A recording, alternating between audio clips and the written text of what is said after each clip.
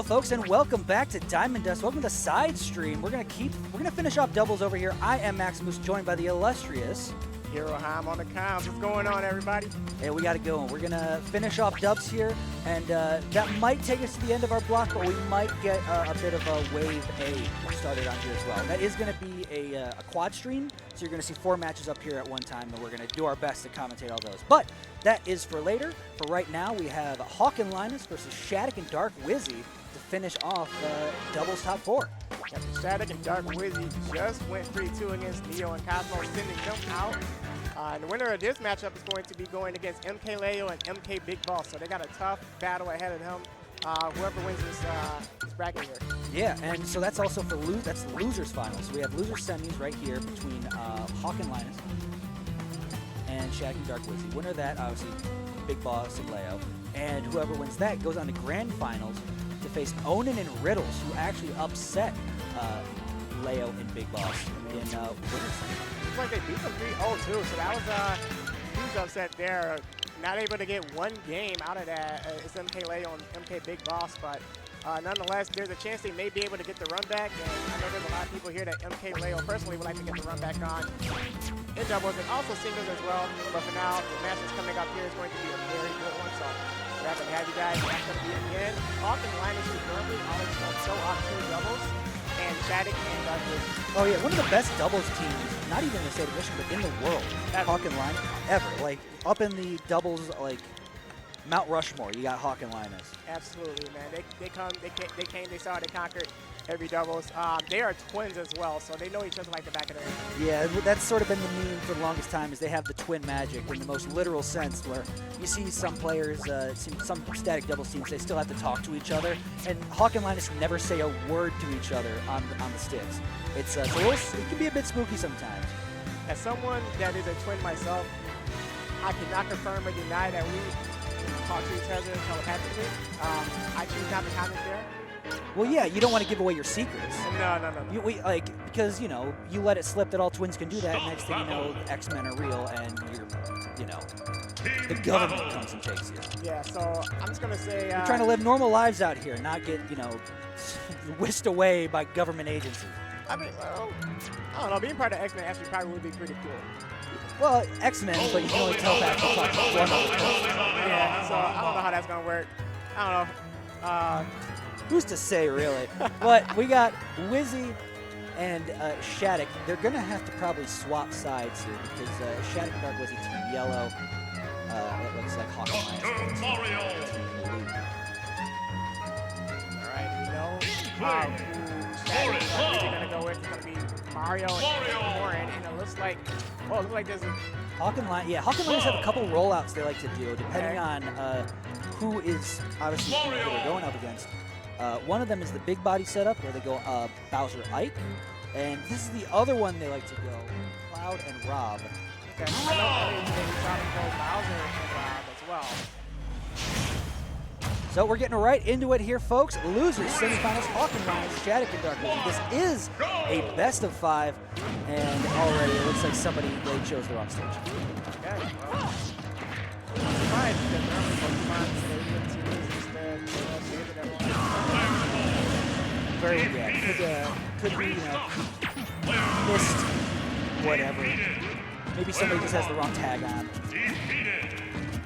It might be the wrong tag. Yeah,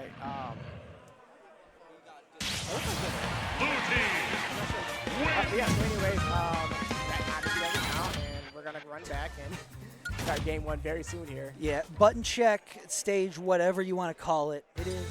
We're gonna get right back into it. Hopefully with the correct stage, correct tags, correct everything this time, as so that way we can get y'all. Oh, I think they recognize on the wrong side? Yeah, okay. So, I don't know what went wrong. Because they picked the same everything, they just swapped players 3 and 4. But they also disconnected their controllers. Maybe there's something to do with that. Yeah, it could be a thing where, you know, sometimes when you plug into an adapter, your shoulder button, Yep. it's typically the left one for me. That's how I find out. And I always find out halfway into game one when it's too late to go back. These are all pros, and they understood it right away. If that was the case, they're able to pick the reset here and go back to the stage today. Here we are for Visa semifinals. Shattuck, Dark Wizzy versus Minus and Hawk. Yeah, this is really getting into it now. And off the bat, you got Dark Wiz, you got Jack already trying to take momentum going from their last visit set. Cloud already had his limit. It looked like he only got there in a couple of seconds. That was pretty fast. How is Linus? So Hawk, I believe, is the Rock. Hawk is the Rock. Linus is the Cloud. Cloud. I just see. Alright, so it looks like Shaq was able to get the stock You said that was Hawk? Yeah. And, that's Hawk. Hawk is the Rock. Currently getting back-aired by Wizzy. Still surviving. Big Rob, big body. Able to survive and has to recover high again. Can he get back on stage? Wizzy, no, he's just keeping up this down tilt pressure. And still catching him with an up smash. So first two stocks go toward Team Yellow. Team Blue, Justin Brown at 115 though. Shattuck is right for the pick.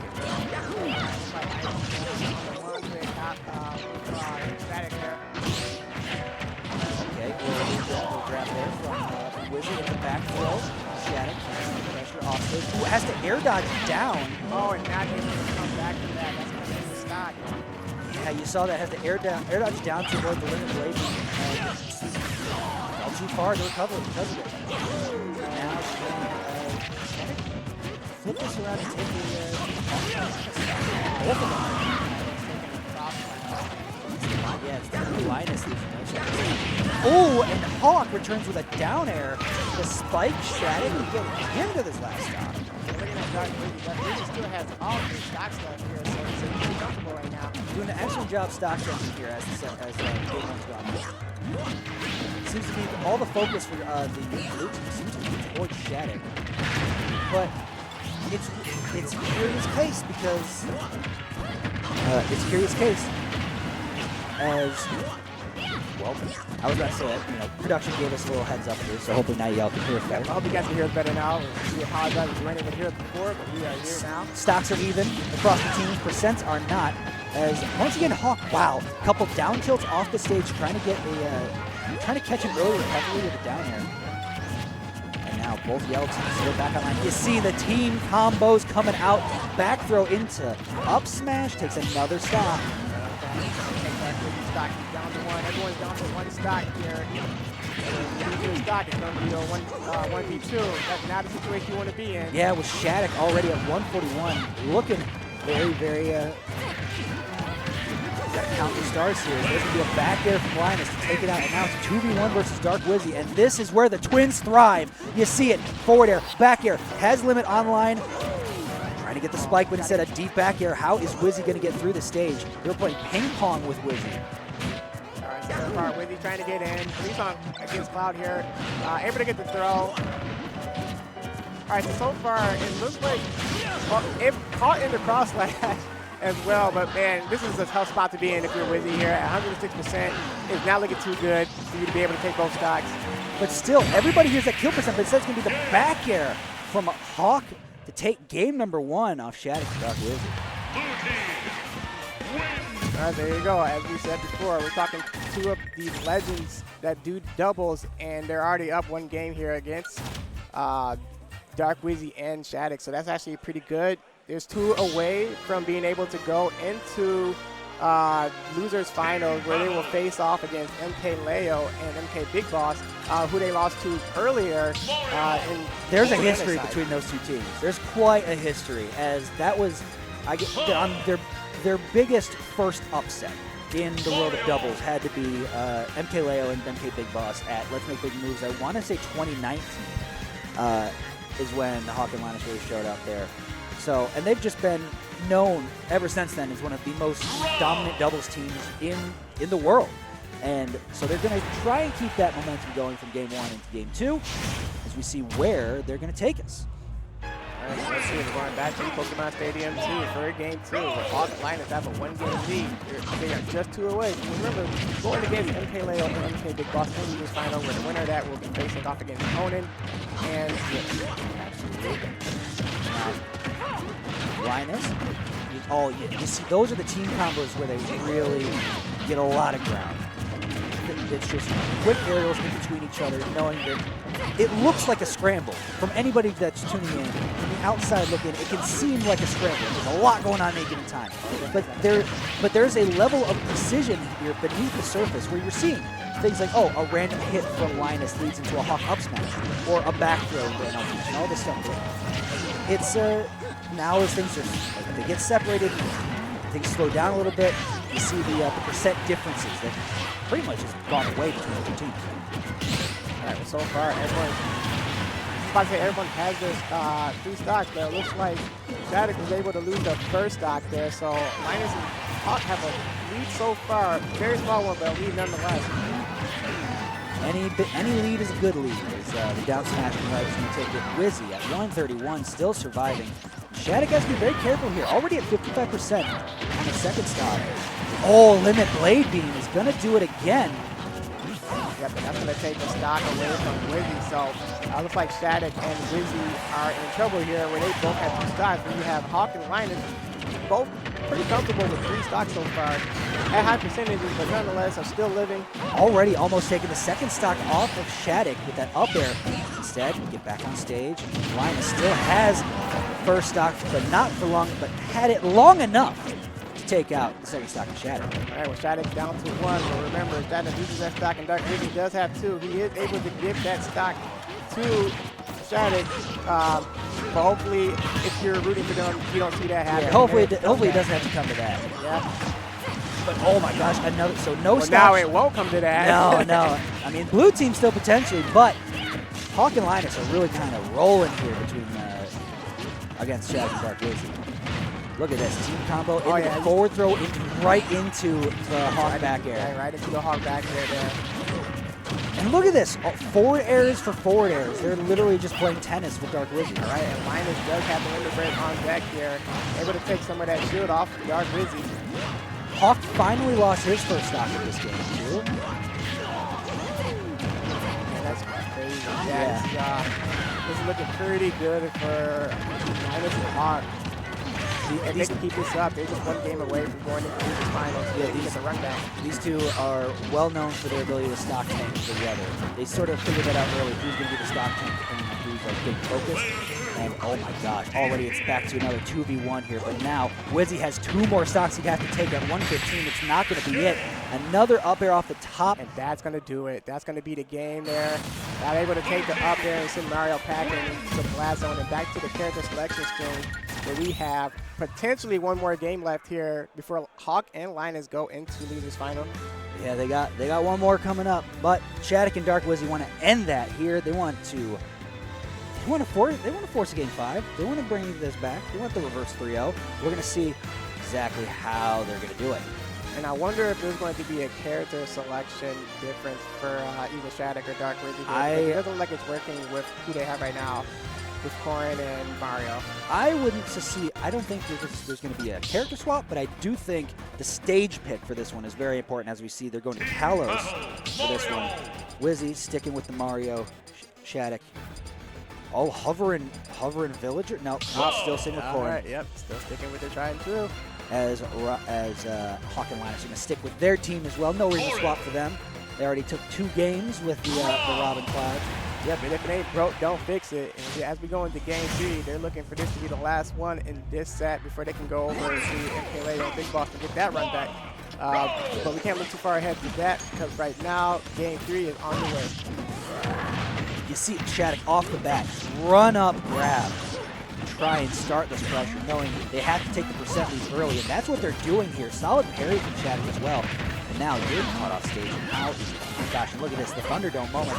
Wizzy's going to land. And now, blue team already down 50% across the board. It just keeps going. How is Hawk and Linus going to get back here? All right, looks like Dark Wizzy was able to get the flood on Linus there. Oh my gosh! Wow! Deep off stage catch from Shattuck for with the I don't even know what that's called. I'm just going to call it the reptile. with Corrin's big old like hand energy ball. Yeah, we can give it that name. Either way, Dragon Blast, whatever we want to do. It is what it is what we make it. Yeah, you know, Hawk doesn't want to see it again, whatever the name is. Oh, and you see on the other side, wow, and just like that, it's been a night and day difference from game 2 to game 3 as Hawk is already on his last stock. Linus is down to stock, and Dark Wizzy and Shattuck haven't even been close to 100% yet. But finally, the Twins get him open a little bit, and now they gotta look to find early stock. But you just gave your brother an F smash. Yep, it's not gonna help you out there. But Rod is able to get back to the stage safely here. Yep. All right, there goes the up air. That's gonna send Shattuck not packing, but at least off the stage momentarily before he can get back on. Linus with limit uses it. Prime hazard off the top. Shattuck's gonna lose their first spot. Now it's all Wizzy. Only one trying number first. All right, he's hanging on to his first. Looks like Hawk really hanging on to the last one here at 95%. So they're coming to the top here.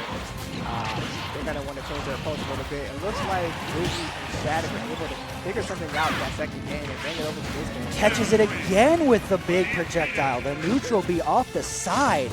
And just like that, 5 stocks separate. And it's like at 143, it's not really worth it to trade stocks or share stocks just because you were dead to any litany of moves in that case. Absolutely. Yeah, I mean, there's really nothing you can do here. You just got to get ready to game for it. You take that stock, and you're at 143, and you're gone. Now it's still a 2v1. Yeah, you never stop fighting though, just in case. You know, you never know what'll happen. But this is really a lot of just info, gathering info, downloading on more information between these two on what their tendencies are, when it's a team what kind of team combos they're looking for. Whoa. Like that one, way up in the air with the up B. Oh man, well that was the first time that Shattuck and Dark Wizzy were able to get the 2v1, and we just saw how amazing that looked for them. Dang, that was crazy. Oh man. Wow, and Hawk not Every able clear to is like take a Robitussin, single bro. stock Just that cures game. everything. Sore Really throat, just- that tells you all you need to know COVID. from game 2 to game 3 is Hawk not being able to take a single. Pour that shit on a wound. I'm pretty sure you'll Right, so fucking now we're going into disinfect game it 4. real This fucking is- quick. So let me this tell isn't you. going to be a 3-0.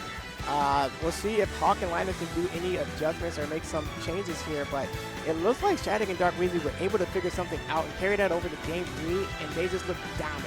Yeah, it had to be something with the stage pick. Kalos, Shattuck just looked so comfortable on Kalos that he was just able to do whatever he wanted, just running people down from one side to the end. All right, so let's see if there's going to be a I don't know. Personally, I feel like no I rune will quests or assume no after what content we saw, related to there Phase should be a 4 stage should be, change. or Phase 3 should be located Will we in go back to BRD. Pokemon Maybe that's Stadium? just me. So it I looks don't like we're know. going to go to the battlefield with that small battlefield. We're gonna see. Oh, You know what I'm saying? Like, I feel like With nothing the- should with the be music having us counter come pick, here the most to fight important counter mobs that are picks. 6 levels higher than us. in Smash. Now, if you allow us to get Street into a Fighter. 10-man group to do this, then that makes Right? more sense. If not, All right, then and we I are don't going see to the small I don't see the battlefield here, so reason This is the first why time we're that we'll here. have all 4 of them go here in this set. Yeah, if you're gonna make a rune quest for Phase 3 to be in BRD, it should be located in this first floor. Still, teams This is are like the sending- safe floor, right? Like every mob here is like a 50, 51 to 52 elite at the most. Wizzy and Shattuck were able to win game 3 when I thought maybe one of them should have made a change, but they're able to both keep their characters, stay tried and true, and able to convincingly get that win for game 3. So we'll see what happens in game 4. Apparently, we need to get into Sunken Temple gear first before we come here to get our runes. Uh, Dude, fuck that. I think even in Sunken Temple rune, How do you feel about we'll the get stage? destroyed Small in here, bro. battlefield is going to be the I don't even think smallest that's stage even we've accurate of seen me saying that, since you know? Fortnite. This is an interesting one. Not sure if for doubles, I'm not sure this is a good stage for anybody really. This is going to be a lot more chaos here. But chaos probably isn't a bad thing for Rob, actually. So I think if you're They always put at Hawk least is one probably a final good rune stage. per class. The way I put it is, it's like if you took 4 New York rats and put them all in a shoebox. 6 levels above 50. They are higher just, though? they got Like, no space and they're going to throw that's pretty hands to fucking compensate. excessive, man. Right now, we're starting to see that as a blue team. Oh, you Oh see my that? Everyone God. man up and Right don't from Hawk, bullshit. sending Dark Wizzy and his stock over to the blast We're zone. gonna have to. I'm gonna That's get the going to be the first first stun on this stock of guy, this game so everyone knows.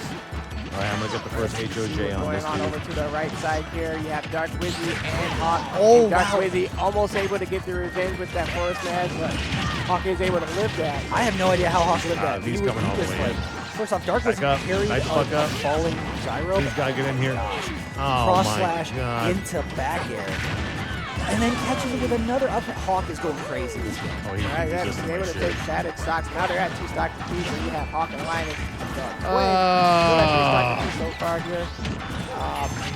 But they are at high percentage, so it is pretty close. But Dark Wizzy is battle res? leading in second. Yeah, full mana. You have battle res, you have a seed. So Do you have a seed that can get he's able to do something there. Able to safely get back onto the stage All right, with I'm the done. gate, but just locked up. I gotta get ready Stock for to Rips. Linus back there. Bullshit. Wizzy is I'm one done with this stock BRD up. bullshit, dude. I'm over it. But still, the fight it's still within. You see, off there. Let me know when they fix this shit and put this room somewhere Shattuck acceptable. is now comboing the heck Yeah, out of Hawk from one fuck side of the this, stage to man. the other. I'm out. And still, Linus Oh has man, his it's still first stop. going. Hey, those combos are still going here. Not fucking worth it. Phantom around the Not board here. fucking From the left to the right side of the screen here. So if you're a Hawk, you want to try and get away from that. And you are able to get away from that. So now it's the ones with Mario. So, production, you've been checking out Thank you chat. for trying. Thank you for coming. Maybe another day. But What's going on with chat? apparently, production. There's some production stuff going on. Like production might be listening to it. They hear the tabs or whatever. Who's to say? But we're Do still. they have a sound issue? I don't know. I think they still hear us. Okay, perfect. Uh, Alright, so we have 1 stock left here for Dark Wizzy. So this is a tough spot to be in. Oh my gosh. Shatter just lost his stock and Dark Wizzy. Oh, Now you look at it, it's like game 2 to game 3, game 3 to game 4. It flips back around, and now Twins have 2 stocks. unless a miracle happens, we can get ready for losers finals here. But you never can count out someone as good as Shattuck. Oh, it got the wrong hitbox in that down air. Wanted the one that sent it sideways, but it doesn't matter. Instead, we're 1, 2, 3 gentlemen to Shattuck to try and create more space from Linus. Linus had limit, looked for the finishing touch, couldn't find it.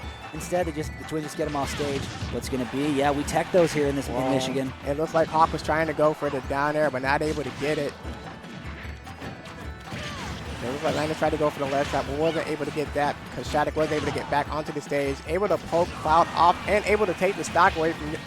Wow, this is crazy. Shattuck is going on a run by himself here, and this is going to, again, be very tough. But if there's anyone here that can make this comeback, it is Shattuck. Yeah, has to find a 0 to death on one of the Twins here. Ooh. There's pin, but still limit online. Oh, yeah, that limit's online. It's not looking good. Down tilt, but they can't hit Shattuck yet. There you go. Finally finds some space with an up air. And it's going to be a falling back air from Linus. And they're almost still not going to do it. Oh, Gyro, go, my child. Oh. Hold down the neutral as game 4 goes towards Hawk and Linus. And from the looks of things, they're going to be moving on to face MK Leo and MK Big Boss. Yep, and this is the run back here because, as we said, this is the same team that sent them over 2 losers. So let's see what happens here. But with a great showing from Dark Wizzy and Shattuck, respectively, they did amazing job getting to this point here. They just weren't able to get it done against 2 legendary doubles teammates here.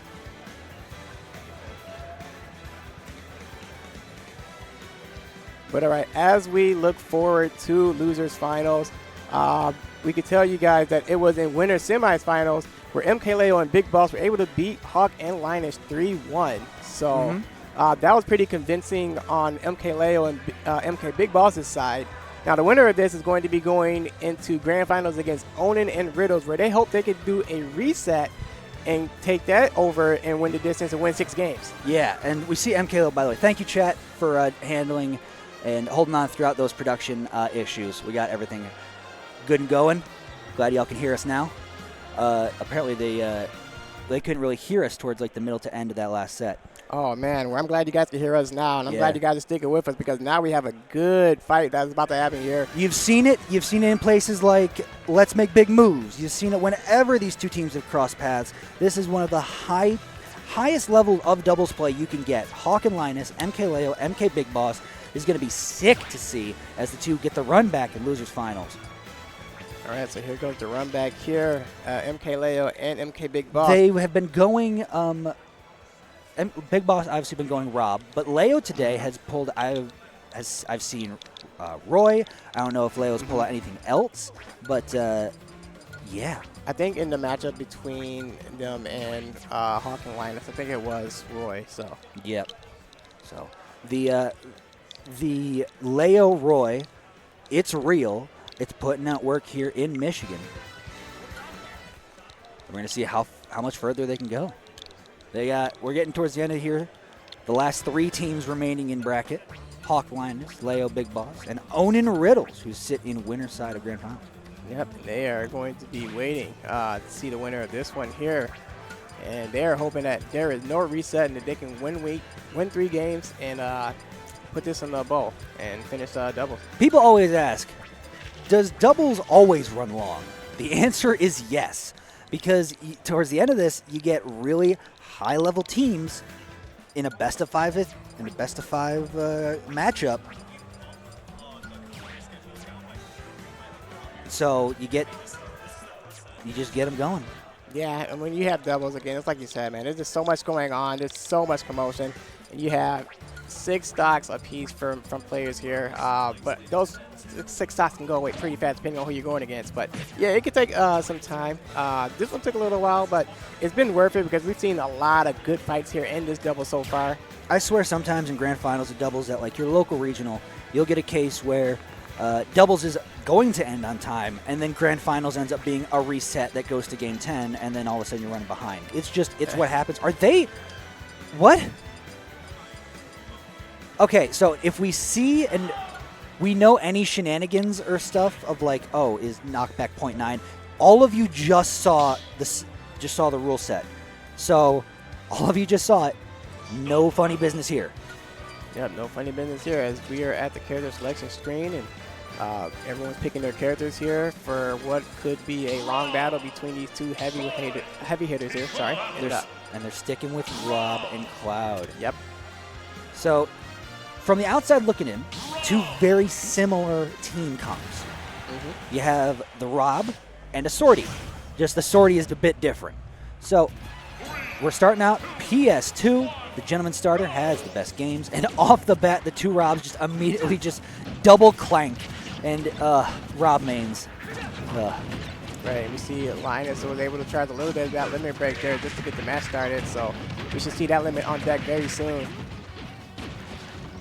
That's a Blade Beam go the wrong way. Red team, blue team, classic matchup. Forward throw into air, and look at that. Immediately out of nowhere, they can just pull these team combos together from one grab. It's almost like they build a front line, and then they they grab a player and pull them back into the heart of their combo just to keep them away. As already, Leo's going to lose his first stock. Right, they're able to keep Leo away and keep him away from having 3 stocks. Not too long. Now he's at 2 stocks, where everyone else is still comfortably at 3 right now. Well, I say comfortable, but it looks like Linus is... yeah, Linus and Hawk are getting up there in percents. They got to find... they're both getting up there. Oh, yep, air dodges back in and can't keep the pressure of going because you don't want to get your teammate caught up in it. Little nair, dash attack. Whoa, look at that. All right, that's going to take it there. Rob on Rob violence there. Linus able to take the stock away from... Send him back to the assembly line. Absolutely, yeah. Pieces and everything. Geek Squad, like, I can't fix him. Like, really? No. Can't fix him, sorry. Somebody was able to fix him because he is back, but not back. Oh, and better than ever with that down air. Man, yeah, that down air is going to take it.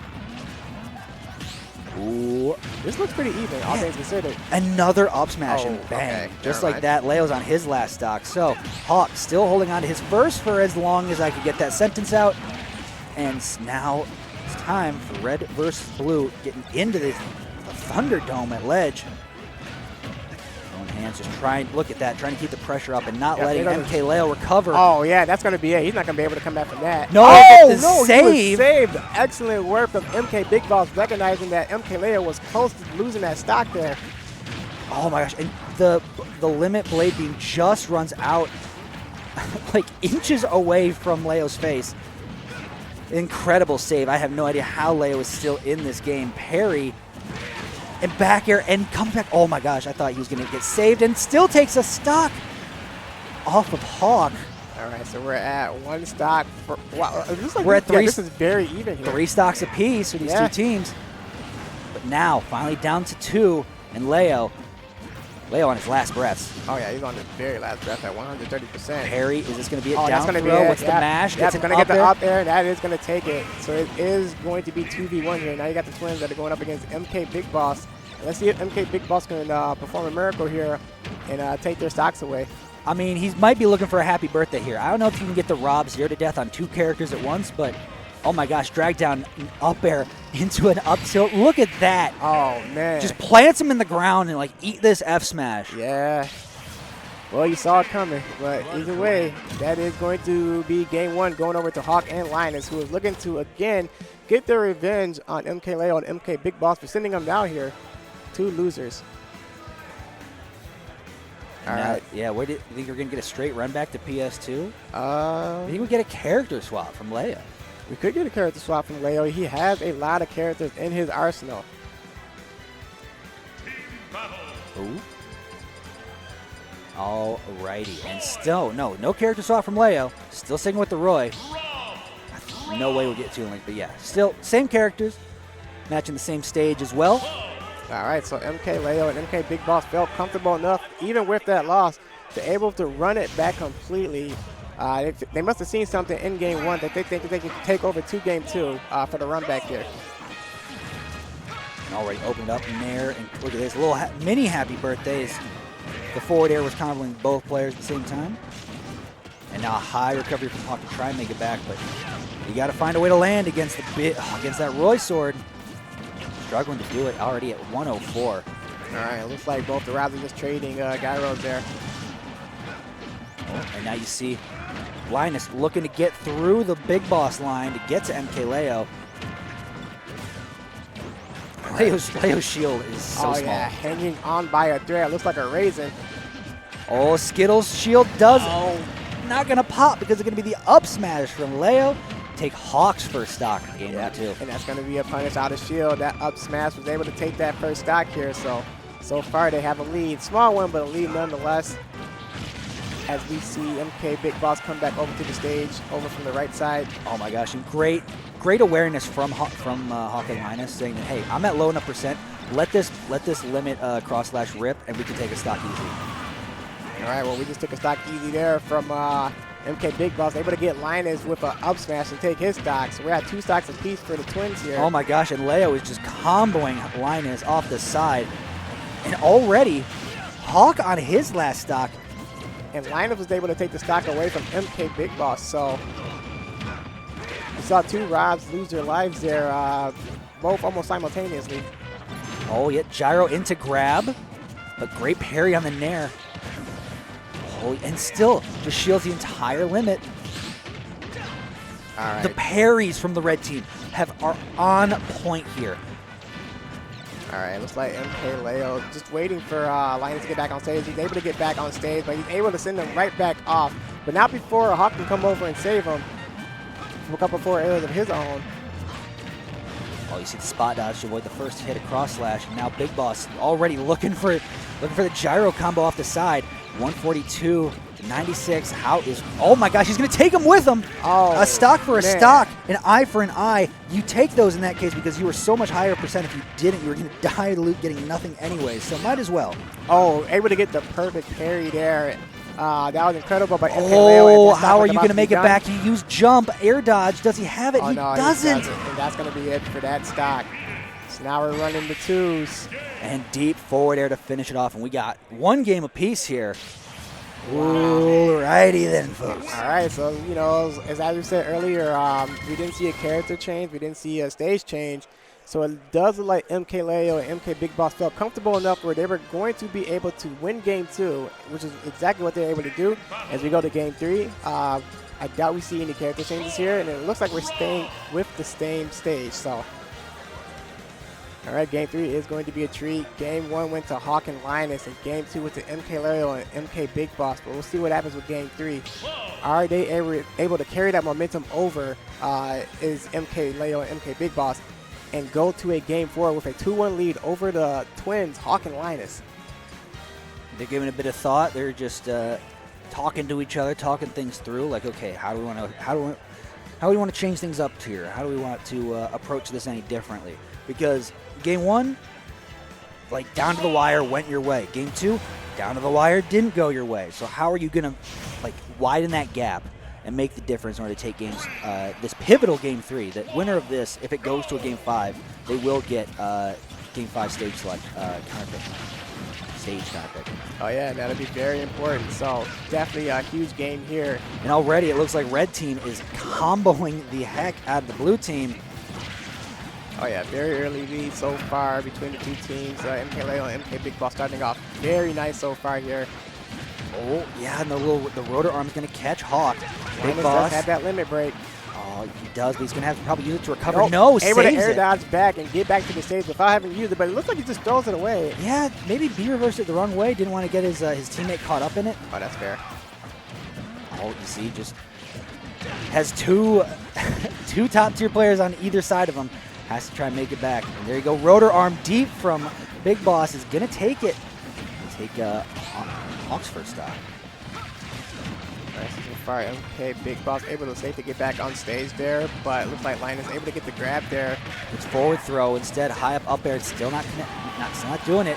As a star KO is gonna get Linus, and now blue team down a full stock, but not for long, as Hawk is going to get the rotor arm on Leo out stage. Right, that's going to take Leo's stock here, and now we're at 5 stocks to 4, and it looks like so far, again, that momentum that carried over from Game 2 is working for them here in Game 3 for MK Leo and MK Big Boss. So let's see if Hawk and Linus can make any adjustments here in these last few stocks to take a 2-1 lead going into Game 4. Oh, just look at this. All these just big lasers, blade beams, all this stuff. And, oh my gosh, it goes deep again. Oh, has to use limit. Does he have the recovery this time? Oh, he doesn't. So MK Leo loses the stock, so he's at 1 left here. But Linus still makes it back. Takes a downer off the stage and still survives. So there's still hope for the blue team here, unless you rotor arm your brother. And still, yeah, there you go. Hawk covering Linus's recovery against Big Boss. All right, so you can see MK Leo on the side here going up against Hawk, able to get the up B, not able to get the kill, but able to get another one off. Oh yeah, fall down back air. That's gonna do it. Now last stock apiece for blue team, but Big Boss still holding on to his second. It's they're just trading Rob forward airs. They're going back and forth here. Oh my goodness. Talk about throwing hands. There is all. Look at that. Another stock gone, and now it's a 2v. He had so much time to get that off, and that's going to do it. Another Game 3 goes for Leo and Big Boss. You see on the recovery line, Hawk was trying for the gyro, but no. Rotor arm is going to reflect that, and he get caught in the blender, so takes it off the side. And just like that, MK Leo and Big Boss 1 game away from going back to Grand Finals. Yep, they're 1 game away from going back to Grand Finals, where they will be facing Onan and Riddles, assuming they can win this and go into Grand Finals. But this isn't over yet. Hawk and Linus, very formidable team here. We are getting a run back at Pokemon Stadium, and we are probably not going to see any character changes. So, yeah, this is going to be a good one here. Game 4 between MK Leo and Big Boss, Hawk and Linus. And we'll see if there's any adjustments made from Hawk and Linus, because they are down to their last potential game here before their run in this bracket is over. All right, so here we go. We're going into Game 4 with a 2-1 lead for MK Leo and MK Big Boss. And staying on PS2. Yeah, absolutely. We're not going to see a change on stage and characters regardless, because they both feel very comfortable in their stage and their characters. All right, so far it looks like MK Leo able to get Linus off stage temporarily, able to get him back on with the up B, and it looks like MK Leo and MK Big Boss have another lead. This looks very similar to what was going on in Game 3. Yeah, and now it's up to Hawk and Linus to really make that difference back. Instead, Big Boss is going to land another big backer that almost takes Hawk off the side. Goes red. Wow, Linus really betting on that finishing touch. Doesn't find it, instead eats a stock because of it, but you get that right back with a nifty little team combo. And that was a beautiful read. Your English teacher must be very proud of you, because you were able to figure out that that was the spot he was going to be in, able to get that up smash and take stock. Excellent work. But whose gyro is whose as the two teams struggle to pick up this one gyro that is still on the stage. All right, MK Big Boss once again saving MK Leo by hitting an up air on him to get him back to the stage. Wow, what reactions from Big Boss to land the up smash as soon as Linus pops up with the rotor arm. Just easy pickings there. But now it looks like Big Boss is easy pickings as the blue team continues to just combo him. Oh yeah, they were playing catch there for a second there, but it looks like the game is over. MK Big Boss trying to get back onto the stage. Linus wasn't successful in getting the edge guard there, so they are back on stage. You see these empty hops and these mix-ups, these movement mix-ups that Linus is trying to get on Big Boss in order to open him up for a grab. Worked pretty well, but couldn't land the up smash to finish it off. Instead, though, blue team's still holding a bit of a lead, except for Leo being on a fresh second stock. Oh, down throw here, but good job from Hawk. Get him out of there. All right, they able to get him out there. Oh. Yeah, just that's the Thunderdome moments. It's like one hit into another. It's like you don't know where the DI's going. Right, you see Hawk able to take the stock away from MK Big Boss there. That was Rob on Rob crime. And now this game is looking, once again, pretty even. Granted, you do have MK Big Boss with a stock down, but now you also will have Hawk with a stock down. So both the Robs down the stock, and both the Swordies each have 2 stocks apiece. But it does look like Cloud is very close to getting that limit break. So Lion is very close to maybe trying to go for another finishing touch, or if he wants to do something a little different this time. Oh, who's to say as now lets the blade beam rip. Oh my gosh, Gyro just saving Linus. All right, what's being there off the top? Not just yet. Falling down up air. Oh, B does do it off the top, but we have still have a stock remaining. All right, so let's see. It looks like Hawk was able to get back on stage. And wow, this looks like, again, this looks very similar to what was going on the previous game here where MK Leo and MK Big Boss just had it figured out. Still very close. It still could be anyone's game, but with that lead, it does look very familiar here. You did see Leo charging up an up smash looking for the back throw, but instead he's going to eat a dash attack and be down to his last stock. So it's just last stocks all around from these two. Leo and Big Boss need to get rid of Hawk and Linus's, or wow, Big Boss losing his first one. Now it's 2v1 versus Leo. It's a 1v1 fresh stock on Leo's Roy versus Hawk. All right. Oh, what's it going to be? Trying to find the opening. Leo has Gyro. All right, so Leo's just trying to get in here. Looks like they're just trying to... you got to play perfect. Yeah, you got to play perfect in order to make the comeback here. You got to play very perfect. You gotta, if you want to be the best, you got to beat the best. And right now, it's looking rough as Leo lands the Jer, and they're going to move on to grand final. Yep, where they'll be facing Onin and Riddle. So, wow, excellent work from Hawk and Linus to get this far, to go against 2 GOATs here. You got MK Leo, MK Big Boss. They weren't able to get it done there. So congrats to MK Leo and MK Big Boss, where we will now be seeing grand finals between them two and Onin and Riddles. So that's going to be a very interesting matchup because we're going to see a Kazuya and a Steve going up against potentially Rob and Roy, as long as MK Leo and MK Big Boss decide to stick with their characters. I would anticipate to stick with the Rob and Roy. I mean, it's got him this far. Yeah, if it ain't broke, don't fix it. And so far, exactly. It was temporarily broke. They were sent to losers, but it looks like it's fixed again. So we'll see what happens, see if they're able to get the reset against Onin and Riddles. All righty then, folks. Waiting for no sign of Riddles or Onin. Hopefully they're nearby to get this thing a-rolling.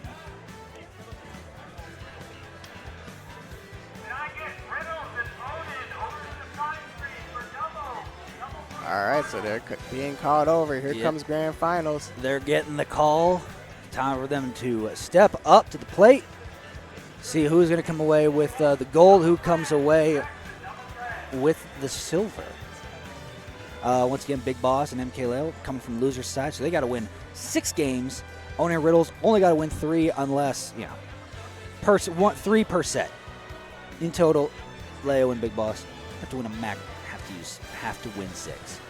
Yeah, and that's going to be very, very tough. Seeing our opponents here, Onin and Riddles, is going to be very tough to beat here. But MK Leo, some call him the GOAT.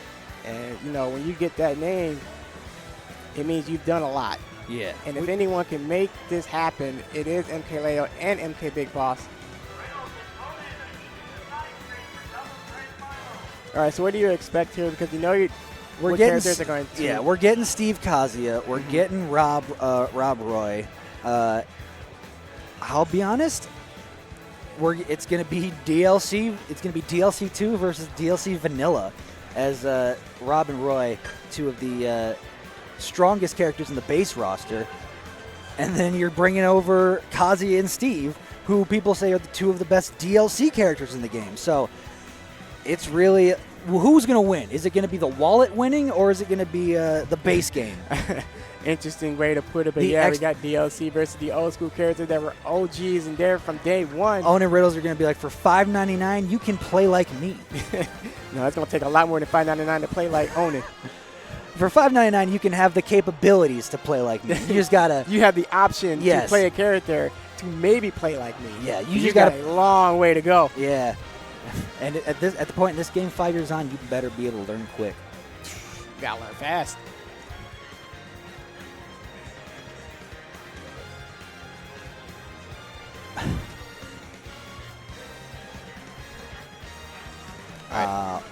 We can't find them.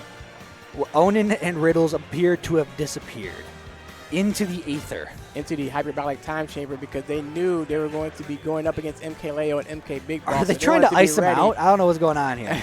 Okay, it's times like this that we hit the chat. Say, what's going on, chat? How y'all doing? Y'all having a good time? Y'all enjoying this? Yep, how's it going? For $59.99. Yes. Yeah, you can play around for $59.99. It's crazy. This game is still as expensive as Oh my gosh, Nintendo and sales. Like, this game is going to be like COD. It's always going to be $60 as for as long as you're able to buy it. This game is never going on sales. We have found Riddles. Update: we have found Riddles. All right, perfect. So there's Riddles. I don't see Onin. We have not found Onin yet. But he can't be too We far have found behind. Onin. All right. All right, perfect. Up, got it. Direct Onin. Onin. Onin. I had to direct them over to the side stream here because I know singles is going on to the mainstream, so just had to let them know where we're at. So, all right, so we're about to get game one underway here very soon between Onin and Riddles and MK Leo and MK Big Boss. So, for those of you at home watching, we appreciate you guys. Thank you for sticking with us here. But Grand Finals is on the way very, very soon. And make sure, folks, if you're not already, if we hope we're your main screen. If we're your second screen, we hope the main screen has Genesis GG Twitch on it. So that way you can see that we've already begun a bit of Wave A singles, where you can see a Lyrical versus Zenodo. But have that on the second monitor. Have that in another tab. Keep us here as the main focus because it's Grand Finals. It's Grand Finals for dubs. It's Onin. It's Riddles. I mean, we keep saying it. I mean, because we can't believe it. We can't believe we're getting to commentate such high-level players here. All right, so let's see. Just want to give you guys We're going to PS2. Just a quick update here for winners round one in singles. It looks like Shattuck obviously able to win winners round two. It looks like a Shattuck getting a DQ. The one thing people say Shattuck probably didn't need, but gets it. Gets it anyways. Right, because a little orange not able to make it. But here we go, folks. Loading in finally. Onin, Riddles, Leo, and Big Boss. The names at the top are switched, but Leo and Big Boss coming from loser's side. They have to win 6. Onin and Riddles have to win 3 in this set to go home grand champ. Not go home yet, but go home doubles champions. All right, so yeah, game one underway here, and as you said, they have a huge mountain to climb. MK Leo and MK Big Boss does. To win 6 games against these two is going to be tough, but if there's anybody that can do it, it is this team here. But so far, it looks like and there Onin. Even. Yep, and Onin catching Big Boss in these up air strings, and you see the damage already coming out early. MK Leo already at over 100%. Grab release, and immediately into the electric, into back air. Oh my goodness, Riddles. See the electric win, got this, able to send them packing there. So there goes the first stop. Oh, and return to sender with that down air. Right, and that is MK Big Boss able to send Riddles packing with that first stock there. Oh, hey, am I good to tell my Riddles anecdote now? I think now's the best time as any. So, in the middle of COVID, there was a Wi-Fi bracket called Midwest Mashers. And what happened was Riddles and JW early on in COVID. This is before, I don't think Kazuya had even been released yet. The two of them entered as each other. So Riddles went through and played Greninja, and then I want to say JW went through and played as Terry, and then they get to Grand Finals and they just leave. They both get to Grand Finals and they just leave. Yeah. So loser semi, and they just like completely wreck the event. And it was just some random weekly. And for the longest time, because I was new to the scene still at that point, new-ish, I harbored resentment for Riddles for the longest time because I had to run that, I had to TO that event. Oh, wow. And, you know, hey, Riddles, more power to you. You've come a long way. And now, They've certainly came a long way because they have the lead right now where you have one stock left for MKLeo. Although it looks like Riddles just lost his stock, so now it looks like it's pretty even once again here. yeah, it's still 3 stocks for both teams. Getting in this thing, and Riddles trying to open up Leo, take the last stock, but no. Leo has Riddles at ledge, rolls in on platform, still getting, and you see just Leo is chasing Riddles all across the stream, but didn't even notice that his own teammate lost another stock to the Star KO, but it's gonna be right on back. So last stock apiece for all players involved for this game number 1. And oh, a footstool is gonna be it, and now it's just Onin versus MK Big Boss and Leo. Oh, wow. This is going to be a very, very tall order here because you got three No- very great players here. No diamond, only wood tools. Not even any iron anymore. This is not a good place for Onin. Absolutely not. Yeah, if you're a Steve main, this is not a good spot to be in right now. You're going to build that wall and try and get as much of it as you can there, but not able to because now they got the combos going. All right, so far, able to get over. Back throw, tech mate. Oh, the tech mate. Didn't get the up smash finisher because Big Boss was there right in time. Oh, another tech mate, but the block was too high. Parry, you just, oh my gosh, Onin still putting it on. All right, on this Side B, but oh, it's going to be that's sweet gonna spot do up it. tilt. Yeah, that up tilt is going to take that stock, and the first game goes over to MKLeo and MK Big Boss. That was very close. Just losing that last stock there for Riddles made it very tough for Onin, but Onin hung in there for a little bit longer, but was not able to take either stock away from MKLeo and MK Big Boss. And now we're going to game 2 where we see no selection change for the stage, and we will probably see the same characters for these players as well. That's crazy. That's the first game Onin and Riddles have lost in doubles. The first? Yeah, the first, and it came down to a footstool, like Leo footstooling Riddles off stage. So that way he couldn't recover. That was probably one of the most clutch footstools we've seen so far. Oh my gosh! And already Onin so far hasn't mined anything, but is still going to use minecart to get Big Boss off stage. It almost seems to be like Riddles is the front line, just keeping the two opponents at bay while Onin gets resources. All right, well, while Onin is getting the resources here, it looks like.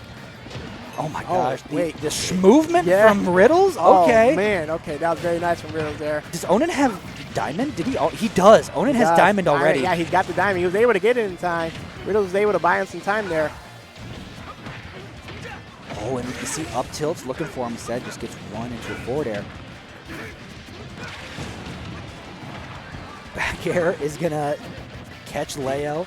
Side B, but not gonna find it instead. MK Big Boss is going to take that stock away from Riddles. Yes, sir.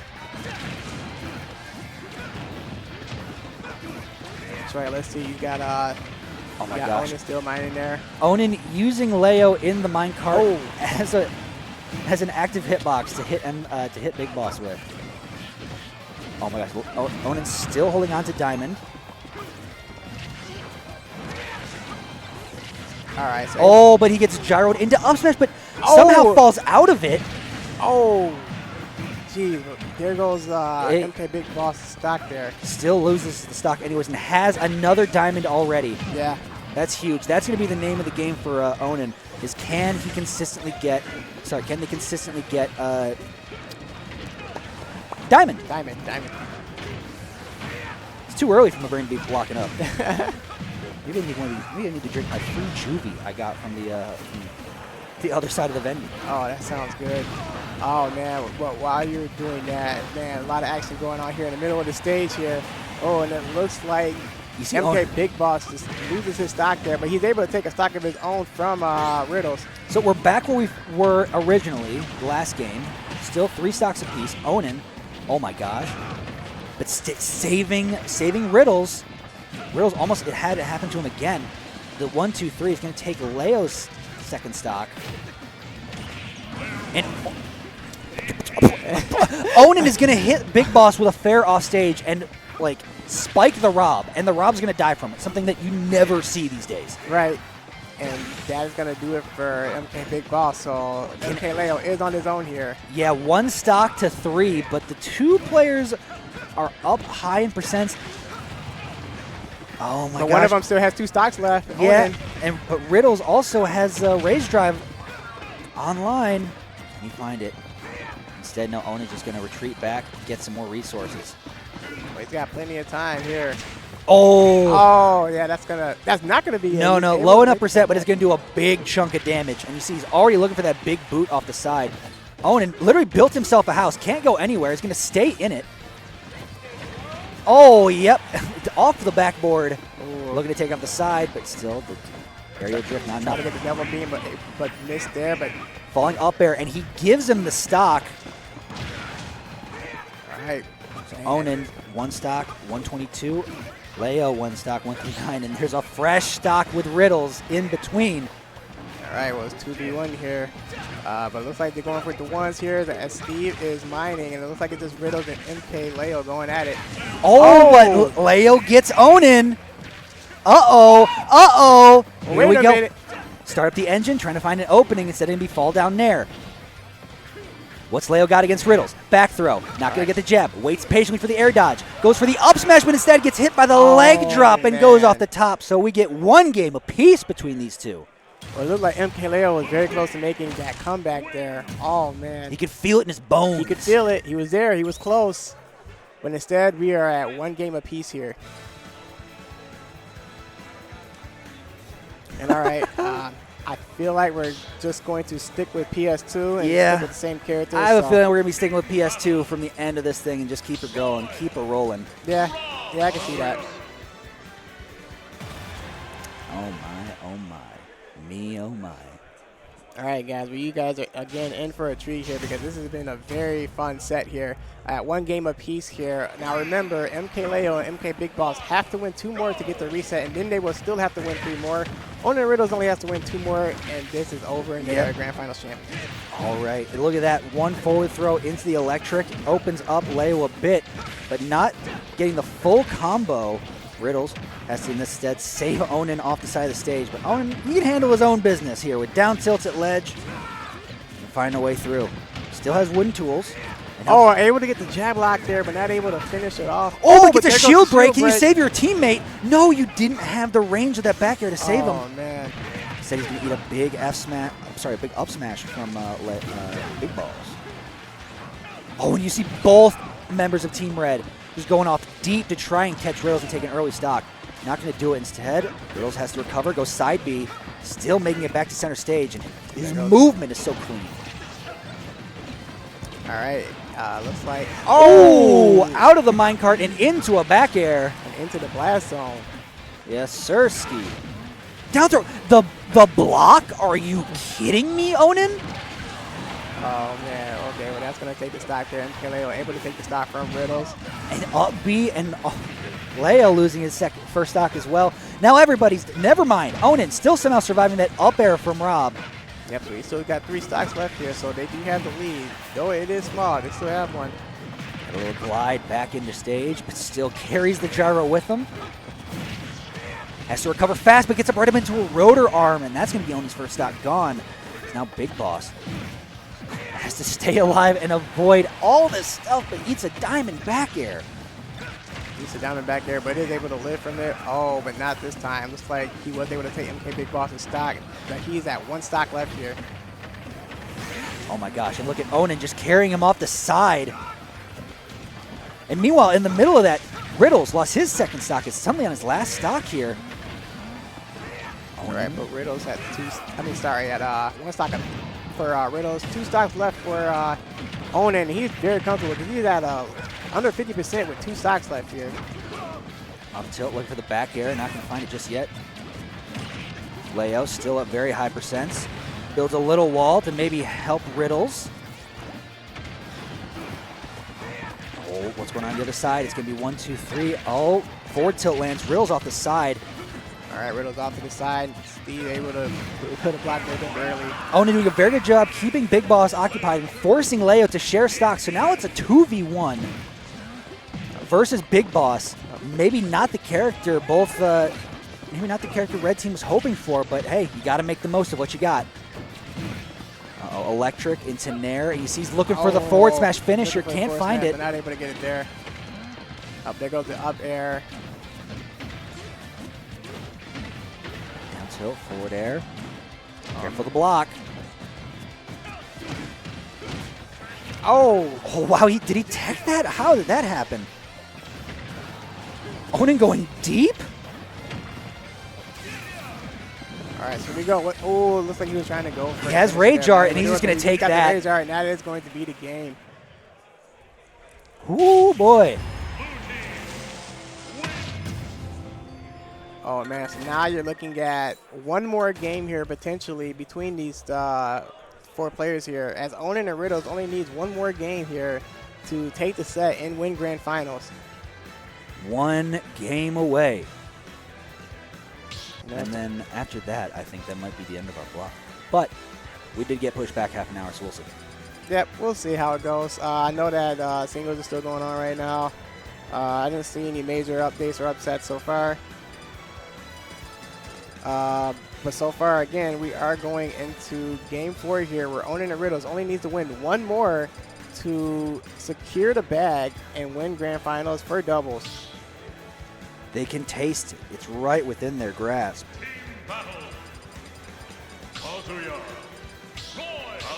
Yep, they are very close here. It looks like Shattuck is 1 win away from going into the top 96 in singles. All right, so here we go. All right, and finally we get a different stage pick. We're going town and city for this game. Oh man, so this is a stage I know I'm banned from. I played Animal Crossing for a few minutes, and I owe Nick a lot of money. I haven't played the game since, I don't know, 2022. We all had that though. It's okay, don't worry about it. Instead, we're getting right into this one. This is going to be a bit more open space compared to PS2 for these players to fight around. Occasionally, there will not be any platforms, so that allows a character like Kazuya, like Steve, to sort of play more in their element, which makes it a curious counter pick for Leo and Big Boss. But they are the pros. They are one of the best players in the world, and Big Boss, who is also one of the best players in the world. So, I mean, they know what they're doing. Yeah. I mean, I'm not going to argue with them. If they feel like this is a good stage for them, who am I to say that it's not? All right, so... I mean, it's starting to pay off a little bit. You see already 1 stock gone from Riddles, but also 1 stock gone from MK Leo, as they're starting to play a bit of ping pong here with Onin. All right, so these, they are playing ping pong right now with Riddles, but Riddles is able to safely get out of that. Now it looks like it's just the ones here. You got... Right, so and Minecart taking Big Boss's first stock off the side. So now only Onin has 3 stocks remaining, and already Riddles down to his last stock. Yeah, this isn't good for Riddles and Onin if you're down to your last stock here, where you got MK Leo, MK Big Boss sitting comfortably with 2 stocks left, and not at a very high percentage. And you see the focus is entirely here on Riddles. Onin has to share a stock pretty early, and just like that, blue team on last stock apiece. Now that's the kind of game sense of like, okay, if we can focus Riddles, we can force a stock share, and then Onin's already at that high percent, so boom, just like that, you're in the lead. And look at, they still are just keeping up and focusing Riddles. Because they know big body, combo food, letting Onin just sort of do what he does. And in doing so, they've gotten the lead. All right, so yeah, they're able to take the lead there. And now, just like that, Riddles loses that last stock, so 4 stocks gone from Riddles, 1 stock gone from Onin. All right, and as we look at a potential Game 5 here. This was a fast game. Oh, man, yeah. Fast, but not over back just throw. yet. Still Onin has a chance here. Right down, up air, still not finding it. Rotor Arm going to connect from that side. Not going to do enough off the side. 137. Onan going to recover all the way around, do the loop, and still avoid Big Boss, but he's going off deep. Big Boss just able to do whatever he wants. Right, it looks like Big Boss is staying off stage, and you had MK Leo that was staying on stage in case Onan was able to get back on stage, but he was not able to. So that was a very good strategy for MK Leo and MK Big Boss. You had Boss off stage, Leo on stage. There was nowhere for Onan to go but Game 4, and that is where we're going to next. We got Game 5 here. Riddles, Onan on the brink of Game being 5. reset. Yeah, this is it, man. If MK Leo and MK Big Boss can get the win here, we are going into a reset, and then we have to win. Now is a winner. First of 3 is able going to get the victory here. So, Or just give Onan and Riddles one more game. yeah. They win one more, they go home. Once you guys keep saying that, we have a whole day of Smash left ahead of us. They become champions of doubles. And they go over to singles. But here we go. Potentially the last game of doubles. All right, yeah, this is potentially the last game here. Onan and Riddle need to take care of business here so that they can win the grand finals and not have a reset. You don't want to have a reset against MK Leo and MK Big Boss. You want to take care of business right away.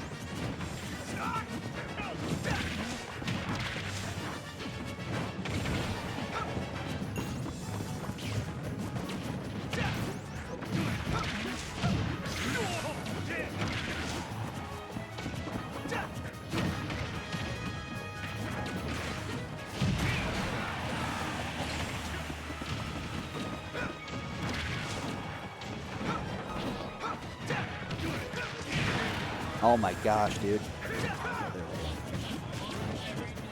Doubles is tough. There's so much going on. I know, there's so much to keep track of. Oh, man.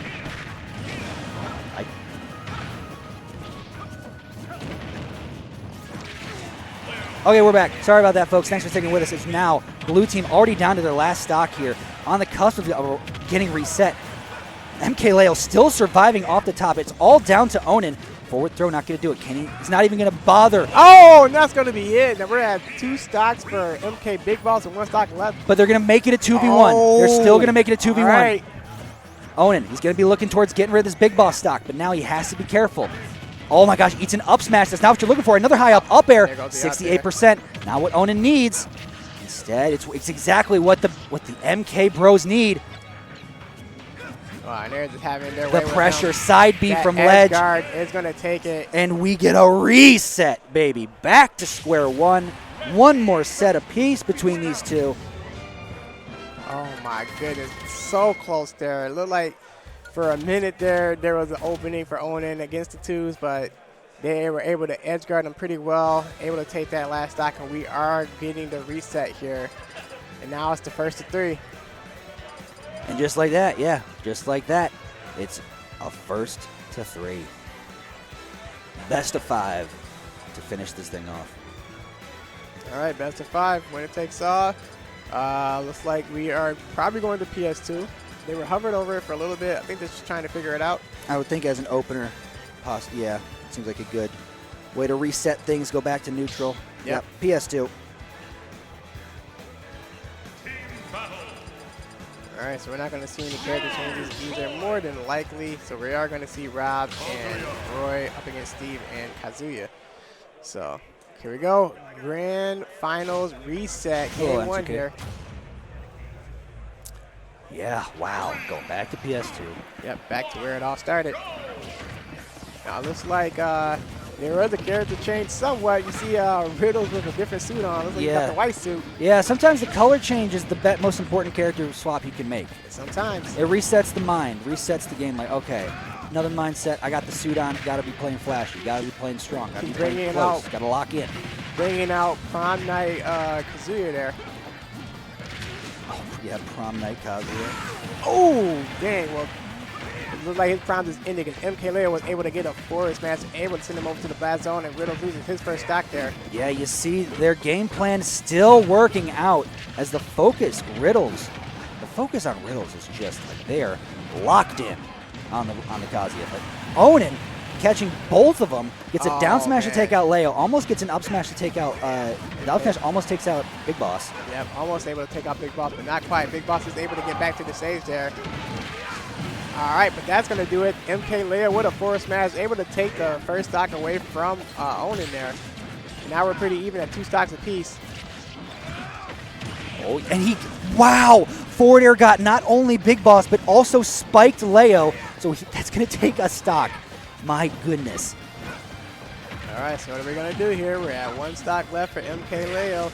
This isn't looking pretty good for them so far. It's still able to make the comeback here, so it's not completely over, but we have to see if they can make any adjustments with MK Leo having 1 stock left. Riddles does have Rage Art online.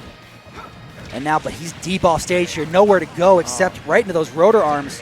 Yeah, right into the rotor arms, into the blast zone where he has 1 stock left himself. So now we're back to being pretty even. Back to just 3 stocks per team. 2 on Onin, 2 on Big Boss, 1 on Leo and Riddles. Oh my gosh, the TNT mix-up. Love that idea. Instead, Riddle said, okay, Leo's smarter. He's seen all this stuff. MK Big Boss avoiding the ledge and going straight up and going back to the middle of the stage here where he was able to get the up air on Steve, but Onin is able to live that. Ooh, oh my gosh, wow, Big Boss staying alive. Staying alive, even with Diamond on deck here. But can he mash out of that? Uh-oh. He still has the recovery, I'd imagine, because it's Rob. But oh my gosh, off the backboard, it's untechable, but enough distance was covered where he still survives. Yep. It looks like Onin was trying to get the read with that up smash, but wasn't able to get it there against MK Big Boss. And Leo, at a nasty angle, gets thrown off stage. So it's going to be a stock share apiece. Could come down to just Riddles and Leo, as Onin is going to lose Diamond. Has to re-up with some gold. Still at 142. It's not ideal. All right, so let's see. He's going to build himself a house to try and find that next diamond. Yep. All right, but here we go. Looks like my gosh, Big Boss able to let the beam out. What a parry! Riddles had to parry that nair, or else it was going to break his shield. Came out clutch and did it, and now gets off the side. Oh, perfect tech there for Onin, who would have lost that stock otherwise. Big Boss, and oh my, Big Boss is just throwing hands off stage. Rotor arms, all this stuff, but still players keep teching it. Oh my gosh, how is Big Boss going to, yep, gets on the side, and we're back to just 2 teams, 1 team on each side. Up throw is going to get rid of Onin's stock. So now it's still a 2v1. Big Boss's stock somehow survived. He's going to use... Oh, he's going to use that rage. Yeah, use rage. And it's going to be the landing back air from Leo. And game 1 in the reset goes towards Leo and Big Boss. That's Leo and Big Boss looking pretty good there. Game 1, both able to keep their stocks. Let's see if Onin and Riddles makes any adjustments for game 2. But for those of you that are just tuning in, MK Leo and MK Big Boss had to do the reset because they were coming from losers, but able to get 3 wins and able to get the reset. Now they are up 1-0 against Onin and Riddles. It just goes to show the momentum of this set has really swayed. And like once Leo and Big Boss had like the game plan, they realized, oh, this is what we have to do to open them up and fight our way back. Because if they were just going to go like focus on Onin over Riddles or try and do 2 1v1s, they just end up like they couldn't get through. They couldn't like win a game that way. So focusing on Riddles while Onin is just on his own, like just gathering resources, it seems to be the way for them going forward. And if you're Onin and Riddles, you have to start thinking about momentum, and that momentum shifting over to MK Leo and MK Big Boss, who were able to get the reset here and take game 1. Oh. All right, so far Onin trying to keep Big Boss off the stage, but Big Boss able to safely get back onto the stage there. Oh my gosh, and they're still fighting in the front. They're still fighting the thick of it off stage. I don't know how nobody lost a stock there, and that's impressive. So crazy. And a spot dodge. You see, he's already looking for the win God Fist. But Onin catching Leo on the landing with an up smash. Up smash, but not able to take the stock there. And it looks like Big Boss able to recover as well. It looked like he was very close to losing his stock too. You see the angle. You see Onin keep going for these forward throws because he knows those kind of angles, those straight horizontal angles, are tough for a character like Rob to recover from. And Riddles was able to take the stock away from MK Leo there. So as that was going on, the small battlefield pick seems to really be paying off for the blue team here. Excuse me. So far, it looks like it's paying off.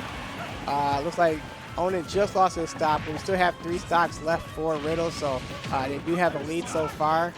Big rotor arm instead. Okay, landing the nair. A couple up tilts in the forward air right into Riddles. What's he got off stage? You see electric back air, but held in. Well, Big Boss almost saving nobody there. But Rage Art lands off the side, and Leo on last stock here. Still, Riddles holding on to his first. Yep, still has 3 stocks left. Keeping up the pressure off stage. All right, you see Onin to the rescue. Yeah, Onin to the rescue. Because you see MK Leo was smelling blood. He was ready to try and take that first stock away from Riddles. But Onin was able to get the save there. Patience trying to catch Big Boss in the landing, not going to do it. Instead, it's going to be, look at that. Oh, down throw from one angle into an up smash from Leo. No way you're living that one. Gosh, look at all of the blocks Onin is placing just to try and create distance to make sure just to make sure Leo cannot get to Riddles. All right, so that's going to finally do it. That is going to take the first stock away from Riddles. So we're at 1 stock left for Onin, but 2 stocks left for Riddles, or everyone else only has 1. He is so deep off stage with that rotor arm and low enough percent that he still makes it back. Typically, that'll spell death for any character, but not Riddles. All right, still landing. Couple up air strings from Leo, running back and forth. What's going to be no down throw into F smash. And immediately you shield it again. Buy one, get one free, but not in this store. The back air. Wow, sorry, the blocks are going to save Onin. Block saved his life right there. Saved his last stock too as well, so we do still have a game. But everyone just has 1 stock apiece, so this is anybody's game still. There's down air, and you see like the tracking of MK Leo is just perfect off the backboard, but still, it's going to be Onin dying out of that. Riddle still surviving, but it's going to be the counter deep, and Leo and Big Boss on small battlefield still pull out the dub. There's that momentum that we talked about. Now we have 1 game potentially left for MK Leo and MK Big Boss, where they were able to get the run back, able to get the grand finals reset, and now we're 1 game away from MK Leo and MK Big Boss running the tables and winning the championship in grand finals for this doubles tournament here. We understand, folks, that there's a lot going on in doubles at any given time. So much. It can be hard to focus at points. Absolutely. But Leo is having no trouble just tracking. He will zero in on either Onin or Riddles, and he will track them to the ends of the earth with all these forward airs and all these clean aerials. And we're going back to PS2 for the potential last game of doubles, as now Onin and Riddles have to respond. Have to find that response, have to find a way to get through. Yeah, let's see how they can respond. That momentum is a tough thing to come back from, absolutely. So let's see if they're able to do it this time. so far they're off to a pretty decent start here. So Yeah, and still only 55 on blue team, but pretty even across the board as they're just throwing hands, looking for big moves. Leo gets spiked off stage and already going to lose a stock, but oh my gosh, Onin barely drifting back to ledge to survive. all right, you see Riddles getting back on this stage safely as well over on the left side. Down throw, that's the combo for them. Down throw into Leo F smash. It's the tried and true. It's gotten them this far. It keeps getting them stocks even into grand finals. All right, we're looking at, I'd say a pretty comfortable lead here so far with Onin and Riddle. So MK Leo trying to get Riddles off. Oh, missed the grab there. So Oh close. yeah, you see the turnaround from Kazuya, not playing to Riddle's advantage, but that will, as the couple jabs in the back air, is going to finish it. So still at this point, only Onin is holding on to their first stock. Yep, Onin still has all three here, and he's playing around with the MK Big Boss right now with a couple Yep. strings there. Giving these up air strings into the anvil from Leo, into the other side. Great DI from Leo. I don't know how you survive all of that. And great awareness from Onin, who was able to get that off while also going against MK Big Boss. Oh my gosh, 3 up tilts into an up air, and Onin is just going to lose a stock like that. And so is Riddles. Riddles blink, and suddenly Riddles on his last stock. Onin loses his first, so still could go either way, especially with Onin having Diamond online. Onin Lands just a back used air. that, lands back air and able to take the stock away from MK Leo here, where he has 1 stock left. Riddles has 1 stock left. Uh-oh, Nair into Nair. Onin, a little bit of tennis action going back and forth. And nearly out of shield into back air, but no. Leo with the mash on up B. Back air, Riddles off stage. All right, so let's see. Get rid of this last MK Leo stock and potentially force Big Boss to share. All right, we see the electric God Wind Fist there.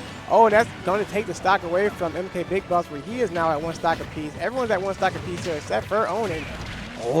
Oh, and speak of the devil, when he shall arrive, there you go. Onin, who's in his second stock as well.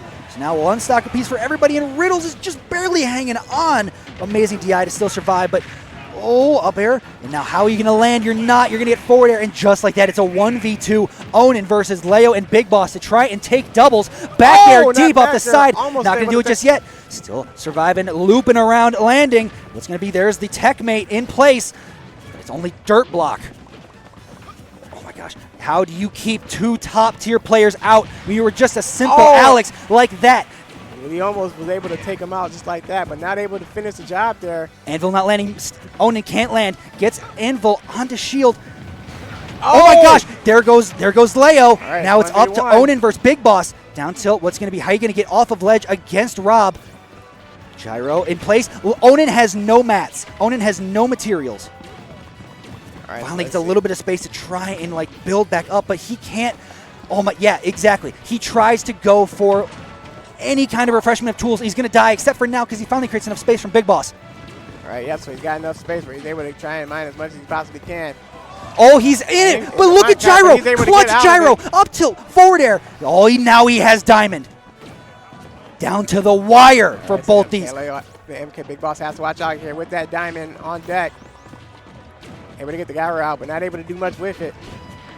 Oh, Anvil, be careful where it lands. Oh yeah, this is going to come down to the last hit here. Who's going to take it? Anvil creates shake of hands. Onin trying to use that pressure, use that knowledge.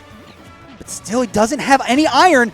Up tilt to create more space. Finally gets a little bit of iron and a little bit more. Just what he needs. Instead, Big Boss, forward air. But he's stuck in the minecart. Is that it? That's It will gonna be. it. Back air. We get game 4, baby. Oh, man.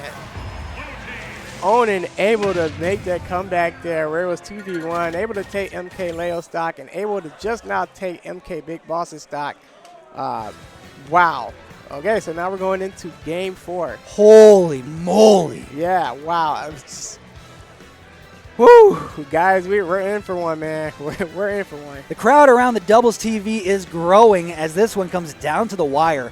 Grand finals reset. Leo My gosh, Onan with the first successful 2v1 we've seen Yeah. in top 8. Yeah. Or our section of top 4, if you will. Yeah, he did a very good job there. Was able to get the materials he needed. Was able to get that back air. Able to take the stock away from MK Big Boss at that last moment there, where either one of them could have taken one more hit and lost the stock and the game. But it was Onan on the winning side of that, and now we are going into game 4. My goodness, my. And we're going to PS2, so we do get a stage swap here. A little bit more space on this one, a little bit more open air, and already off the bat, look at that, 47% unanswered against Big Boss. And Leo looking to respond right back to Onan. Yeah, responding right back to Onan, able to get 49 there, but man, it looks like a lot's going on the left side here for MK Big Boss. As Riddle was able to take up a nice chunk of damage there. Still looking. Oh my gosh. Has Riddles off stage, had to air dodge in. Air dodges back to ledge, still surviving. Gets a wind fist. It's no follow back. Somehow, some way, up B from platform, caught the Rob below it. I don't know, but Riddles certainly does. Oh, wow. And it looks like that back there is going to take the stock away from Onan. MK Big Boss responds first. Oh, that's a huge early lead for Red Team. Has taken a stock off both players before, Leo's even at 100% on his first stock. They definitely don't want to lose the momentum that they had going into this game here. Just able to get the reset. Want to keep that momentum going. Even if losing the last game maybe slowed it down a little bit, they still have a lead here so far, and a pretty commanding one, and they still have 3 stocks apiece here. Oh, and there goes Big Boss's first stock, and Onan does have a diamond they can use, and they're going to pop it right now. All right, so we've got the diamond. Diamond at low enough percent, Oh, has a lot of room to make the most of Leo- this. MK Leo almost able to take the stock from Riddle. But Oh the my DI, goodness. Onan was at what, sub 70% and died at the top of the stage to a Big Boss up air. That is huge. And now, just right. like that, Blue Team is on their last stock for each player. All right, so this looks like both Onan and Riddles are in a lot of trouble here, and they are watching this grand final slip out of their hands here. But it's not over till it's over. Absolutely. Finally, Leo losing his first stock of this game 4. And wow, carried up in the air. Oh, Riddles is just fighting. It doesn't matter where you are on stage, Riddles is going to fight you. Lands the electric on Onan into an up smash, not doing it off the top, but it's going to be the up air from Big Boss that still catches him, and there goes Riddles. Just like that, it's a 1v2 Onan versus the MKs, and has to take 4 stocks with 1 stock at 125, Oh, there goes the 131. up air. Oh, not going to take it. DI there, able to come back to the stage. DI's it perfectly. He's going for a ride in the minecart. Has Diamond, but it's going to be the counter. Off the side, goes through the block. Down tilts at ledge. Can't be ledge hanging for that long. He is fighting for everything. Up smash, Ooh, interrupts trying it. to go for the up, but there goes the up air, and that's going to take it. And MK Leo and MK Big Boss able to get the win there, and they are your grand finals champions. They are your doubles champions here at Diamond Dust. Thank you for that. And just like that, that was our block. All right. Thank you very much, people, for tuning in, sticking with us. We have more singles coming your way next. I am Maximus. You can find me on Twitter at Maximus31 and Twitch at Maximus31. And where do the people find you, Ham? I am going to also be on Twitter. You can find me at hero_ham on Twitter. But as they said, we are heading out, and the moose is on the loose. Yes, sir-ski. So thank you all for tuning in. We will be back here in a little bit with some quad stream for Waves. All right, we'll see you guys soon.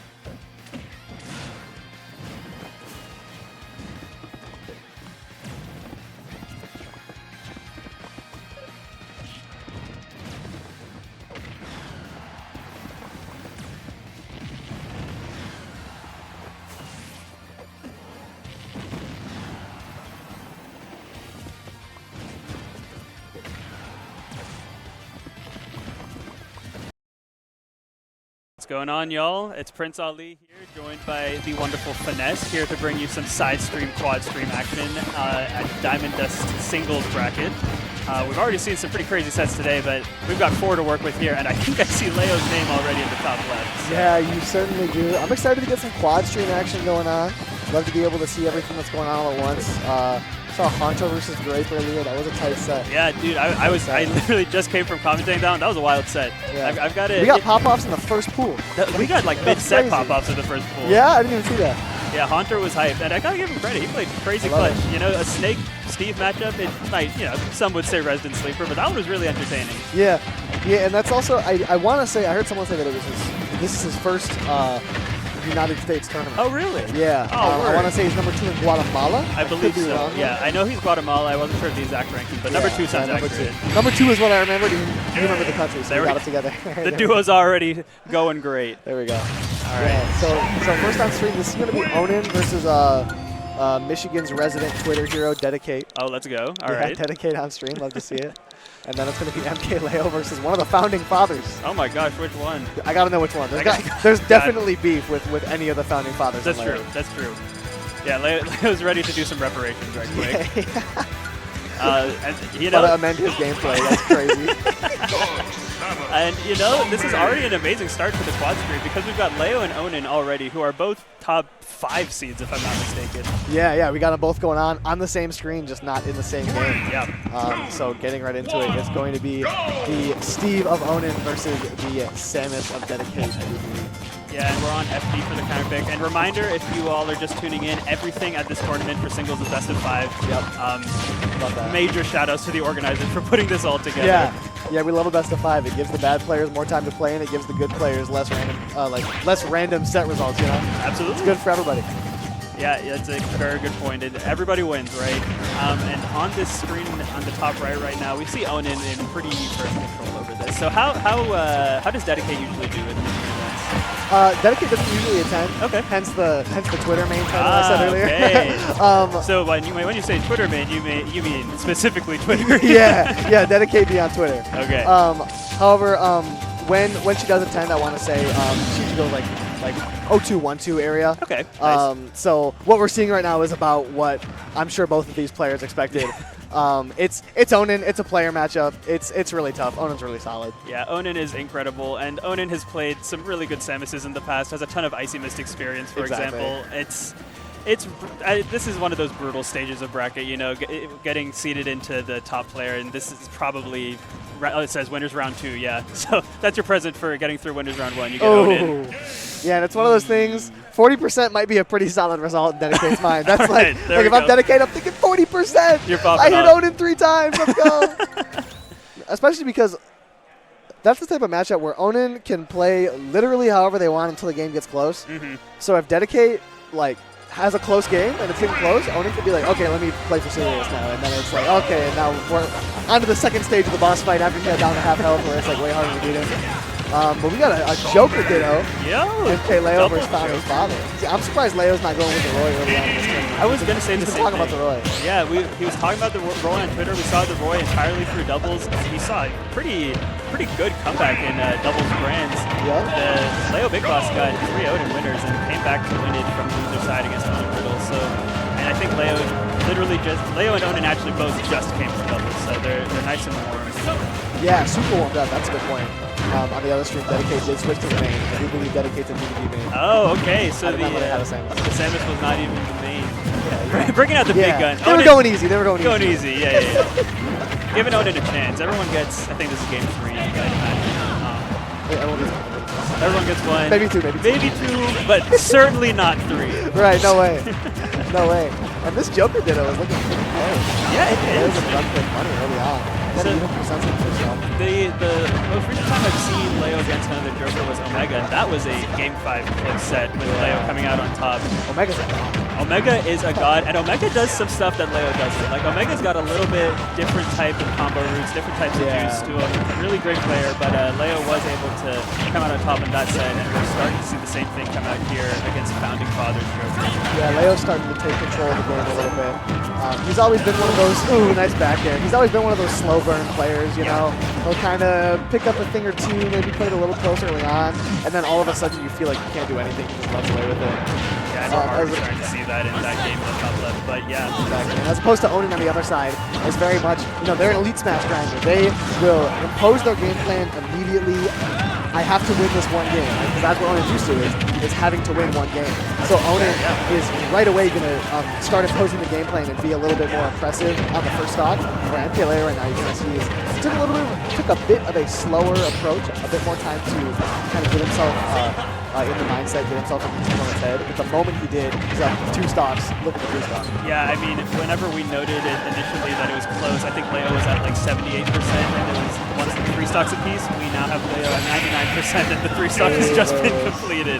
Amazing stuff from Leo there, looking super clean in the Joker ditto. And I've got to shout out Dedicate for evening the stock. Exactly, I was going to say the same thing. Dedicate out there taking the stock with the main, that was the difference. Ooh, I thought that was a shield. I thought Onin was gone. That would have been a Dedicate lead right there. Would have been something else indeed. But now, also we see Pablo Gaming and Leo on the bottom right. I want to shout those out. Oh, wow, nice. That's solid. Out of Michigan on screen, and yeah, Dedicate finally getting caught in the ladder. I'm going to try to clean that up as we get started the game. In the Joker Ditto was looking a little bit close in game 1 for a moment, but Leo just kind of ripped that away. Yeah, he really did. I don't think I've seen Leo use this skin before as well. Yeah, Banana did.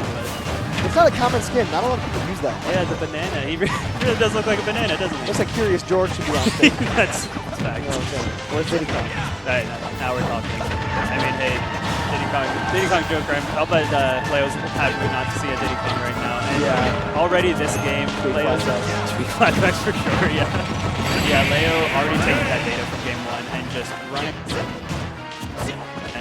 Arsene for Founding Father could be good, but just kind of getting ping-ponged from ledge to ledge right now. Yeah, Onin still, people can say washed, or Leo rather, people can say washed all you want, but he's still one of the best players in the world, and he's still, like, I would say the most cerebral player in the world, right? Once he gets that mind read on you, he can just get in someone's head to the nastiest extent. Right there, that ledge guard, the gun off stage, super hard to deal with. Yeah, really great stuff from Leo, and I totally agree. I think it's part of a thing with also his struggles. Like, there are certain characters and matchups that he just hasn't been able to figure out yet because, like you said, he's such a cerebral player who tries to figure things out, and when it's on, and when it's off, sometimes it's off, but sometimes even when it's off, it's on. So yeah, and that's why you still, to this day, sometimes see him do so well against the top talent in the world, and then drop a game to, like, I think it was like Titan, some Ken player, right? It's like Ken. A matchup you don't see too often, maybe take a little, like 1 or 2 stocks too long to get the read, and then all of a sudden the set slips away from you.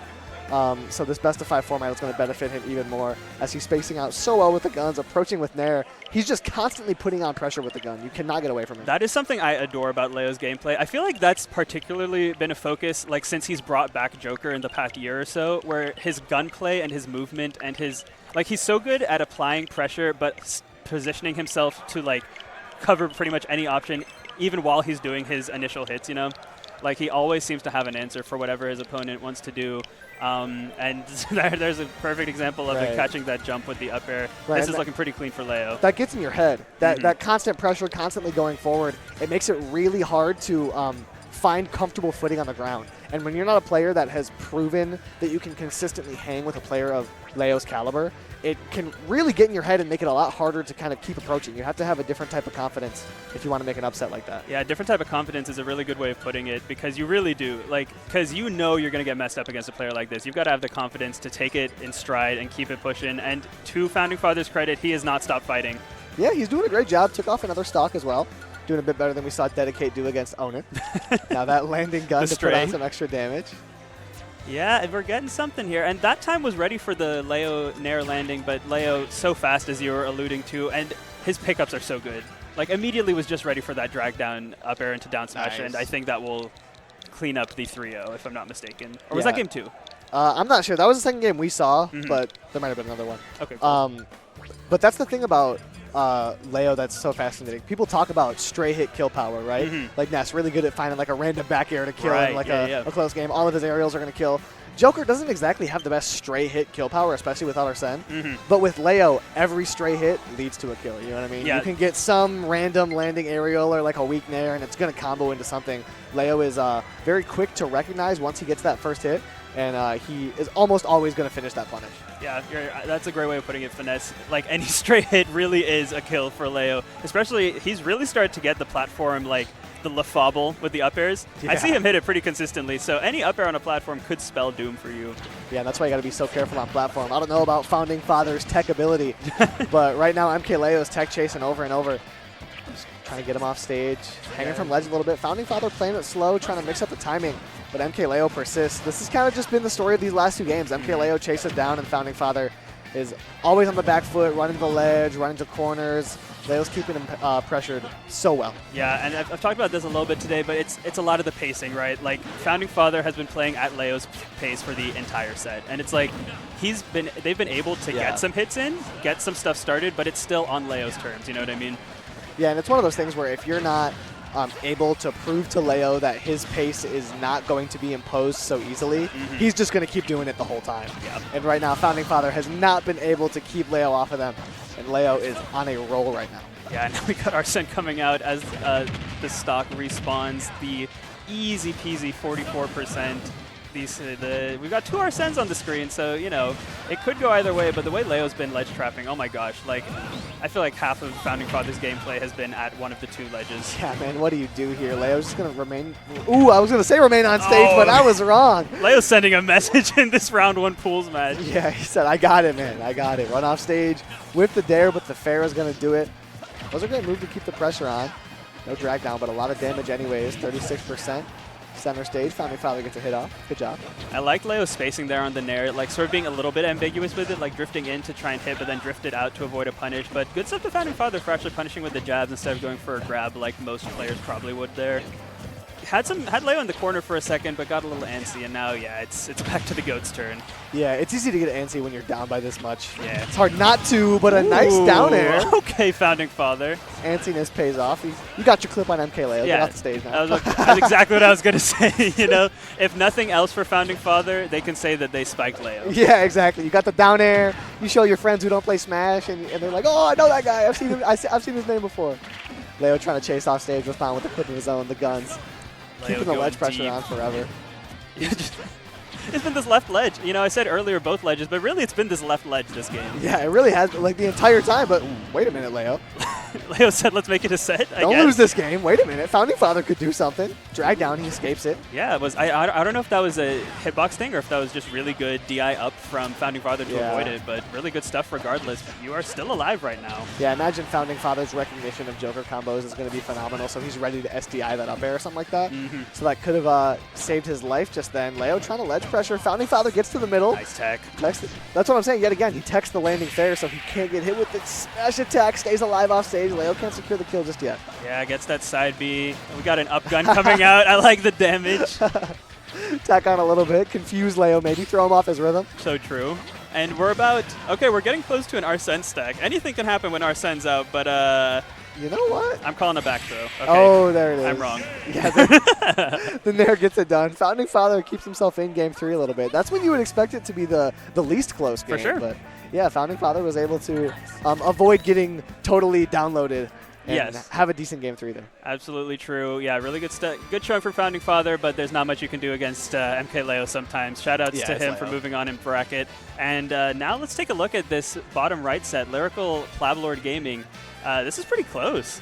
Yeah, they've been going at it for a long time. These two characters both super quick, but Lyrical with better mobility in general is going to make it a bit harder for Plablord to catch up, and it's going to take those big opening extensions whenever he does get an opening. Plablord so far doing a good job, just kind of playing evasive. Yeah, really good stuff. So I know you mentioned these two are both Michigan. Are they from a similar region? Like, are these the two types of players who would have played each other often before? I can't say I've never seen them play. Gotcha. They don't play too out. Neither of them attend the most. Okay. Right? I think Plablord typically goes to his college local, and Lyrical kind of just shows up here and there. I think he also goes to his college local. Gotcha. So they both play every now and then. They enter, but they don't really travel. It's just, majors in town, you got to go out there. Oh, yeah, you got to show up. And just talking to the other Michigan people, it seems like you guys really came out in force, which is so great to see with so much out-of-region talent. Not a lot of people in Michigan that I haven't seen here today. Nice. Pretty much everybody showed up. As per usual, right? We support the locals. We support the big tournaments. Hey, you got to. in state. Shout out to Michigan. This is pretty close. Falcon Sonic, I generally have heard, is pretty brutal for Falcon with how much Sonic can control the pace, control the space. But Lyrical's doing pretty well here. Yeah, he's doing a good job getting himself out of corner, but the down smash is going to do it. Yeah, he's just been mixing up his timings on those ledge pretty effectively, and that down B is just going to go right through spin dash. I imagine that's one of the few saving graces that Captain Falcon has in this matchup. Yeah, I agree. Falcon needs anything he can get in this matchup, so great stuff to Lyrical. Pretty even. Definitely can get some damage in a hurry. Yeah, love to be able to rack up damage whenever possible. Down air jab is going to get off quite a bit. I want to say he got like 30% off that. Yeah, I think so too. Even things up.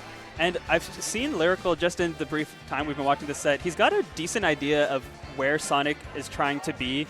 He just hasn't quite had the punish ready. Like we saw that down air to try and catch the spin dash, which just went right outside of range. Same with the up air on the up B. It's very close right now, but Plablord Gaming definitely with the advantage. And Lyrical rather doing a good job at disadvantage, avoiding these fairs, well-timed air dodges. Plablord works his way out of the corner so quickly, avoids the up air, does Lyrical. And now just, the up smash might have done it. Yeah, I can't believe that didn't hit. I'm shocked. I think the spot dodge was just perfectly timed to avoid it. But big damage. Ooh, the snatch. That's a phenomenal up B right there. That's going to cover the entire spring area. It doesn't really give you much leeway if you're Plablord. You have to delay your recovery such an uncomfortable amount of time. And Lyrical caught that up B with perfect timing. Yeah, that shows me some matchup knowledge to just know exactly when to go for that. Really good stuff to Lyrical, and this is on the verge of winning this set, but is going to have to deal with some more Plablord Gaming here. We'll see what kind of adjustments can be made. In the top right, while they're getting set, we've got Scoops speedrunning this DDD. Yeah, Scoops is running through it pretty quick on F Burger King. Up B is going to do it. Haven't gotten hit yet. JV? JV4? Be careful, Scoops. It could happen on a character like DDD. Scoops is terrifying on this stage. Wait, no, Scoops, I was kidding. Wait, Scoops, no, wait, Scoops, I was no. kidding. Wait, Scoops, be chill, be chill. Hold on. Okay. There it is. God, you know you're in the trenches because that move, I think, was completely unstilled and did like 20%. Yeah, dude. It was. It just took that one back there. DDD does a lot of damage. Oh, man. But, I mean, DDD Brawler is brutal. That sounds disgusting. It's just like, I mean, just down throw up B. Like, the whole heavy factor is negated when you can just down throw up B at 60 and kill you, you know? Right, exactly. Plus, there are other DDDs in the Midwest. So usually as a DDD, your advantage is that, no one's ever played my character before. They don't know how to deal with my stuff. But I imagine Scoops has played against Kilogram Hours at some point. Yeah, good maybe. point. So that's going to make it really hard for I'm going to say Alicia because that tag is just letters, for Alicia to open anything up. Nice. Oh, man. Scoops is going to end things. I don't know if you caught that, but Lyrical's got a nice little down air fair to take a solid lead there in game 4. Okay, yeah, let's check in on this real quick. A close game in this game 4. Lyrical going up to the lead obviously doesn't have the camping tools that Sonic has, but let's see if he can get any extra credit on or if Plablord's going to even things up right quick.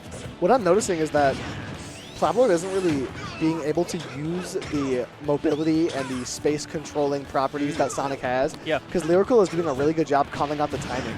Right? Yeah. It could be a mix-up. Plablord could be mixing it up. Anyways, another down air fair. Not going to go yet. But Lyrical is just catching that timing really well with side Bs and down Bs to get damage and combos. Yeah, it's kind of the adjustment that we saw from last game because we mentioned last game, like, Lyrical had the right idea, just the wrong timing. Now we're seeing the timing, and it's going so well. We also have an MK Leo Roy in the top left. We can touch on that here in a second, depending on how this game goes, going up against Winter's Prom. But Plablord is going to even up the stocks in this game 4. Yeah, it is looking like Lyrical has this game under pressure. I'm going to shift my focus to this Leo Winter set. Good, yeah. Winter, a very solid player. I want to say from the Cincinnati region. I believe Cincy is correct, yeah. Super solid, pretty flashy with the crime. You kind of have to be. Leo flashy as well. The Roy is coming out. I'm excited to see what the Leo Roy can do. I didn't watch much of the doubles. In doubles, the Roy was looking incredibly clean. Leo definitely has like the combos down. Like I was seeing like up air, first hit nair, jab, back air on flat type of stuff. Yeah. So like this is not just Leo relying on his fundies Roy. This is a practiced Roy. Right.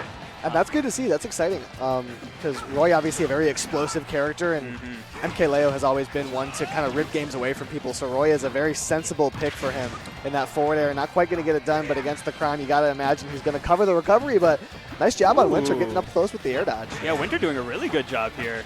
This is a very even first stock. I mean, I will say this is what we saw in that first set for Leo. And as Finesse and I have touched on, Leo certainly can get things going in a hurry. And this first stock may be the start of it. Yeah, I wouldn't get too comfortable here if I was Winter.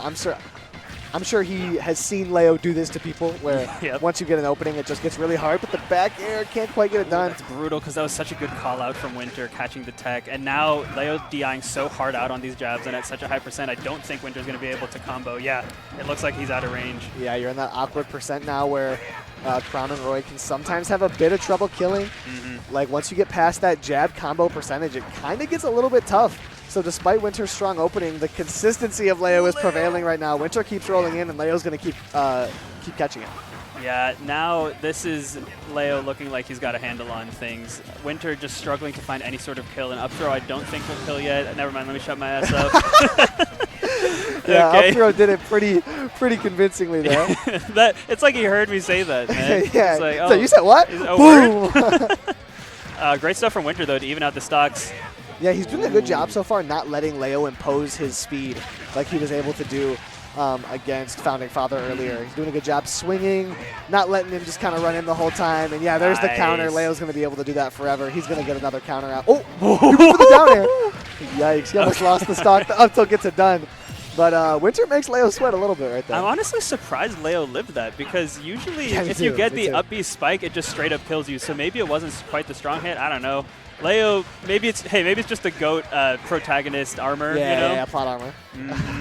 You never know. Oh my gosh, we got Donkey Kong and Banjo on the other stream. Guys, we got some sets for you. Yeah, let's keep looking at Leo. Let's Winter. keep it Leo. Yeah. I will Let me say, be clear. I agree. Fair Zephyr, solid players. Yes. Solid players. Zephyr kind of borderline PR in Michigan. The DK's Mm-hmm. been nasty recently. Fair likes to take his time. Yeah. Right? A man to impose his style, or his speed rather. For sure. This game, Leo Winter is kind of going down to it, getting a little bit close as It's the time definitely ticks down. close. It's taking a little bit longer. Winter's survived rather long. Yeah, Winter doing a pretty good job here, trying to get this damage. It's just how do you find this kill? Leo's survivability Right. has been the bane of Winter's existence thus far. Oh, I the like that counter idea. didn't hit. Yeah, great idea, but it didn't work out. Winter pushes forward with the Nair landing combo. Leo's missed a couple sweet spots in a row, allowing Winter to keep this going a bit longer, pushing him to the corner. He had the mix-up, but Leo's going to land with that fair. The get-up attack, get shield, up B is going to do it. As MK Leo takes game one, a little bit close against Winter. He's keeping it solid. I'd say Winter, I don't know if Leo was sweating, but Winter was definitely threatening Leo there. It was not a steamroll by any means. Yeah, Um, Leo not able to entirely let his guard down in that set. For sure. And in between games, we can check out this Fair Zephyr set. Very close so far. Fair, I believe, has been PR'd in Kentucky. I don't know if they currently are PR'd in Kentucky. Yeah. But, I mean, this is a very good player. And, hey, we saw that Battle of BC. Is this the year of Banjo? I don't know. Dude, you never know. Fair also, like, very close to that, made a really good run at a Michigan Invitational tournament. Gotcha, okay. So Fair's been moving recently, and I'll say with that up air as well, this game is going a lot quicker than I thought it was. Fair is Yeah. typically the type of guy who's going to take a super long time. And one of the funniest things about him recently at that invitation I was talking about, Yeah. he beat Anthony Isn't Cool, Michigan Wow. PR #1, Yeah. and then he lost to two players that like aren't even PR contenders. Oh, awesome. Like a couple of 3-2ers, right?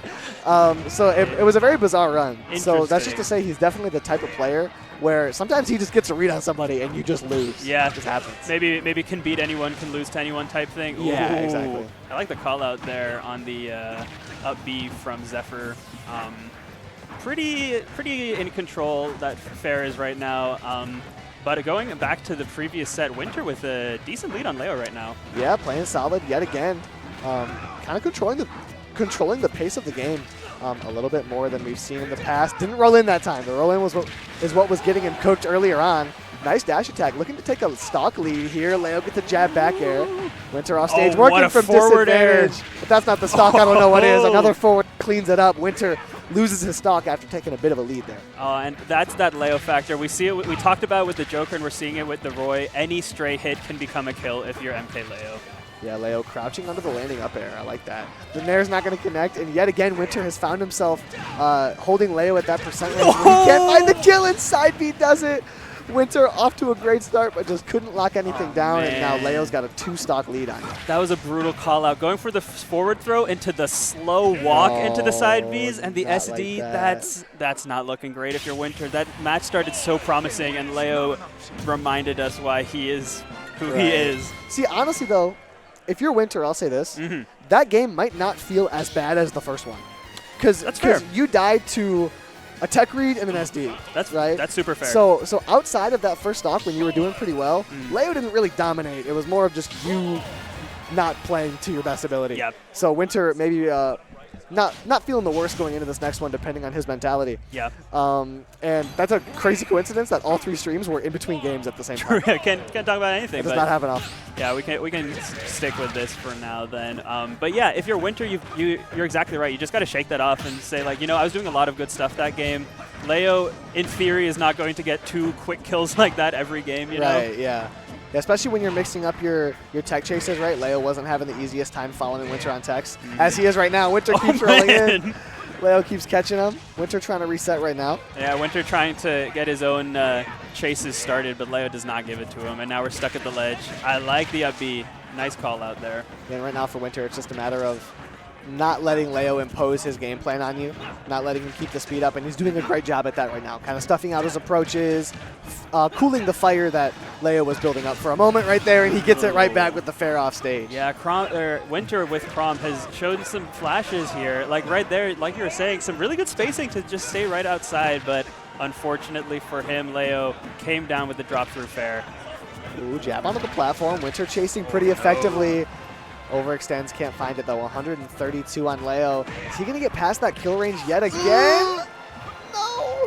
Offstage the neutral B. Leo's cooking something crazy. And that's the second call out we've seen on the roll to the ledge. We saw it last game with the side B and this game with the jab F smash. Winter, you've really touched on it, Finesse, is the tech options for Winter have been so called out by Leo. It's made it look impossible, and it sucks. Yeah, and even when Winter is mixing it up, the first time he switches to the other one, Leo's going to call it out. Nice back air, though, from Winter to take, I want to say, his first stock of the set. That might be true. That might be true. No, he took one last game. Did he? Okay. I think. For him. Approaching pretty strong right now. Getting on some extra damage. Tries to go for a landing up air, which I love, to extend into some sort of combo. Leo gets an opening. Great swing back from Winter, though. Hey. Keeping himself in it. Landing downer, doesn't get it done. Jab puts Leo in the corner. A nice up tilt as well. Winter's all over him. Yeah, really good stuff from Winter. And, I've shouted out Leo's DI a few times this set on these Crom combos. He's been DIing out of a lot of stuff that Crom usually gets for free. But credits to Winter for adjusting in turn and covering a lot of those options. But no! Oh, dude, Winter, no. Such a sad way for it to end. Man, He was really pushing sucks. forward pretty strong. Maybe looking to bring it close, but wasn't quite able to do it. Yeah. And now on the other streams, on the bottom right, we do have Mike Liu pretty solidly handling Grimbo the Piranha Plant. Yeah, likely name for a Piranha Plant name. Yeah, Grimbo. Plumby. It's like a Plumbus. Bunkus. Piranha Plant name auto-generator, and it's just like Listen. Booba. the one, we had a PR'd Piranha Plant in West Virginia for a little, and his tag was Macho Cheese, which, Right. par for the course. Brood, Boogie. Like, those two are real. They sound the same. Yeah, are we making up some Gen Z meme word, or are we naming a Piranha Plant name? Hey, guess. Guess. Throw your guesses in the chat. You never know. Lucky is like the only normal tag. True. Because every game, not just Smash game, every game has a top player called Lucky. True. It's a True. necessity. If you have an esport, there is a top player called Lucky, and there's a top player called Light. Nice. Yeah, Light. That's a good call out. Good call out. They always exist. They really do. And Mike Liu handled that game one. For the fair Zephyr set, though, game one was pretty solidly fair from what we saw, but this is pretty even. Yeah, Zephyr. Ooh, wait a second. Is this in the percent? Nice It is if back you air dodge. Yeah, he just waited for that air dodge. The back air was really Oh, what an smart. F-tilt! Great two-frame on the F-tilt. He might chase out. No, he goes for another F-tilt. Doesn't connect.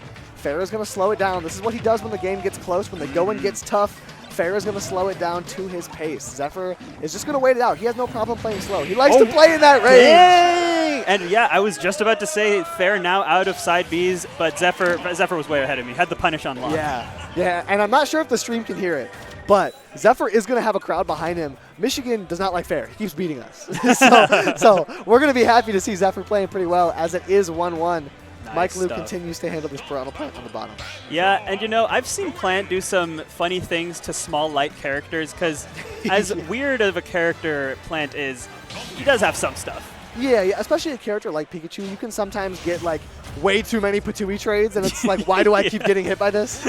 That is a great way of describing it. Way too many Patui trades is exactly right. However, I'm gonna say this: Mike Liu from like the mid-Michigan area, he plays against Ninja Dog, who is a Piranha Plant. all the time. Oh, okay. So he's not going to be hitting or getting hit with just random Piranha Plant stuff that, like, I've never seen this before. Why do I keep getting hit by it? Yeah. He's going to be pretty familiar with what Piranha Plant has to do, and Grimbo's going to have to get creative with a landing back air off ledge. There you go, yeah, and will fall into that Pika F smash. That Pika F smash, so oppressive, especially against like a slow, heavy character that kind of drifts in the air while they're trying to recover. It's just very strong, lasts forever. A lot of damage as we see Fair kind of taking over game 3 here against Zephyr a little bit. But Donkey Kong, obviously a very volatile character. You can never feel too comfortable with the lead. Very true. The Donkey Kong factor is evident. I think he was going for a ding dong. He's trying to find it because I think this might be this is probably the percent that this will work. All right, Fair Eden. Wow. Nice what combo. a pickup, yeah. And Zephyr, a type of guy, he's not going to memorize the Ding Dong kill percent, but he definitely did look it up before the set. Okay, fair enough. He's going to know when Ding Dong kills here. He has the general vibe of when it'll kill, you know? Right, exactly. Now at 124%, you got to find a straight hit here if you're Zephyr. Thus, Fair takes a solid lead here. The grenade is going to tack on a bit of extra damage to Fair. Sits in shield. The patience pays out for Zephyr. Nice up tilt, cleans it up. Yeah, really good stuff for Zephyr to clean that up. And we saw at the end of last game, if Zephyr's got percent, the game is not over, you know? Yeah, for sure. Zephyr can clean up games pretty well, even with a deficit. And see, that's a spot. Donkey Kong can take crazy stocks, but Banjo can put on some nice reversals. A good back air there to clean it up. Yeah, and you know, Banjo, I saw people describing it that Battle of BC weekend as like baby Snake with these grenades. Yeah. Just sort of grabbing it and using it as a threat and using it to combo off of. I really like what I'm seeing from Fair, actually. This is some pretty cool stuff. Nice movement with the grenade right there. Just tries to chase with the side beat. Doesn't quite work out. Zephyr's going to need to dig deep here if he wants a shot.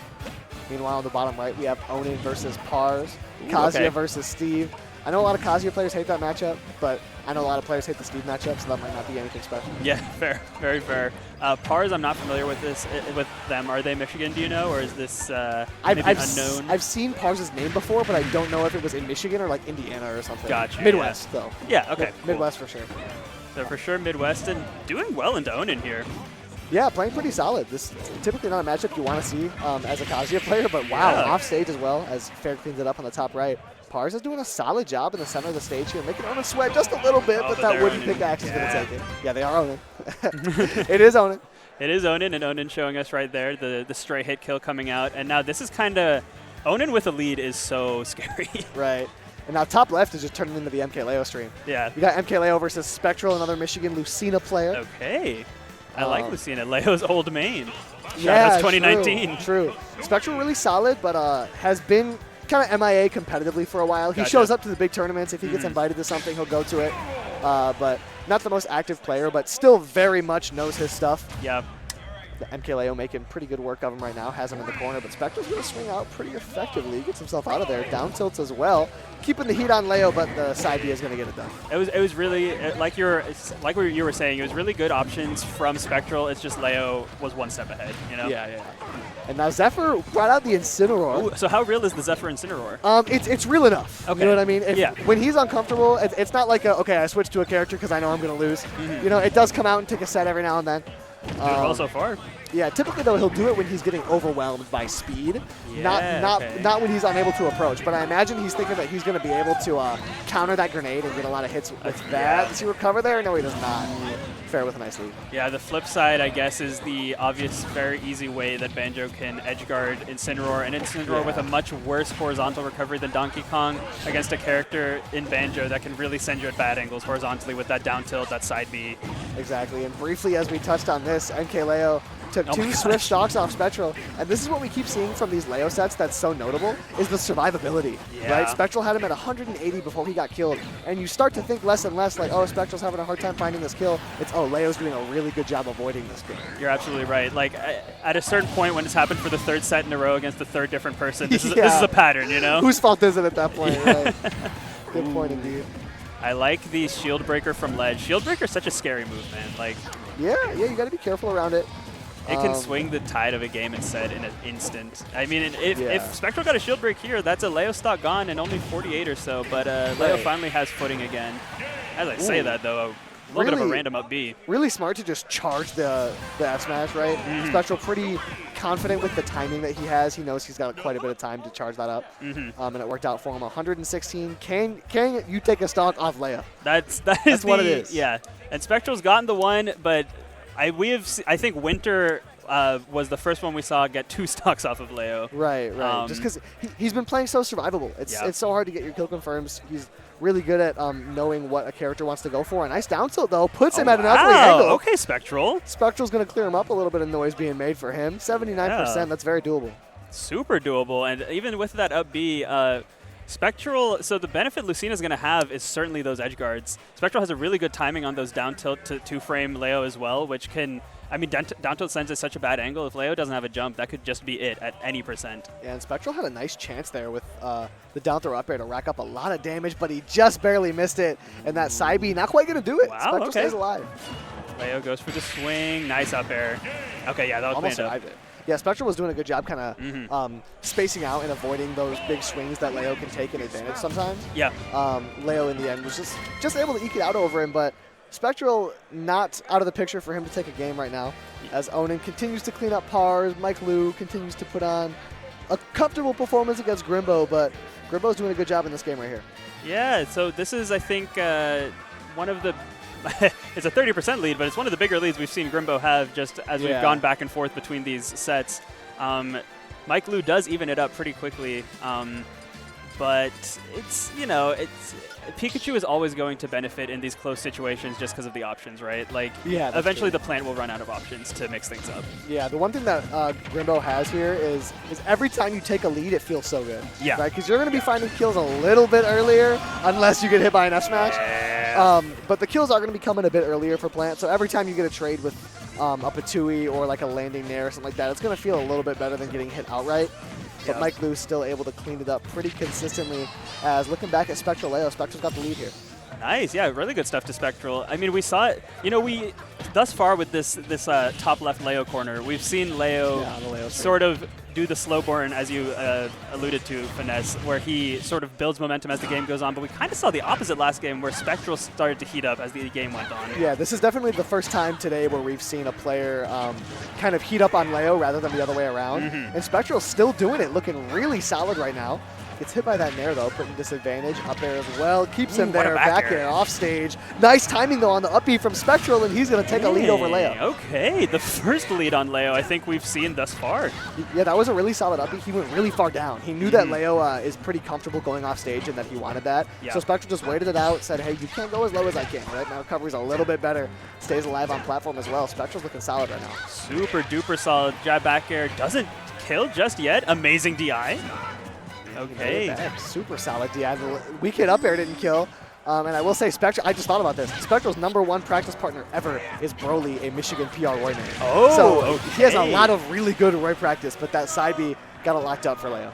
Yeah, good stuff to Leo to even things up, but Spectral is no slouch. This is the best we've seen someone play Leo thus far, and I think importantly, it's been consistent, Like it hasn't been, like we saw like Founding Father, we saw Winter like show flashes where they were doing really well, but Spectral's the first one that we've seen today who's been able to keep it up between stocks and counter adjust to what Leo is trying to do. Yeah, it's less like, oh, hey, nice stock. It was like, oh, he's really adapting here. He's doing a really solid job. And he continues to do that. He's really forcing Leo to play slow, and the F smash gets it done on the air dodge. And this is what I'm seeing is the main difference of what Spectral's doing that nobody else could. Yeah. He's forcing Leo to slow down. Leo's kind of forced to bait him out, kind of kick it into that second gear of gameplay that I alluded to earlier. Right. And Spectral saw that second gear and took it on the chin, playing super solid still. Yeah, excellent point. We've talked about pace a lot so far today, and it's such a major thing. And, obviously, the crowd deflates a little bit at Leo evening things up, but the fact that Spectral even had that big of a lead in the first place, like you gotta take what you can. You know what I mean? Yeah, and still this lead is nothing to scoff at. 54%. Spectral looking for a shield read, hasn't been able to find that quite yet, but Now he's spacing out pretty well, and Lucina's spacing ability has been on point this set, but he's able to make it back to the ledge. Leo with another grab and up air, might chase him off stage. Spectral gets back though. Yeah, Leo opting a little bit more for ledge traps after that reverse edge guard from stock 1. The momentum is swinging into Leo's favor. We're starting to see a lot more of these reads come out, just waiting for the Spectral defensive option, just like that, waiting out the spot dodge. Long-term state of advantage here for Leo. Spectral's got to keep his composure, but he rolls into the F-tilt after a super solid start. Leo cleans it up in what I'm sure is the closest game we've seen on stream so far. Yeah, I think you're 100% correct. Amazing stuff to Spectral. Showed so many good flashes, but ultimately Leo is the one who adapted second and to a more effective degree. Yeah, you know? exactly.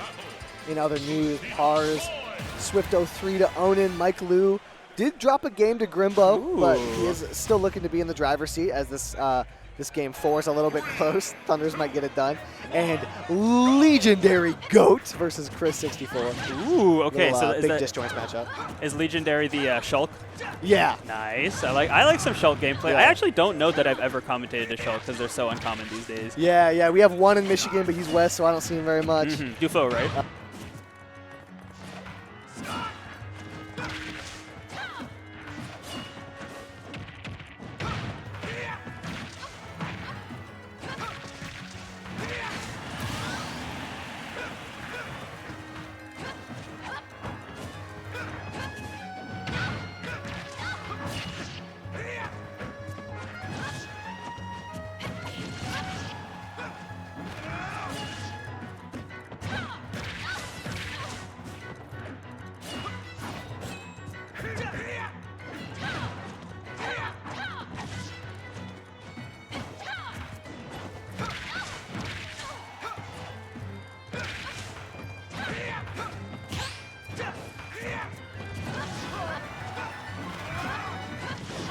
Trade a neutral, and then Leo goes crazy again. Yeah. Spectral's been able to kind of make the pace go back and forth as Leo gets another jab back there. Spectral has been able to do that thus far, but you know, commentator's curse. As soon as we noted it, Leo decided to get an early kill and go up 3 stocks to 1 in this. Could potentially be Spectral's winner side life, but you know, we saw Spectral rip out some fast damage. I certainly wouldn't put this out the realm of possibility. Oh my god. Dang, nice sequence As I there say for Leo. that. Oh my god, is right. Yeah. Yeah, Spectral not quite out of this. I won't say it yet. Yeah. The nice Nair is going to keep Leo in disadvantage. A good grab as well. Spectral tomahawking very effectively. Yeah, I think, and Lucina's tomahawks are so good because of her like super floaty nature. Like she can be really ambiguous with where she's gonna land. Yeah, her ability to throw out an aerial at the very last second and the amount that you get punished when she does makes her tomahawks very effective. You sit and shield a lot, and that's also what makes her shield break so effective and so easy to set up. It's because you always want to be in shield against Lucina. Yeah, excellent point. And Spectral really coming alive here. It's just a question of if it's too little, too late at 96%. Certainly not out of. Leo's not out of the woods yet, is what I'll say. Yeah, if Spectral can take a stock in this sequence here, I will definitely give him a chance of fighting here, but the strong hit side B gets it done for Leo. Spectral can't get it done, but a solid performance for him. Very solid performance to Spectral, and this was a top 96 qualifier, so Leo qualifies for winners, but Spectral does still qualify for losers, so we'll be seeing more of them later tonight at about 6:30 or so. And with that set wrapping up, the Leo corner wrapping up, we can hit this Game 5 potential reverse 3-0 for Grimbo. Yeah, Grimbo mayhaps adapting, getting a couple reads. We're not sure. We didn't see what he was doing, but something's been going right. Mike Liu does have the loops, by the way. Oh, give me the loops. Give me the loops. He's got the loops on deck. So many. My God. He's still going. And the ladder. bridge? Okay. Not yet, 66%. I mean, that's nothing to sneeze at. That's like, the thing about Pikachu is that took 20 seconds, and I'm going to say only. It only did 60%. No, that was that's a fair. 20-second long combo. You were in that forever. Yeah, no, that's a very good point. A lot of characters, I mean, like we've got Steven Kazuya, Roy Lucina. Right, those characters right. will do 60% in about 3 hits in 5 seconds. Yeah, Olimar. Get up smash. Oh my back God, here. I was like, Olimar, what yeah. happened to me? What happened? What happened? Grimbo fighting from the corner. Mike Liu's going to keep him there. The F smash gets Yeah. it done as he has gotten his get right so far in this Game 5. Been playing super solid. Grimbo. And what's funny is that we haven't watched a game where Grimbo is doing well. We watched true. We watched the first two where Mike Liu was going nuts, and then we saw a good Grimbo sequence briefly, kind of, sort of, and then Mike Liu has picked it back up once we shifted the focus. Grimbo cannot be perceived clearly, Yeah. unfortunately for He them. cannot be perceived in a positive light so far. Man, I would switch off, but this is a game 5. I can't switch off of this. Yeah, we got to watch the game 5. However, I will say Legendary Goat 64. That's not game 1, I don't think, unless it took forever. I think that was game 2 because I did see a Byleth win screen at one point. So I Yeah, think yeah. Chris 64 up 2-0. Blocking up the second win. Little Yeah. Ann Arbor local. This tournament's like probably 5 minutes away from from his local. Real close. Mike Liu going for that down B. The crowd, I don't know if They Chad want could it. hear it. It sounded like the Wii Sports bowling thing. Oh! Like, ah. So exaggerated. I love it. Yeah, they're out here for Mike Liu. Love to hear it. That Piranha Plant jab, a really good neutral tool that is frame 2. Yeah. Comes Piranha out a lot Plant quicker jab. than a lot of jabs. Piranha Plant, obviously a low-tier character, but, you know, Patui really good, jab really good. Dash attack has such good range and crosses you up. Right, there's tools. There's tools for sure on The Piranha stuff Plant. is there, yeah. Mike Liu is keeping him in disadvantage, though. Haven't seen Grimbo have a super good extension or sequence of advantage, but you don't really need that sometimes when you're Piranha Plant. You can Yeah. trade up and get a lot of damage and sometimes take a stock, and that's what he's looking to do here. Mike Liu's going to chase him off stage, though. Yeah, and again, since we haven't been, this is the first game we watched super closely. I know plants a lot of times are looking for you to try and land on them because, you know, looking for Patui, looking for Yeah. up smash, even a grab up throw. And this could be an adjustment, but I really feel like Mike Liu has stayed pretty close to the ground and has avoided being put in those tough positions. And I mean, we were talking about tools. Piranha Plant might have a hammer and a screwdriver, but Pikachu's got access to the Yeah. entire Home Depot. Pikachu's got a rocket launcher. Pikachu's got a rocket launcher, exactly. Build your little 2x4. I see you. I raise you a grenade. Boom. The other thing about Pikachu is that even when he has to land on top of Piranha Plant, he has a million different ways to mix it up, right? True. He could B-reverse a T-Jolt. He could land with a multi-hit, a single hit. He could tomahawk you. Pikachu has so many ways to mitigate what good things Piranha Plant has. Yeah, that's an excellent point, and like we're already seeing that here. Mike Liu, okay, does get hit by Patui, but does not die, and the damage is building on Grimbo. Obviously, I don't want to count them out just yet, but it's looking pretty rough in this game 5. You're gonna have to do some kind of crazy comeback. Nice tomahawking there from Grimbo. That was Yeah. just some good, consistent pressure. A couple of full hops, land in your face, the up tilt gets it done. But yeah, as you were saying, that's looking just about over, as on the top right we also do have Chris 64. Confident so far in the set, but barely winning this third game so far. Yeah, and a nice call out with the Byleth side B. Okay. Oh, whoa, that was really good. That was like that Shulk stuff you saw, like, you know, on Twitter in the training room. You're like, Shulk can do this. Shulk is top tier. And they're like, yeah, okay. Yeah, buddy. okay, dude, whatever. He's like, mm. Let me see it. Oh my God, that was the right idea, just slightly wrong spacing. Right. Dash attack not quite getting it done. Uppy doesn't do it either. Chris 64, some solid ledge pressure, landing there for Legendary Goat. I'm going to just start calling him Goat. True. Shield True. out, puts on some extra damage. Ooh, tries to get the big down smash swing out. And it's interesting because Shulk, obviously a character with such good range, but I feel like it's been Chris 64 who's had much better control of the spacing, at least thus far, you know? Yeah, he's locked it up pretty quickly. This is just kind of a battle of the disjoints, right? Mm-hmm. Two of the maybe like top 5 biggest disjoint characters in the game. Yeah. Both these guys are able to throw them out so consistently, so far away. Chris 64 so far has just been, he's doing better once they get close to each other. Mhm. The spacing battle has kind of been back and forth, but Chris 64, once he breaks that zone, has been finding much more. Oh, that's a free grab, but you. What's What that? the hell? So wait, so Legendary We're Goat. both just choked out. What happened? I was so ready to say something, and then it just was shenanigans. Right, yeah. But I think what happened was the second hit of up B did come out to trade with the spike, so it was a stock trade. That in that situation, the jump up B actually going to Legendary Goat's disadvantage, jumping too high for the second hit to connect. Now on the bottom left, we have Mitch versus Strider, a little Ken Sephiroth action. Oh, okay, all I- right. Yeah, Mitch is the Ken rocking the Michigan tag. Michigan, that's Naturally, hype. That's naturally. hype. And that matchup seems really rough, but Mitch is handling it pretty well as Chris 64 finishes up a clean 3-0. Nice. Good stuff to Chris 64. Moving on in losers. Mike Liu did clean up that game in the bottom right as well. Shoutouts to Grimbo for making Piranha Plant look pretty good against a top-tier character. Yeah. Numerically, we didn't even see what he was doing when he was winning. That's but true. That's true. Numerically, at least, looked good.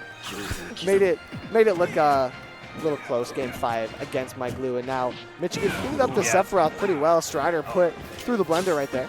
Yeah, I was expecting just the straight Shoryu. I think that it probably would have killed, but Mitch going for going for the sauce. I like to see I feel like, the meta has generally shifted towards Terry and Kazuya, so I always like to see the Street Fighter characters. Yeah, you don't see him out too often. You see Ashino, obviously, with that super high-level representation. Jazzo getting it done with Ken a little bit, but you don't really see the Street Fighter duo doing too much in the current meta. I will say, I guess I would be remiss not to mention we do have the GOAT Icon here, the best. Oh yeah, probably the best Ryu in the States. True. So they definitely, they've still got they've got their guys, and Mitch really going for those crescent kicks to get into the confirmed. At 180%, it seems like Strider just hasn't been able to get in. Yeah, when you have such a hard time getting in with the big sword against Ken, you're going to have a hard time winning the game, right? Yeah. It should be on Mitch in this matchup to have the hard time getting in. Right. But he's done a good job every time Strider gets close to him, just like sharking out any approaching option that he has, making it really hard for Strider to get anything done. However, this is always a good opportunity when you see that neutral connect. Shield getting real low, but doesn't quite break. Oh, and some nice little reverse focus movement. I see you, Mitch. I like to see it. Oh, and there's the Ken Tatsu, which goes through projectiles. Very funny move. Yeah, that move is crazy. Okay. It also doesn't have a hitbox on the lower part of it. Nice, just up B out of neutral in the scramble situation. Just raw. Gets it done. I had all those setups with the jabs and was going for pressing kick shenanigans. Was like, yeah, we'll just go for the up B here. Let's simplify things. Strider though, kind of pulling the momentum back in his favor. The F smash doesn't get it done, but Mitch stuck in the corner here. What does he have to get back? Strider's putting on pretty consistent pressure. That back air is going to swat Mitch to the other direction. Not the strong hit. But a strong hit, anything right now from Mitch is going to get it done. The up B doesn't do it. Okay, this is damage. Yeah, catches the roll. Oh, falls out of the up B, unfortunately for Mitch. But, 64 was huge. I was just about to shout out Strider, who seemingly adjusted to the spacing game really well. Was starting to get the footing. Obviously, Sephiroth is so reliant on keeping space, not being super fast, and especially being big and light. Oh, you're raw. You're raw. You're disgusting. The parry is scary there for Mitch, but he stays alive. As Strider is able to clean up that stock shortly thereafter, but now stuck at the ledge. Mitch has been great here. Yeah, we have seen Mitch do a lot of good stuff at the ledge, at least since we've been watching. 93% on Sephiroth. We do have the wing out, of course. But, there's Ken, and any Shoryuken will kill, and yeah, just a jab. We'll clean things up. Yeah, that's going to get it done. On the mainstream right now, we have Grass-Fed the Incineroar main taking a stock off of Riddles. Okay, that's hype. I don't know what happened, but he got a shield break. Riddle's feeling like it's SkyJ right now. True. I think he's losing. Is he losing? I'm about to stand on the chair so I can see. Yeah, do it. We call him Tall Finesse. Oh, no. Okay, so actually what was happening was Grass-Fed was getting 3 stock, and he got a shield break to take 1 stock, and the crowd went nuts. Crowd lying to us right now. We're doing our best to keep y'all informed. That's what I'm thinking. Dang, Grass-Fed's having a crazy game. He's about to make the biggest upset of all time, and then just he actually he got low 2 stock. As a matter of fact. Wait a second. Terry Ryu? Huh? They're both switching. Huh? Sure. Sure, if you want. All right, that's cool. I love watching Ryu. And Terry, no comment, but we are it'll be no fun. longer watching Smash Bros. This is a fighting game. This is a fighting game. This is a regular 2D fighter. It's not a platform fighter. We got Ryu versus Terry on screen. All right. So, unsurprisingly, we see Ryu throwing out the Shakunetsu. Such a good... that is like the hallmark of Ryu that sets him apart from the other FG characters. That Shakunetsu is such a good projectile, and I'm pretty sure he's only done damage with it. Yeah, I guess this is the matchup. I assume this is why he went Ryu instead of Ken. He's just going to throw this out the whole time. Running up. Terry trying to pressure Strider rather, trying to pressure with the projectile of his own. It's just not quite getting the job done. However, when he's able to get close, that is getting the job done. Tacks on some big damage. Yeah, Terry is such a king of guaranteed bread and butters, Yeah. It's like, other than you see the super top level Terrys, like Riddles, for example, definitely mixing things up. But it's not super necessary to do. Like, obviously you have to mix up your timings and your neutral, but in terms of your combos, a lot of it's guaranteed, you know? Yeah, Terry can definitely keep it pretty simple with his extensions and just get a lot of consistent long-term damage. As Mitch is able to lock up that first stock and put on even more damage. Oh! That was hot. That was really good. We saw 3 Shakanetsus, and then Mitch was like, all right, cool, let me throw hands real quick. Yeah, just throw hands indeed. Throw Strider off the stage. And that's the thing about this matchup is that it can be so awkward because you get caught up so much in the projectile matchup and it's like, man, how do I get close to him? How do I get close? Sure. And you fantasize this idea of getting close. And then it's Ryu, so he just destroys you the moment you get close, put on a big combo or something. Yeah, like, you know, obviously Ryu with the spacing game, with the camping game is super prevalent, but like, this dude, I mean, you know, we just saw it. This guy, it's still a fighting game character. Like, the benefit is when you're up close doing your combos. Strider does take a stock, though, in the middle of that. Luckily for them, although it is still, it's actually going worse than this is the Ken Sephiroth game. Yeah, the character switch so far not looking to be the play. The Sephiroth maybe just a little bit more well first. And another spike to clean things up for Mitch. Solid game. Gosh, yeah, that was brutal. I mean, I could, you know, we could Nothing but raw kill, by the way. Yeah, just straight up raw kills. There was no, like, comboing into it for the most part, just call-outs. Oh, actually, that first one he got to show you, I think. But the second two were sick. Second two were dope. Second two were dope. Boom.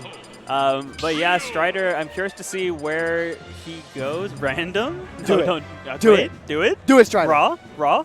Raw. Exclamation point. Not raw question mark. No, he's not going to. He's scared. He's scared of the heat. Sephiroth, Terry, random. What do we He's got? thinking, though. Is Yeah, he what a do we goober? have? He's a goober, bro. We're going back to second. Yeah, I mean, Good from, choice, from good an choice. objective standpoint, it definitely makes the most sense. You've got the spacing Ryu, so now you can go back to your campier Sephiroth style of play. Would love to see the random, but hey, you know. but for the people's standpoint, random would have been the move. True. So true. Like, what does he want? Does he want to move on in bracket at this massive event, or does he want to be a people's champ? Right, you know? exactly. I'm going for the people every single time. That's exactly right. Nice extension there from Mitch, racking up a nice 69% early on. Ooh, yeah, big damage, and we do have the side B was on Mitch, but gets the shield up in time, so it's not too much of a factor. Sephiroth up air. Exactly. Sephiroth up air covering both platforms. Yeah, really huge. And that's why you're going to see the stage from the Sephiroth. It's covering everything. Because initially you're thinking, oh, maybe Mitch can use the platforms to get around those big disjoints. Right. But that's not going to matter because Strider can just cover everything with his up air. It's going to do such a good job. And we see it happening right here. Definitely a slight lead to Mitch, but Strider, I mean, the one wing back air already starting to even things up. Now we got some pressure. I like the idea to go for the grab, but yeah, misses the tech of that Tatsu. Tatsu is a very funny kill move to me. I always laugh when I see it. Yeah, because the later hits of it, you're thinking, oh, this is going to be weak. I'm just going to get knocked back a little bit. And you just get obliterated off the top of the It's stage. so aggressive. It's like, it's not even just the kill screen. It's kill screen with no chance of survival on this slow little spinny kick move. I don't think I've ever seen that move like kind of kill. Yeah, exactly. Always exactly. Omega kills you. Very good point. Nice call out on the focus before Mitch could get a cancel out. And yeah, that's the classic Sephiroth short hopping with their back to you. They want one thing. They only want one thing. Yeah, you know exactly what they want. And there's not much you can do to avoid it. That's you the know what I unfortunate mean? part, right? You're kind of just going to get hit by it. Yeah, really great stuff. Strider's trying to play out of the corner a little bit here. Alright, here Black Twins coming over. We got Shiny. Oh, we got a Pikachu Ditto coming up on the bottom right in a second as they get set up. That'll definitely be interesting to look at. They just called Black Twins Saul Goodman. That's Pichu versus Pikachu. Oh, so let's we're go. going to have 4 rats on screen at once. For rats. That's insane. And That's weird. wild. That's not something you see. I mean, Pikachu, as good of a character as he is, definitely not super common. Yeah, neither of those characters have that much representation. Yeah, very true. Oh my gosh, and going back to our previous set,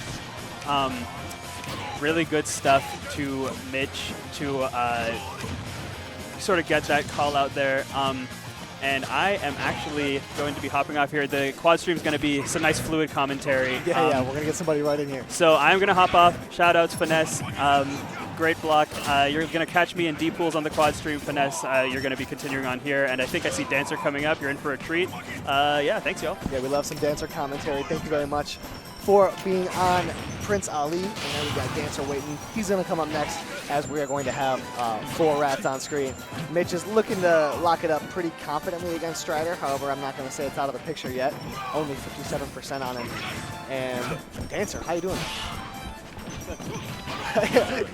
That's my bad. He didn't get the setup, get the headset on quite To yet. answer the question, I'm doing just fine. I don't know about that, Ryu, though. Almost died there. All right, yeah, this how are you Sephiroth- doing, young Finesse? Oh, God. I'm doing solid. I'm doing solid. That's The good. Sephiroth, not doing as solid as you are as Mitch looks to clean this thing up. And I'm not sure if you heard what the word is, but What's the we are word? about to have Shiny Mark Mike Liu, Pikachu Ditto. That is... And we're going to have Saul Goodman versus Black Twins, Pikachu, Pichu. So that might not only be the greatest event in Smash Bros. That might be the greatest event ever.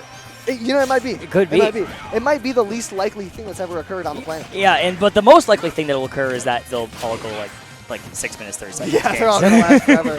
However, I will say they're kind of each paired against their like aggressive counterparts. Yeah, right? that is true. That is Shiny true. Mark is going to go a little bit slower. Mike Liu's going to go faster, and he's called Stall Goodman for a reason. Oh, right? Goodman. But That is true. he's going to be playing against Black Twins, who plays like a demon. That is 100% factual. So, but we'll get to that after we get to that here. Mitch and Strider still rocking it out so far. Mitch looks like he's gonna clean this one up unless Strider can make something happen. Although, I mean, kill percent here probably. Yeah, Mitch took away those first 2 games a lot more confidently than Oh, he's God. taken this Back. third one with that side B yet again. I was Yeah, talking to Ali earlier about how I've never seen Ryu side B kind of kill. It always just obliterates you. And another good example of that. That's going to clean it up there. Yeah, I do feel like that move. I mean, I never see it like Ryu, not the most popular character. I mean, I do like Ryu. Ryu's fun, Yeah. but I do feel like sometimes Ryu will like that move. He like sends you like 2 inches or like 2 miles. Yeah, so. it's never like, oh, is it killing? And then, oh, he's dead there. Or, oh, no way he dies. And now we are in between all 4 sets. It's been some fun quad stream action, rather. You love to have a squad stream, get to see everything all at once. Yeah, that is at true. the same time. That is true. You get to see everything. We also get a fun view of the mainstream here. Neo versus Doof. Doof is a Upper Peninsula Sora, if I Doof? recall correctly. Yeah, dude. Love to see the Upper Young Peninsula Doof, bro. showing up. How often do you see Upper Peninsula Michigan? coming out to This is the events? first time I've seen any of them, but they're all out here today. Him, Same. Chaz, All of them? Maniac. Is Doof is here. Jay Dizzle here? That's my one I piece don't, of I Upper don't, maybe. Peninsula. I haven't seen them. Maybe. I've not seen him. But we heard the crowd pop off earlier for 1 stock being taken off Riddle. It was raw. I'll say that. He did It break was the very shield. raw, dude. Mike or Grassfed Man, EMUSC legend. Oh, is he from he is. EMU? He's He's EMUSC literally from the place EMUSC this tournament legend, is at. bro. Absolutely. Okay, I didn't know that. That makes it There's some dogs. make a little bit more sense. Wilf I'm and thinking Candle could be a fun one too. Olimar versus Villager. Wilf, one couple of little goobers in that matchup. the, that is true. Just not an inch of height in that matchup. I lost to a villager today. I hate that Nah. character. Popping off after every blueberry. Let's go, let's go. Literally. That's what it was. It wasn't let's go, it was No. Every time. It's like, no, dude, it's not cool. It's villager, I promise you. You gotta put the However, headphones on. Wilf is raw. J. Cole Let me say playing. that. Wilf knows a thing or two. No, Kendrick playing. Kendrick I'm not gonna playing. do that. That's I'm not gonna do true. that beef on stream. Yeah. About to get into it with the rap They're not watching, bro. Trust me. beef. Yeah, true. That'd be crazy if you just see like J. Cole's tweeting like- like, this like- asshole commentating the Smash Bros. It's event like it's like doesn't like my diss track. on the well, here we go. We got Wilf and Candle rocking MPS. These might be a button check actually. I don't know. Yeah, this better be it. They do love throwing things. See, this is one of those matchups where you can't tell if it's a button check, but I'm going to say with relative bro. confidence that this is. Wilf type of guy likes to get himself set up. And Wilf, I know, one of the most confident players I've ever met. So he is coming into this game not thinking, oh, I can do this. He's thinking, I will do this. I'm going to win this one. I got it. Yeah, it's not a matter of what's going to happen. It's a matter of when He's he thinking, will win. this Candle Kid sucks. I'm going to lock in. I'm going to beat him. Wilf, one of the more confident players. Yeah, dude. Gotta do it. Yeah, and I love to see that confidence, right? There's a lot of like, I don't know if I'm going to win. But Wilf is going to be coming in super confident. I'm curious to see if Candle can answer. What I'm excited to see is later on in this event, I want to say the first round outside of top 96, or maybe 1 or 2 thereafter, Candle is seeded to play against MK Leo. And that is one of those matchups where I think about it, and I think that could be one of those big MK Leo upsets that you see sometimes. And now on the bottom right, Shiny Oh Mark my and MK gosh. Lou, Oh my gosh. The sky is falling. We got Mike Lou and Shiny. Like, can you imagine? Can you imagine? that'd be bananas. That would be There's- absolutely there's insane. no So way. Mike Lou is rocking the Libre Pikachu skin for those in the back watching. And we got Black Twins 13 and Saul Goodman. Dude, it's gonna go crazy. all these games are going to last a long time. So we got lots of Smash Bros. Here, Finesse. Love to see it. This is interesting. Black Twins opted to go the Aegis is into true. Pikachu. I'm not sure how good that matchup is. I thought it was a little bit bad for Aegis, but feeling pretty confident in it, or maybe just not wanting to run the Pichu at all. Yeah, Pikachu could be interesting. Like kind of like a Brawly playstyle, but I don't know. Maybe he knows something about Saul Goodman rather. Wait a minute, Saul Goodman looking like he might take a stock here. He's going to go off stage. He's not going to find it. Oh no, might lose one there. Good down tilt there from Black Twins. Oh gosh, And there's so I've never commentated a quad stream before, or even though there's just 3 games, there's so much to see. Look, that guy just missed his tech. Yeah, a lot of That guy's got ledge trumped. Huckham's on the ledge. He's pointing to the screen right now. He's saying, look at that. Oh, right there. Yeah, we do see Candle cleaning up Wilf pretty convincingly. Saul Goodman put up a nice threat against Black Twins, but these are 3 matchups where we're expecting to see 3 total washes, right? That's what we're thinking is going to happen, but you never do know. Wilf just took a nice little forward smash stock. Could start surging forward a little bit as the shiny mark Mike Ludido is pretty close so far. Mike Lu's doing a solid job, and the down B gets it done. Mike Lu threatening to take this game off Shiny Mark. That would be an interesting sight to see, man. Guatemala Zone, I believe, Shiny Mark, but versus just Central Michigan, or I guess Michigan State area, Spartan land as they might call it. Yeah, But Thunder Jolt. This is the Thunder Jolt era now. Yeah, they're going to clank with each other, but I'm still thinking Mike Lu's got a shot here. Oh yeah, it's definitely possible. He had a lot of practice against the Piranha Plant. Y'all were commentating with Ollie. Yeah. As well. Getting some good practice on his extensions and such, but Yeah, so dude. far, it's Shiny Mark that's coming out on top of every neutral interaction. Drag down on the platform, Oh my catches gosh. the air dodge as well. Shiny Mark is onto something right now. Yeah, no lightning though on that exchange. So a little bit of life here for Mike, but has to make it back to the stage. Well, and he will, but run right into an F tilt for good measure. Get it back to the ledge. Late hit fair, didn't quite do it. My Shiny gosh. Mark perhaps finding a little bit of luck falling out of that. Now Mike Lu trying to chase down. The dash attack does it as well. Shiny Mark gets him in disadvantage for a long time. Oh my gosh, way downtown here. So much. This is but getting back to the ledge here, but lots of pummels. Up throw will probably kill even on town and city. Yeah. Pikachu up throw. Gets it done for sure. Yeah. And we are at a significant 1 stock lead in all 3 of the stream matchups. Yeah, Candle one is is- going to clear up his first match. Yep. Their first match. And it looks like that Saul will also fall to Black Twins here in game 1. But I don't know, man. Uh-oh. Ooh, Saul Goodman with a nice little extension. The down air gets it done. Maybe making Black Twins sweat a little bit. He's got an opening onto the platform. Yeah, got the tech though, but gonna get kind of punished here for good measure. Small Battlefield is so good, man, for all these characters who can just carry you across the stage like this. It is such a powerful stage in this rotation. But now off of the stage, Saul, then back to the ledge. There Nope. it is. The F smash definitely going to get it done. No Good good. call out there for Black Twins as Saul Goodman couldn't find his footing. The bottom right, we got Mike Lu versus Shiny Mark wrapping up a little bit. Up there, maybe trying to get it done. And the lead just keeps growing and growing for Shiny Mark. That forward air, not quite going to get it done. Pikachu can't quite find the easiest kill options. Where are We're they way going? below stage. I cannot believe that hit. That's so funny. Oh, that's still going to get it done. There you go. Yep. Shiny Mark playing hot right there. He wanted that side B. That would have been so fun. Absolutely. Going way downtown for it too. I guess under the town, the subway. Yeah, we're under Down in town, city. actually. That's funny. Now, what do we got? Candle versus Wilf. Game 2 looking a little bit closer. Wilf maybe getting his bearings a little bit, but that's going to work out. Lloyd Rocket has like a 52 frame startup or something, and Candle, keenly aware of that, is going to call it out. I think just threw a purple at it. Down, to, smash, something like that. Yep. Any big, down big body smash. purple. Pikmin gonna get the job done. Absolutely. And Saul Goodman for the past 2-3 minutes of gameplay has kind of had Black Twins number. Down there, God. not going to get it done. Yeah. But he's making Black Twins sweat right now. Yeah, but we'll see. Black Twins, phenomenal player in his own right. Adapting. It's not necessarily like some of these beginning sets, beginning parts of the sets that we all worry about. It's the ending of them. Nice out smash. If you're ahead the entire set and lose the first stock even, Right, exactly. no one remembers.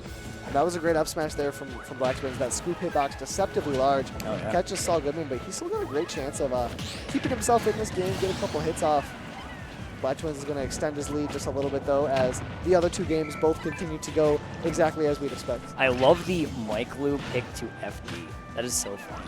Yeah. I think he's just We're going to he's get all the pretty- extensions. Yeah, he's pretty sure that Shiny Mark is going to get the better extensions than him. So he's going to go on an FD stage where he can avoid platforms and just not have any of the weird stuff to worry about. Absolutely. Oh, up smash out of shield, though. Look like poor man's Fox. Good job there from Shiny Mark. Getting better at that exchange. Looks like Candle, or a Wilf on his last stock of this game. He can turn the burners on to defeat Candle. Yeah, and Saul Goodman as well wasn't able to Oh, God. capitalize on the lead that he was taking Get a SD stock, there, bro. unfortunately. Couldn't get the stock off Black Twins, and now Wolf Candle, I believe, is the closest game that we have right now. Wolf is going to try and go off stage and try and set something up, Boink. but that back air, ooh, not quite going to get it done. Wolf lives to fight another day. Yeah, only at 109%. That kill screen is pretty fair.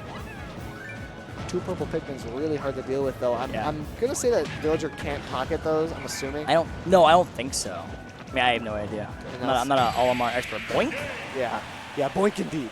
Little up smash, Big gets it dog done point for straight up. Gets it done for Candle.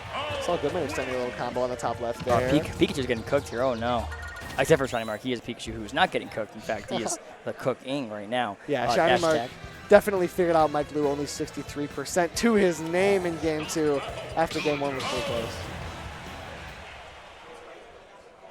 Black Twins, Saul Goodman the only one still going. As Saul Goodman has a massive deficit here. A nice F smash. That was though. cute. He's gotten a few solid reads. He just hasn't been able to find the consistency. Yeah, and jumping right into the up smash, unfortunately for Mike, or for Saul rather. Sorry, Pikachu. Again, which one? Yeah, you're mixing them all up. How couldn't you go? Yeah. It's not winner's quarterfinal for the whole event, right? It's winner's quarterfinal. Yeah. Of course. Cool. I was gonna say like Imagine. that would have been insane, bro. Saul Goodman guaranteed The like Saul- 48th or something. Yeah, dude. All right, so Shiny Mark and Mike Liu starting up here. Shiny Mark 2 games to 0 here, rather. Looking like he might go. Oh, God. Dang. Wrong way. Yeah, fortunate for Mike Liu to wind up being sent back to the stage rather than out. That would have been the stock Yeah, for sure. no if he did. kidding. I can't believe he's hanging on to it, but he's going to keep trying to scrap. But Shiny Mark has, since that first game, just been in control of things. Ooh. That down air to punish the Thunder. Shiny Mark, JD? Maybe. Question mark? Keep an eye on that. See if there is the potential. It's like the Twitter accounts that they call it the perfect game watch or something. Right, Oh, exactly. never mind. There it goes. And now, Saul Goodman off to a great start against Black Twins over there on the top left. And a jab block is going to Ooh. keep the start going. Pivot up tilt. Look at him go. Great And- extension there for Saul Goodman. It's gonna look nice. Oh, he air dodged right into the dash attack too, off of the ledge slip off animation. My God, he just whipping out forward smash. Just Saul Goodman is on him right now. Black Twins can't find Oh. stage at all. However, he finds it in the most opportune moments off stage as Pyra. Oh no, that was Man. at like 50. I do feel like Saul, he'll get mad stuff will be occurring, like he'll still literally creating new elements on planet Earth, and then sometimes he'll just give up stage and then 2 hints. Yeah, Dead. he kind of gets a little bit too much dip on his chip. No As kidding. I like to say, goes a little bit too high with that ledge guard. Now, still working on Black Twins, though. Has a lead that is getting smaller and smaller by the moment. Black Twins getting a couple extra connections. The Pyra is out, down nope. tilt, up air. There it is And again. where did your lead go, Saul? Unfortunate stuff as they keep it going. The forward air is going to get it done. Saul Goodman still very much in this game. It's Oh, dead Mike. even at the end of the game. As, yeah, Mike Liu getting cleaned up by Shiny Mark. Forces an SD, though. That was all him. Legendary. Yeah, Saul Goodman, Black Twins, the only close game we got on stream right now. As Black Twins looking to run away with it, the F smash just might have done it, but didn't connect. Couple of back airs in a row. Oh, Pyra's coming out. Pyra. Saul Goodman's been struggling against the Pyra. Yeah, I mean, might just be the fact that Saul is not a 400-pound Pikachu. Little small boy, and Pyra manages so much. Yeah. She's so powerful, dude. This sword will swing you to the 5th dimension, kind of like right here. Ooh, Boom, told you. exactly. Yeah, and Saul Goodman wasn't able to kind of oppress Pyra the way that you have to when you're playing that matchup. You have Yeah. to be able to push down Pyra. You have for to be a able long to time. get the gimps that can be possible against Pyra and Mythra, just because of how weird they're, especially Pyra, because of how awkward their recoveries can be. And Pikachu can just push people to the ledge. When you give Pyra the ability to play neutral against, Pyra and Mythra are the character with the best neutral in the game, probably. Right, yeah. One of, right? And so it's like, it becomes very hard to get the W there. Good job there from Black Twins. Yeah, Clean able to. All of our people cleaned it up short order here. 3 O's apiece, all of them. Yeah. kind of as we anticipated. I think any of these upsets, had they Vegas. occurred, would have been like the biggest upset of the tournament. Yeah. So just kind of gonna lock him down pretty convincingly, and we're gonna get Shiny Mark on stream yet again against Fair. Another matchup that's expected to be a bit of a wash, but less so. Fair, a super solid player from Kentucky. I want to say he's PR. Yes, they're PR. I believe they recently committed to Michigan State University. Oh, really? As well. Yeah. Okay. On the National Signing Day, Grayson just signed Fair. Yeah, I was MSU wondering because team. Fair did come to an MSU Invitational a while ago. Yeah. Did pretty solid. Took a set off of Anthony Isn't Cool, but then lost to a couple of 2 tours and 3 tours. But that was true. still, though, very solid work from Will he from beat Fair. Shiny Mark, though? I do not believe that is a matchup I've ever seen before in my entire life. Yeah, Pikachu and Banjo, bro. I'm confident that I've never seen it, even in friendlies. I don't think I've ever seen Yeah, listen, when any you're- context when when you these two have 3 played. a.m. in the hotel room, man, that's when the Dr. Mario comes out. That's not Yeah. when the Pikachu and Yeah. Banjo Hey, let me goes play to- Banjo, Go man. out, bro. Because the thing about Banjo is that you never see Banjo in friendlies. You never see because Banjo. if the Banjo players is playing friendlies, they're going to be going their secondaries because they're trying to have fun. That's true. And if someone who doesn't main Banjo is going their secondaries, they're not going to play Banjo because they're trying to have fun. You know what I'm saying? Exactly. You're not going to see Banjo in either contest. I mean, Banjo, you rarely see. They're barely even a character. Downbeat is the character. If Yeah. Downbeat was the only move Banjo had, they would not be the worst character in this game. yeah, down B and some item play, bit of mix-ups. You're going to get maybe pressuring to be in shield, but everything is going to revolve around how much can you get that down B working. Exactly. And maybe the Wonder Wing, maybe the eggs. could come Maybe through. the Nair combos and stuff, the down throw, Sure, strings. sure. So maybe there is a little bit more to this character than the down B, but it is funny to say that, though, so we're going to continue on to say it. So we got Fair and Shiny Mark here on some, what is it, Smashville. Yeah, Okay. you got it. And there's down B, told you. All right, so who do you have here? I mean, I certainly have Shiny Mark, but I wouldn't put it out of the realm of possibility for Yeah. Fair to get this because I can't imagine Shiny Mark has any sort of decent Banjo experience, but Yeah. that might just not matter. A nice extension. Shiny Mark chases him all the way off stage. Downer didn't do it. Nope.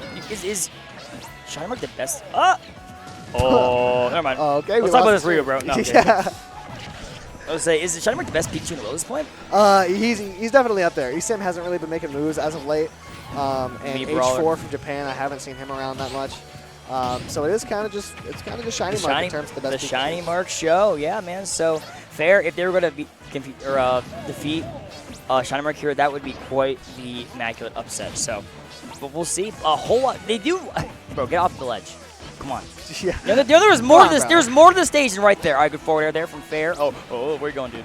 Yeah, Banjo can Never go mind. below the stage forever, so I am never going to be convinced that Fair is going to lose a stock until he's actually in the blast. Ah! Huh? Oh no, Finesse! He did a tech and What he fell happened? halfway across the universe. What did he not tech? Was it grenade? I think it was grenade or either force. I smash didn't or even something. see the grenade.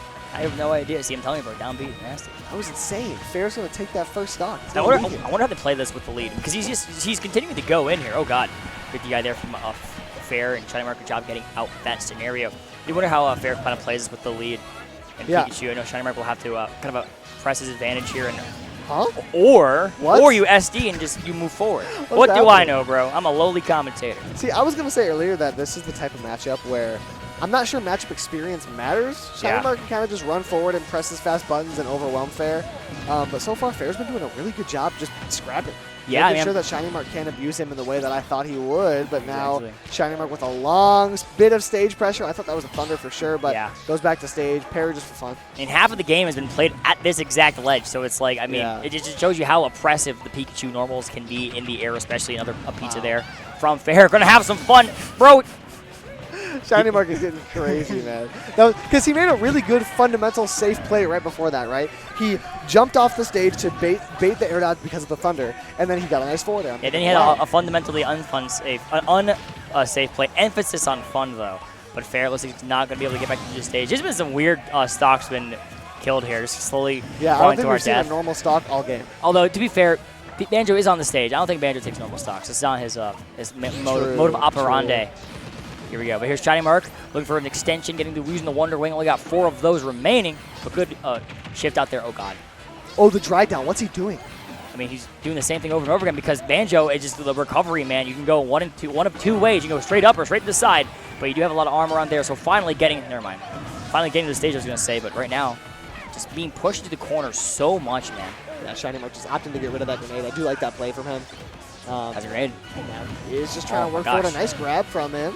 No kill confirmed. Falling up or off the platform. Chasing up high. Fair. Oh, Maybe falling no. 2 hits. Can't get him to connect the No, up what am air I- into the nope. platform. That's it. I don't think anyone's teched all game as Fair is gonna lose game 1. So you know, like, you have like the shield button, you can like when you hit the wall, you can like press the shield button and you won't bounce off. Yeah, so niche just so you mechanic. know, right? Little niche mechanic. Yeah, You don't bounce niche, as niche far. mechanic. They just discovered they put that in the game yesterday. Oh, really? Yeah. New edition? I didn't know they were adding up there. Everything Banjo does was put in the game yesterday. That's actually a fact. Chris 64 versus Saul Goodman on the top left. 2 Michigan. You cannot get rid of Saul Goodman.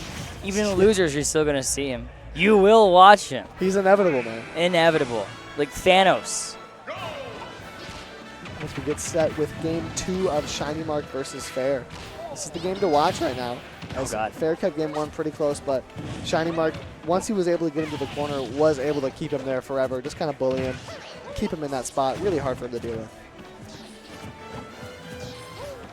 That downer, not going to get it done as Fair does. Whoa! Out of disadvantage, Oh, grenade my into gosh. side B. He's going to take that stock and takes another early lead off of Shiny Mark.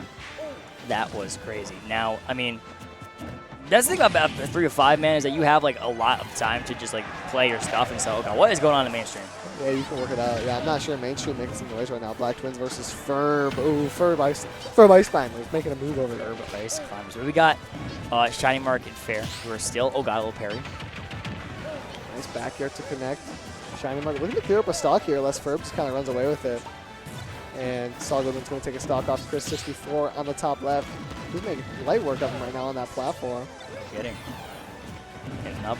Good roll off of that from Chris 64. Oh god, no shield there from Saul. But On the platform, come on, Saul. Ooh. whoa. Oh, got the roll read. Nice. Oh, Good nope. play there from Saul. Can't Slid take in. the stock, though. But yeah, he just can't That's recover. the Saul dip, bro. Cannot recover. But now the match to watch continues to be Fair versus Shiny Mark here, as Fair is heavily threatening the Oh, upset. God. Shiny Oh, Mark wanted to give. He got it, but What? he gipped himself. He couldn't What? recover. No, I swear, they just don't have jumps. They just be forgetting how many jumps they have. They're just like, I don't want to play the game. I'm going to go down. Yeah, the amount of early awkward stocks and SDs we've seen already in just a game and a half between Fair and Shiny Mark has been crazy. Quad box difference, baby. Oh, God. Trying to go for a crazy drag down off the ledge, but oh, no. Oh, no. Yes. It's not going to be the stock yet. 38%. Fair is going to be able to get back. That Wonder Wing has proven to be a really good tool to kind of allow you to get back to stage without letting Pikachu ledge guard you at all. Yeah, You because just get back. exactly, because, you know, like a character like Banjo who has, like, trouble getting back to the ledge, I mean, the stage, you see it like 1,000 times this game. So, I mean, at the same time, when you have, like, Wonder Wing, it covers your butt, it protects you when you're going back in. Yeah, that Wonder Wing is going to be very necessary. No kidding. As Saul Goodman continues to, or not Saul Goodman, again, the double Pikachu. Yeah. As Shiny Mark continues to press That guy. forward. He's got a bit of a lead here, was able to kind of overcome the deficit that Fair was able to impose onto him. Now the T-Jolts off stage are going to keep on Ooh. pressure. Up B gets called out by down tilt. You got to be I careful like that! here. F smash, not going to get it done. Shiny Mark stays alive. A lot of recovery options at his disposal. Oh, no! Wow. The lingering hit of the Wonder Wing finesse. It just barely caught him at the very end. Boom! Fair's able to take Oh, a game. no. Taking a game. Good job to Fair there. Oh, my gosh. My mic peaked in my bad. Oh, my Yeah, gosh. these mics peak. I can't always tell if it's just our mics or if it was the chat as well, but whatever. Very close game there on the bottom right, as we're going to have Cashmere 7 versus Cake on the top right. That is a legendary game. Yeah, Cashmere Piranha 7 Plant local legend. versus Cashmere 7 versus Cake. Piranha Plant. Although I do think that's Grimbo, the Piranha Plant, unless But yeah, you're right. What the heck? they just forgot to change the tag and there's 2 Piranha Plant mains That'd here. be so funny. Which- Same color. Yeah, that has a Grimbo. Yeah, definitely It Grimbo. also means it's losers too. Still. So, Yeah, true. As Saul Goodman making good work on Chris 64 there. I want to say he won the first game, but I'm not totally sure. He's got a long extension on the top left. A nice one to read the air dodge as well. Going to carry him off stage. The bridges. Saul Goodman with a great extension. Forward air doesn't get it done, and he might have cooked himself. Great recovery to avoid the down air. oh my gosh. But again, there's a lot of people falling down today, man. It's getting late, getting hot in the building. Yeah. People's X button true. sticking. Fair versus Shiny Mark continues to be the match to watch up here, though. Drag down into an up tilt forward air. Shiny Mark continues to put on the pressure in the corner. but Fair Oh, just no. sends it back with a forward air. Yeah, it could be anyone's game here, Fair and Shiny Mark. I feel like it would be a colossal upset if Fair did take it. But right now, I mean, it is so even Steven, but they'll get back to ledge. There you go. Oh, never mind. Nice dash attack, gets it done. And now Shiny Mark with I think his first stock lead of the set. He has lost his first stock before Fair every single time thus far. So now Fair is going to be the one to take the lead. Shiny Mark goes below the stage, keeps himself alive, and just continues to pressure on the Fair. Yeah, I mean, if Shiny Mark's gonna like chill a deal here, I mean, sometimes you get like the top player. There are some people who they adapt a lot faster middle of the game, and sometimes maybe Shiny Mark is one of those people who right here, will die to the up smash of Fairs. I was about to say the adaptation is on point so far for Shiny Mark, but immediately Fair is able to find exactly. The explosive stock, and that's been the story so far for Shiny Mark. That's what he's been getting caught by. Getting caught by a weird Gimps or an F smash or an up smash. Fair is getting a lot of mileage off of just randomly jump scare taking a stock. That is the mid-tier, low-tier Gambit, baby. It's the YOLO swag move you've never seen before or you've only seen a few times. And it's like, man, I cannot believe that happened to me because it can happen to anyone. And right here, though, the tried and true, the chalk Pikachu combos are putting in work for Shiny Mark here. 120 or 131% on Fair. And up smash after the drag down. Classic from Shiny Mark, evening this one up in the unevening this one up, we'll say. Taking the lead, if you might say as well. Oh, God. Nice off stage pressure. It's been really easy. That Wonder Wing has been a saving grace for Fair so far. Yet again, missing the tech, able to make it back, though. So much of this game has been played on the stage or on the ledge. Just whenever you're just off the stage, it's basically just be like having to fight a 2v1 the entire time, fight your opponent, and the fact that if you fall down, you'll die and lose your stock. So much to balance and figure out here. Especially when, Fair, the side beat, you only have it 5 times per game. Just very rarely will you, like a Banjo ever not use it. Fair is really good at this game, right? So he's not going to just remove the fact that you're not going to run out of them. Yeah. But he'll use one right here, though. Fair pretty good at kind of making you forget that Banjo has a limited amount of side beat. Yeah, it's true. He's able to throw one out so consistently. He's kind of always getting back to ledge with it. You kind of get you thinking, how does he have so many? But Fair really good at just... Oh, and now he has 0. He uses that last one, and I'm sure that's going to be an SD at this point. Maybe the grenade. Shiny Mark going to go out with the down air. Gets it done. Goes up 2-1. Like a ping pong machine at the very end there. Dang. A good job to Shiny Mark. Cleans it up in the meantime. We have Saul Goodman, Chris 64. I want to say this is game 3. I'm not sure who took game 1. I have no idea. I think Saul did, but I remember you said that a while ago. You thought Saul did. I did not catch it as well. Yeah. You can check and figure that out for the people. Not totally sure, though. It is 2-2 in terms of stock count. It's very close regardless. And Kashmir 7 ekes out a nail-biter against Grimbo. Oh, yeah. Right there from Kashmir. Steve's running it back. So here we go. As you mentioned earlier, the match to watch still remains Shiny Mark and Fair. And a classic Game 5 fashion would have to occur for Fair to take the W here. But Shiny Mark looking for the 3-1 victory. Yeah. Has her 8 in hand, throwing it around, no dice.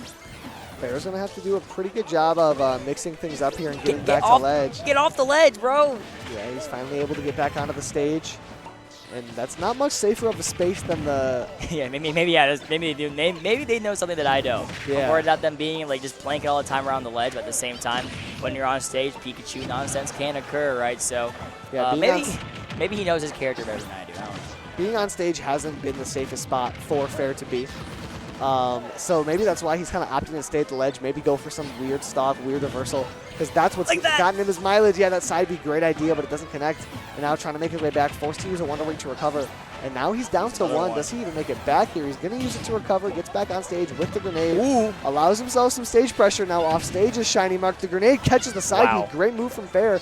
He's going to have a ledge trap on the left side, but takes it a little bit too slow, gets the grenade out, relents with the stage pressure. Side tilt's going to hit Shiny Mark. Fair needs to get backstage 171. That's a whole lot of percent. But stalling. Looks like Snake with the grenade stalls here. Fair going to use the grenade once again. Oh. Ooh! Nice. There Yeah, you go. Shiny Mark was committing to a Thunder there, and I thought it was going to give Fair an opportunity to come back, but not quite as he winds up back on stage. Down a whole stock.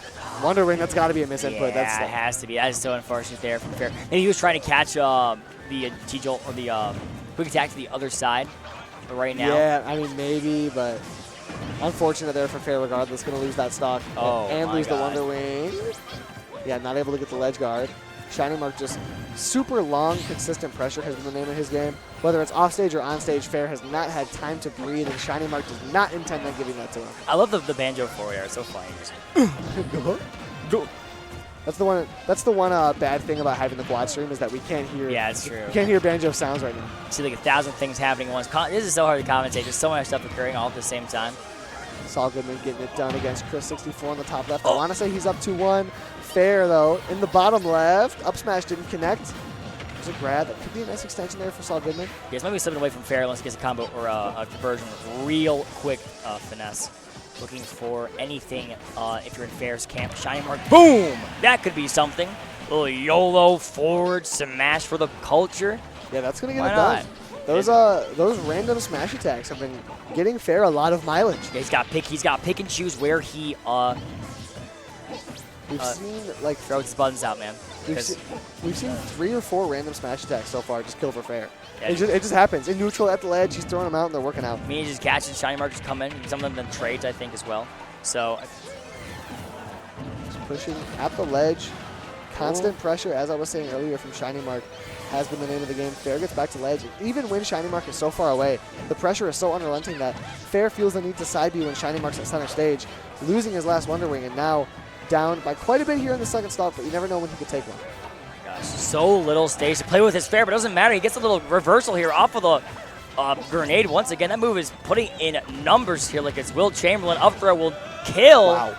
At 173 here, going to have Fair's last stock of winners unless it wins this game, but oh no. Yeah, Banjo is not light. So No, it's not light at all. I'm surprised to see that up throw kill so early. Oh, As Shining Mark way below the stage, Fair tries to get it done with a side B. I believe that would have been unsackable. I like the idea. Now getting himself back on stage. Shining Mark is going to keep pushing forward so consistently, so constantly. These platforms are so good for Pikachu, man. Just extend so well for both of them. And then Banjo, unfortunately, not getting much off the platform. No drag downs, nothing in regards to that. But, oh my god, you see that one jab? That was insane. Yeah, that jab to keep him at the ledge just a little bit longer. But Fair keeps pushing forward down a whole stock. And this game is slowly falling out of his hands. It may no longer be the set to watch. Shining Mark with a nice extension onto the platform. Down smash. Doesn't get it done yet. Still has the opportunity to extend off stage. One more Wonder Wing finesse. If he has to use it to get back to the ledge, you want to have that option to attack and rob Shining Mark of an early stock. And there it is. No. F-tilt. Will this be the extension that kills Fair here? Looks like it might not There we be. go. He finally gets that tech. And if you're Fair right now, you hate to be down 2 full stocks. No Wonder Wing. Up smash gets it done. What if I'm only down 1 stock, though? Not impossible. Fair could find an opening. We've seen him take some ridiculous stocks so far, and if it wasn't for that, I would say it's impossible. But Fair has taken some weird ones. Getting wild off stage. Shining Mark tries to chase. Oh gosh, almost ran into his own grenade for off of the side tilt. Pikachu was one of those one slip away, but at such a high percent, we saw up throw kill earlier finesse as well, and I think it definitely will kill at this point. But do not count Fair out quite yet. Man, up air might kill soon too. Oh, come Fair on. kind of just running around, trying to avoid, right? Playing evasion. He has quite a bit of time to play the game that he wants, but Shining Mark, no stranger to a timeout, so I can't imagine Fair's going to take it that way. Yeah, 2-minute warning already has passed. So much percent on the board. Dropping his own grenade onto his head was Shining Mark, and the F-tilt will Really? read the Wow. roll. Get him out of here. Shining Mark moving on to quals. F-tilt's going to get it done, and now Grimbo kind of switching characters back and forth. I saw him win a game with the Olimar and then go Yeah. back to the plant. That is true. I guess the Olimar was just a stun on him. It's like, no, I got you. But I'm going to go to try to shoot around plant forward, or up air rather, will throw kill. Yeah, I'd be interested to look back and see what the character counter picks have been for Grimbo, because I saw him lose with the Piranha Plant, then win with the Olimar, and then come back to the Piranha Plant. So I do wonder how that occurred, but he's playing a solid game here against Casimir 7. Maybe the Olimar was just a mental reset. Yeah, As he's playing really well here in game. I'm pretty sure it's 4. Game 4 here, you said?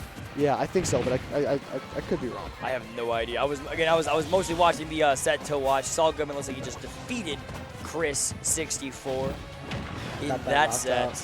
And now over here, I am just going to trust what it says on the overlay and just say it's 1-1 as Grimbo is going to take another stock there. Good stuff. Taking it off of Cashmere 7, who now has his work cut out for him if he wants to take a game. Oh, yeah. Piranha Plant, character that can rack up percentage very fast, which is something odd of Piranha Plant, like a zoning character. Uh-oh, what? Up B as a zone breaker to put Grimbo in disadvantage, then up smash to clean it up. Cashmere 7 with a creative stock there. The Cashmere stock, baby. Yeah, is that the Cashmere? Yes, I guess it is now. The Cashmere stock, he just trademarked it. No one else can use it. Except for him now. But I do love the Patui usage to try and break the up air combo, or up tilt combos, to turn to the up air combo. That's definitely really good there from Grimbo. Steve probably has a lot of matchup experience against Steve, at least in that regard, something I had never seen before until today. Throwing a Patui out, parrying. Some guy hits him. There you go. Benair, but no extension. Jared didn't get it done. There it does, though. Gets on some damage. Up smash. Man, Patui's going to bail him out of it. That's such a strong tool that Piranha Plant has in this matchup. It's probably Piranha is by far best one. To me, that Poison Cloud, you just get it grabbed and just jab like a maniac. That one's also good as well. It rack up like 40 percentage points. Yeah, that Patui move is extremely solid. It gets a lot of work done for Piranha Plant. Yeah. It kind of is just what he has. Lance and Advo, but that's Bowser Jr. versus Stark Samus. That could be a decent set. Be interested to see. Lance is a player that every now and then comes out of nowhere and makes a great run. Yeah, like every now and then, like Lance will just, yeah, I'm gonna be lavish. Yeah, I'm gonna beat someone. Yeah, I'm gonna beat someone. Yeah. There was a movement a while ago. One of the bigger regionals that I want to say about 100 people came to, where he did really well. As Grimbo cleans up Game 3 against Cashmere 7, going to go up 2-1. Pretty well with multiple different characters so far as Grimbo. Will he switch back to the Olimar though, or just a stunt? Yeah, I don't know. Because Flex? it's crazy to start stunting when you're down 1-0, but it worked. You know what I'm saying? It did. He goes up 2-1, and I am interested to see what the character pick is going to be. I assume he's going to stay Piranha Plant. And I'm thinking that this guy just... wow. He's going to stun on him. And now he's going to stun on him, bro. That's this interesting. is so funny. Because the Piranha Plant has proven that it has the sauce. It's good enough to beat the Steve, and so is the Olimar. He just can't commit to one. Well, so we've got Advo and Lance, Grimbo and Cashmere. Also, Kayani and Saul. That would be a hot set to watch as well. Yeah, that could be a good one if we wind up seeing it. Saul Goodman has 3 on-stream sets in a row. He's farming. Kayani, I believe, would be the seeded favorite there, but Saul Goodman with a very tough matchup for Kayani. So. Yeah. Now, Secret. I want to see this Grimbo Olimar, man, because I was watching the Shining Mark set when he was out at Callis a few games ago. So right now, he's throwing his pick, he's taking his sweet time. Ooh. See, this is one of those things where when you have a Piranha Plant and an Olimar, and your Olimar is equally as capable of taking games as your Piranha Plant is, I don't understand why you would ever play Piranha Plant. Yeah, that is true. I can't think of a matchup where I would rather have Piranha Plant than Olimar. It's like 2018. Like, I love the plant game. Yeah, there was that big plant game meme thing. But yeah, I mean, I feel like Olimar is just the Vegas odds better character, you know. So it's like, I mean, they play similar. But hey, I mean, Lucky's here. Piranha Plants, that's his character, man. So it's like, hey, just play what you want to play, man. It's nice to get dubs on it. But and now Cashmere doing a pretty good job against the Olimar here, taking a stock with the up smash. Looking like he's going to clean up that game pretty convincingly as Advo gets to work on Lance on the bottom right. So much shield damage, and that is actually crazy. Yeah, I believe, if I'm not wrong, I believe that it's impossible for Screw Attack to actually break shield. You always get poked by it. Really? So it is safe to just sit in that shield, but you're going to get hit anyway. So yeah, that is true. I mean, eventually, if you don't watch your shield, you can get hit by maybe the charge shot or something that could break it. But I don't think I've ever been hit by Samus' shield break move, so I just lucked out there. Yeah, but not super common. As Lance Mode has 120% on him, getting hit off stage. Advo keeps chasing down. Down tip doesn't get it done either. And when Olimar lost. Yeah, he won with the Olimar, and then he won with the plant, and he's now won a game and lost a game with both of his characters. Now, so the Game 5 character decision, I imagine he's just going to go back to Olimar because that's what he's been doing the whole time, but it's a mystery. PS2 for Lance and Advo. Lance on his last stock of this game 1 year. Yeah, Lance is pushing forward pretty effectively. Forward air to get Advo off stage. This could be a stock. Catches him without a jump. It's just bombs to recover. But and just Zare. bombs Zare and up B is A serviceable recovery indeed, Oh but my- Lance Mode able to get a back air after the upbeat. That move is so silly. Yeah, it's so strong. Yeah, I just remember like super early in this game, the up for even in Smash 4, just the chunk, the hammer. Right. It's crazy. Right, and it's so deceptively strong. You're thinking like, oh, what can he do? He's in the air. He's not going to hit me with anything. And then just landing, I guess, aerial after falling out of the clown cart. Really good move there for Lance, as he's kind of continuing to extend his lead a little bit. Or not extend his lead, but get back into this game. Yeah, look, because I mean, look to get a lead. he was down quite a bit, considerably so, about a few minutes ago. But right now, it looks like that Abba will seal the deal out, not let this one slip away. What? Not let this one slip there away. it is. Bombs getting it done off the stage. Very hard move to deal with, especially if your Bowser Jr. and your recovery really only goes vertical if you're under the stage like that. Not really much room for a horizontal mix, so Advil's able to clear it up pretty convincingly. So game 5 here, rubber match between Grimbo and Kaz. It looks like that Grimbo will go. The Piranha Plant. Yeah, I'm interested to see what's going to happen here. That could actually wind up being a pretty close set. Pretty entertaining, as Grimbo and Kashmir have been kind of swinging back and forth. Grimbo off to an early lead here in this game 5. Yeah, that looks like the. I mean, I don't know what the game plan would be. Oh no! For Piranha Plant versus Steve, but it looks like the Patui, as you remember, put in work the games prior that we have seen. So I assume that definitely will be one of the things that are going to be used by Kaz, or you just rip out the F smash like a boss. Oh no! Yeah, I could even see Patui getting Oh, he didn't tech his own Wow. block. Oh, the Omen block and then destroys You got to Kaz. tech that, Kashmir. Gosh. See, I was thinking even in some cases it's possible that Patui gets over a wall and maybe put down some pressure on the Steve. Yeah, that too as well, I can think. But I can't imagine what kind of tools Piranha Plant has to deal with Steve's wall. Maybe a landing there or something like that? I don't know. Yeah, I mean, I just saw like Odin just, or not Odin, oh my gosh, Kaz just like forward smash the Patui like a baseball or something, just like knocked it out of the air. So maybe Yeah, like, there's an true. aspect of clanking that could be used as well. We'll try to go for the block gimmick, not going to work though. Takes a little too far. Uh-oh, but running right into an up smash. Not gonna die at this point. Kaz looking for a backer, gonna miss. 80% on that side. Yeah, and Tilt. Grimbo so far, the Piranha Plant is getting things done. The Patui threatening to take another stock on the right side of the stage. He's still at mid% on his first. And Kashmir 7 just cannot avoid these Patuis. He's playing very evasive. Going down to our lower right here. That Dark Samus skin is so cute. The yellow, it's so nice. It is Piss Samus. Piss Samus. I love it. It actually is a sleek color. I like that. Dark Samus has some of the best ults in the game, if you ask me. It's like the gold iPhone. Those are some of the, it's like Dark Samus and like Meta Knight have some of the coolest That's- ults. I that's love true. those Dark ults. Samus also got the coolest windscreens. That's my hot take. True, Been having the coolest windscreens forever. Dark Samus is just cool. That is true. Top 5 character in this game, man. Well, top 5 character in this game, and there's 2 of them. Wait a minute, Kayani's playing Dr. Mario. Oh my gosh. The Axel School of character counterpicks here. I'm gonna be Dr. straight Mario. up. That makes a lot of sense because Joker versus Pikachu is a really bad Yeah, matchup. it is. And I have never heard a Pikachu player say a good thing about this matchup.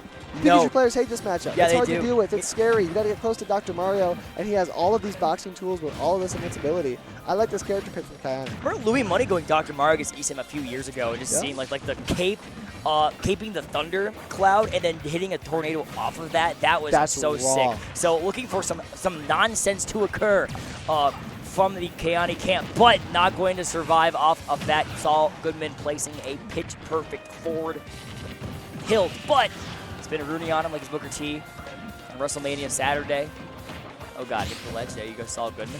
Saul Goodman is out here. Dr. Mario, not the fastest boy in the West. So perhaps it looks like that Saul will take his sweet time. Yeah, that's the one thing the Pikachu can do. If in this matchup, if the Pikachu player just commits to not approaching, you're gonna win. And Yeah, it's one of those things where you think like, oh, I'm gonna have to approach eventually. That's not even really the case. You can kind of just like stand there, put on the damage. If you get hit, that's fine, but it's whatever.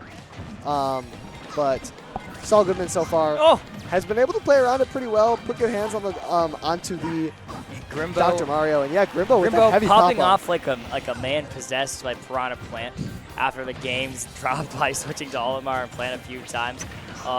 pulled out the W in that exchange. So look at that. Icon's going to be on our television screen now, too. Icon and Dante Latte. That's a set for the culture. That is the Love set to see it. for the culture. Dante Latte, man, EMUSC legend.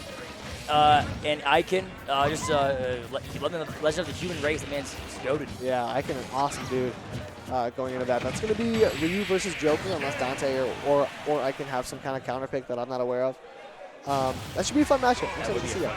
So I have a takes, game 2. yeah, 2-0 pretty comfortably over Lance. And it looks like Kayane's Dr. Mario pick here. Look kind of clean earlier in the day, but right now just not.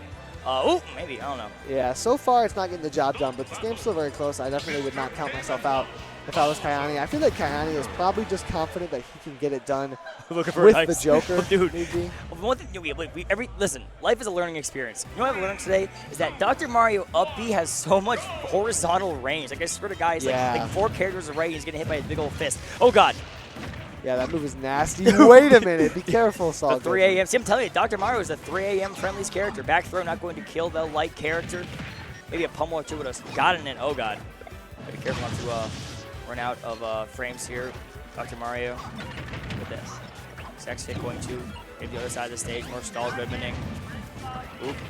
Yeah, Kayane has to watch it here. Takes that stock with the back air, but now going into the last stock, Saul has to be really careful because Kayane could rip away a stock. Dr. Mario really good at doing it. Advo Game & Watch, by the way. Haven't seen this in forever. Yeah, the Advo Game & Watch does not come out frequently. It's not at all. Maybe he's going to the Grimbo School of Counterpick. Winning a game, pick a character. Yeah, maybe just trying to get used to it.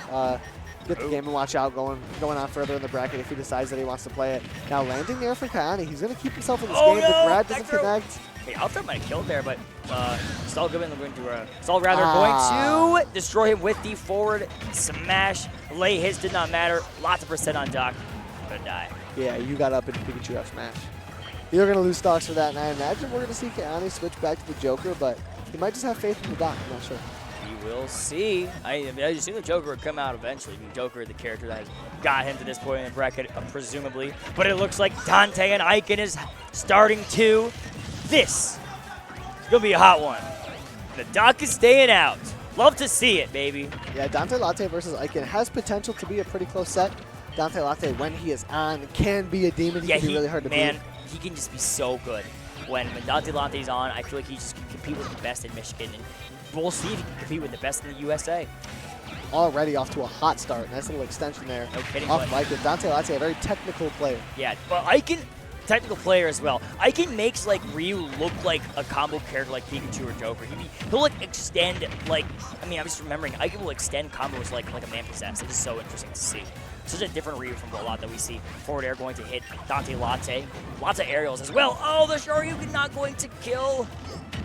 Yeah, Icon does a really good job extending those combos, as you said. Trying to do that onto Dante Latte, but he's pushing forward pretty consistently. Dante, Joker gun off stage. He's going to threaten with that almost every single time. Poor Dr. Mario. Set up into the Shoryu, gets it done. And yeah, Saul Goodman's giving Kayane's Dr. Mario the work right now. Yeah, maybe Dr. Mario going to go back to the lab. Joker will come out for this game, but it looks like that this game is not that far away from Dante Latte here, although 41% is not anything to complain about. Ooh, Icon is looking like he's going to stun, and this PS2 platform doing him no favors, Dante Latte, that is. Yeah, Dante so far doing a good job keeping himself close, but if he can't wrap up the stock with this Arsene right now, which he won't, it's going to be real hard for him to keep himself in this game. I always just think of commentating Joker. I mean, it's not how reality is, but sometimes, oh no, oh no, oh no. But sometimes I feel like with Joker, when you have Arsene, everyone just thinks like, oh, I have to kill with it, or I have to kill with it, or like I lost, like I'm not using like I'm not playing the game correctly. You know, a wise man once said that playing against Joker was like dating my ex. It was the most fun I ever had until that other guy showed up. And then it got really annoying. That is very wise. That guy is very wise. I always call Joker Arsene the blue meanie, even though he's red. Yeah, he literally is blue. Yeah, he's got some blue glow. So it looks like that Icon, who's also wearing blue, who could also refer to as the blue meanie, is currently just making Ryu look like a combo character. Yeah, Icon's the blue meanie of this set, putting on a lot of damage, already up to 80%. As he tacks on more and more with the projectiles. Advo might be doing this one up pretty soon here for Game & Watch Nation. Yeah, looks like Advo's going to get it done against Lance. Oh, boink! Down throw. Yeah. Goodbye. Yeah, and Saul Goodman on a very good pace to get it done against Kayani as well, and Dr. Mario. Not cutting it so far. I wonder if he's going to stick with that in Game 3. My assumption is that he won't, but hey, you know, sometimes Dr. Mario, the people, you just got to Maybe throw he's him just out, feeling bro. it, man. Maybe he's just feeling it, but maybe he'd be feeling a loss if he went to that again. Yeah. I'd think that for the best of Kayani, maybe you want to go Joker, but I don't know. There's a reason why you're in bracket and I'm not. Yeah, I mean, he might have a pretty bad history against Pikachu. And yeah, just against Saul Goodman particularly, because that matchup is really hard. it is. So it makes sense that he would try to counterpick, but I do wonder if he's got to be thinking Now or never. of going back to his roots kind of thing. And, oh my God, a third Tatsu not gonna kill Dante Latte. Yeah, hanging on by a thread right now, 159, and that's going to get it done. I've never seen that move kill my entire life. Just Yeah, that Big first meat. initial hitbox is pretty strong. Gets a lot of work done. and it looks like he's hovering over Ike, bro. Or Lucina, rather. I love Lucina because I get to say there's beauty in simplicity. He does not trust Joker, dude. Why did he go from Joker to Lucina? I feel like that's not that much better of a matchup. I would tend to agree. I feel like Pikachu's that character that just kind of just bodies like the sword characters. But I don't know. Maybe he just got something going here. Maybe he's worried about these loops and wants to up B out of them. I don't know. Maybe. Maybe just really not confident in the Joker. Or maybe it could also be a Saul thing. And right now, I don't know if that was the right idea. 62 to 075. Ugh. Saul's getting some great bridges. His extensions are super solid. A lot of damage, 73%. Saul Goodman putting in Goatman. work. But it looks like right now, saw something cooking there from Kayani. Thunder coming out. That would have absolutely killed if it connected, but No kidding. Saul Goodman continues to put on the pressure on the Kayani as it looks like the Lucina won't do it. Aiken putting in work against Dante Latte off rip, but Dante gets him onto the platform. When you're in disadvantage against Dante, that's when he's going to get the most out of it. Yeah. These long extensions that he can get sometimes. I can hit one move and got 47 off it. That is insane. Ryu, a nice character. Oh, I love this from Aiken, or Dante rather, but also from Aiken to get out of it too. Two honest characters here, Joker and Ryu, man. This is real Smash Bros. These guys are going back and forth super consistently as Dante and Aiken keep it really close game one. Dante with a nice forward tilt. Could be looking to take a lead here in game one. A nice counter is going to get it done. Does. A little crowd is starting to emerge here. See Onan and a few others at the side stream cheering on their whoever they have in these sets. It's like Saul Goodman taking a sweet, beautiful, sweet time to get back to the stage and gonna dash or get up attack for good measure. Ooh, Dante. Yeah, he's going to bait going left and swing himself back over to the right. Saul Goodman putting in some good evasive work, making it really hard for Kayani to work with. And this is why they call him Saul Goodman. It's going to be really hard for Kayani to chase him down at this point. Bro is going to make him work for it, man. So here's an interesting thing. Saul Goodman actually discovered this. If Pikachu side B's the ledge a certain way, he gets his ledge invincibility back. Watch that. He just dropped from ledge. He goes back to ledge. He had invincibility He on the did. left He did side. When he side B's into ledge in that particular way, you have your invincibility back for some reason. Saul Goodman actually invented that tech, and a lot of tournaments had to put a specific ban on doing the exact thing that where you just stay under the stage the whole time, because it's almost impossible to do anything about it as almost all characters.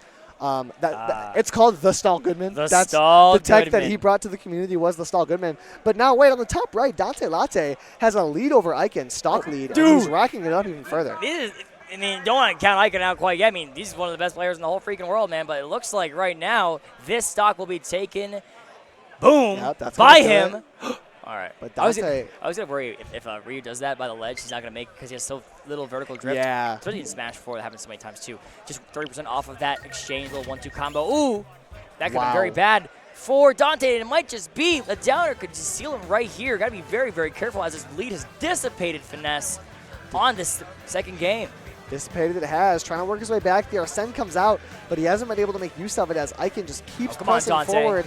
And Dante was looking good for a moment, but Aiken has surged back with a different type of ferocity, looking very strong right now. But the jab lock into the down smash, it doesn't get it done. Dante's going to chase off. He needs to catch his recovery, but he can't. Ryu's a big fella, not going to die quite that easily. Backer, though, love the cross up from Dante. Ooh, that was cute, but going to make it back. Great job there from Aiken, not letting that one slip away. Dash attack from Dante, resetting some nonsense here. Oh, trying to go for... They're not going to get it done. Dante's still trying to scrap. That's a phenomenal grab. Yeah, it was. Off stage is where he needs to get his mileage. The gun. No way. And the down air gets it done. Aiken is going to drop a game to Dante Latte. It looks like Dante Latte 1-1 What in sweet gosh going on here? Oh, Zamo just Oh, Zamo almost got JV3 Yeah. or JV forward. Okay, so I don't know if you guys just heard the massive crowd pop off, but off stream right now, we had Zamo, a Michigan Little Mac, almost get JV4 by DeBuzz, but he didn't, and the crowd went nuts for it. And did he just say we're going to sign off? No? Okay. You want to know what happened Oh, on okay. the set? I said, I don't Okay. know, because you're just going to say it. Yeah, so Dante Latte just played his ass off, took a game off of Icon, That keeping himself in the set, and the venue has come to life. venue has come to life here. Only took Dante Latte, man. Totally, it was definitely him. Yeah, it was all him. Not someone losing. It was We're someone popping off for winning. you, Dante. It Yeah, was it only looks moments like after. the Lucina could possibly. Oh, never mind. Oh, no, you're trust, bro. Yeah, Kayani's trying to make his way back. The charge F smash, he rolls in on it. As Saul Goodman looks to clean this set up. He might just do it here with the offstage interaction. It's the one thing Lucina has in that matchup. That up B is going to be really hard to gimp. But Saul Goodman keeps catching ledge options, catching jumps, catching rolls. He's looking really good. Forward air doesn't do it. I really like this stage from Icon. I feel like he has the ability to kind of like cover himself with like the shield that is the platform on both of the sides, and at the same time get some extensions. But at this, there is aspects of drag downs and other things that benefit Dante as well. But look who died. Yeah, Icon playing pretty consistent in this game. Kind of locking down the fort, trying to settle himself down. It's easy to lose a game as a solid player at a tournament like this, especially when the person you're losing in region. It's really easy to get shook and not play as well, but Icon just trying to stay grounded and doing a good job at that. Yeah, does not want to let this one slip away. Icon's also one of those guys, though. You're never going to see a massive crowd cheering against Icon. No. Because every region has somebody there that rocks with Icon a little bit. Yeah. Everyone likes Icon. Yeah, he's not like and people love MKLeo, but when one guy gets the game on Vallejo, it's like, all right, bro, MKLeo becomes public enemy number one. It becomes John Cena at ECW. So it's like, but at the same time, Dante's my guy, bro. So we'll see. Dante's playing pretty solid, but so far Icon has just had the consistency. He's been pushing forward. He's not really letting Dante get the things that he was getting last game. And Forte versus Mirai, I believe is how Mirai. you say their name. They are playing on the bottom right as well. Haven't talked about them yet. Fox versus Kazuya. It's a fun matchup. Yeah, Some scrappy bros. Nasty matchup. Hard to play if you're Fox. No kidding. But it looks like that Icon is cleaning this game up after perhaps a little bit embarrassed by losing the game to Dante. Does not want to, or he's turned the burners on, but oh god. Yeah, he is locked in now. Yeah, locked in. 181. On his last stock, the evasiveness comes out. One of the things I was talking about earlier that sets top players apart is their ability to avoid the win conditions that other players have that take stocks. 189% is a great example of that. Icon threatening a 3-stock after Dante took the game. I would just think about because when I play, I hate to bring myself up because I'm horrible at this game, but I play Donkey Kong and try and go for the PDQ of the Ding Dong, right? And so what's going to set the really good players is I just don't get grabs on them because they're always out of position. For me, they know the win conditions of other players. On Dante, stunning on with the 1-2 pop with the gunshots there. That's kind of sexy from Dante. Yeah, it was some great movement there from Dante. But at the same time, I mean, will he get that 2 more times? I mean, you get it 1 time. Maybe if it was a worse player, you get it other times earlier in the game. But Icon just kind of better players him, for lack of a better term, right? And just has the knowledge, has the adaptation, has the game 3. Yeah, I can get that up, but Dante does not look to be out of this game. I think he's still very much in this. He played a very good game 2, and that game 3 didn't convince me on Icon's side, right? I'm not totally convinced that he's gonna run away with this set quite yet. Absolutely. Dante, also a player that adapts pretty heavily as well, and I have played him. So we shall see in a few minutes here. But Forte looking like he's going to clean up. Oh, looks like Mirai rather might clean this one up with Kazuya Lamishima here. All right, PS2. Good stage for all these characters. Let's get started. It's a nice opening there for Icon. You like to get this damage up, especially when Dante's already proven that he's able to take a game. You like to get damage racked up as quickly as possible. Yeah, he's doing just that, already up to 80%. Yeah, to make it as like less likely as humanly possible for nonsense to occur. Just have yourself in the position where you get the stuff that you know how to do.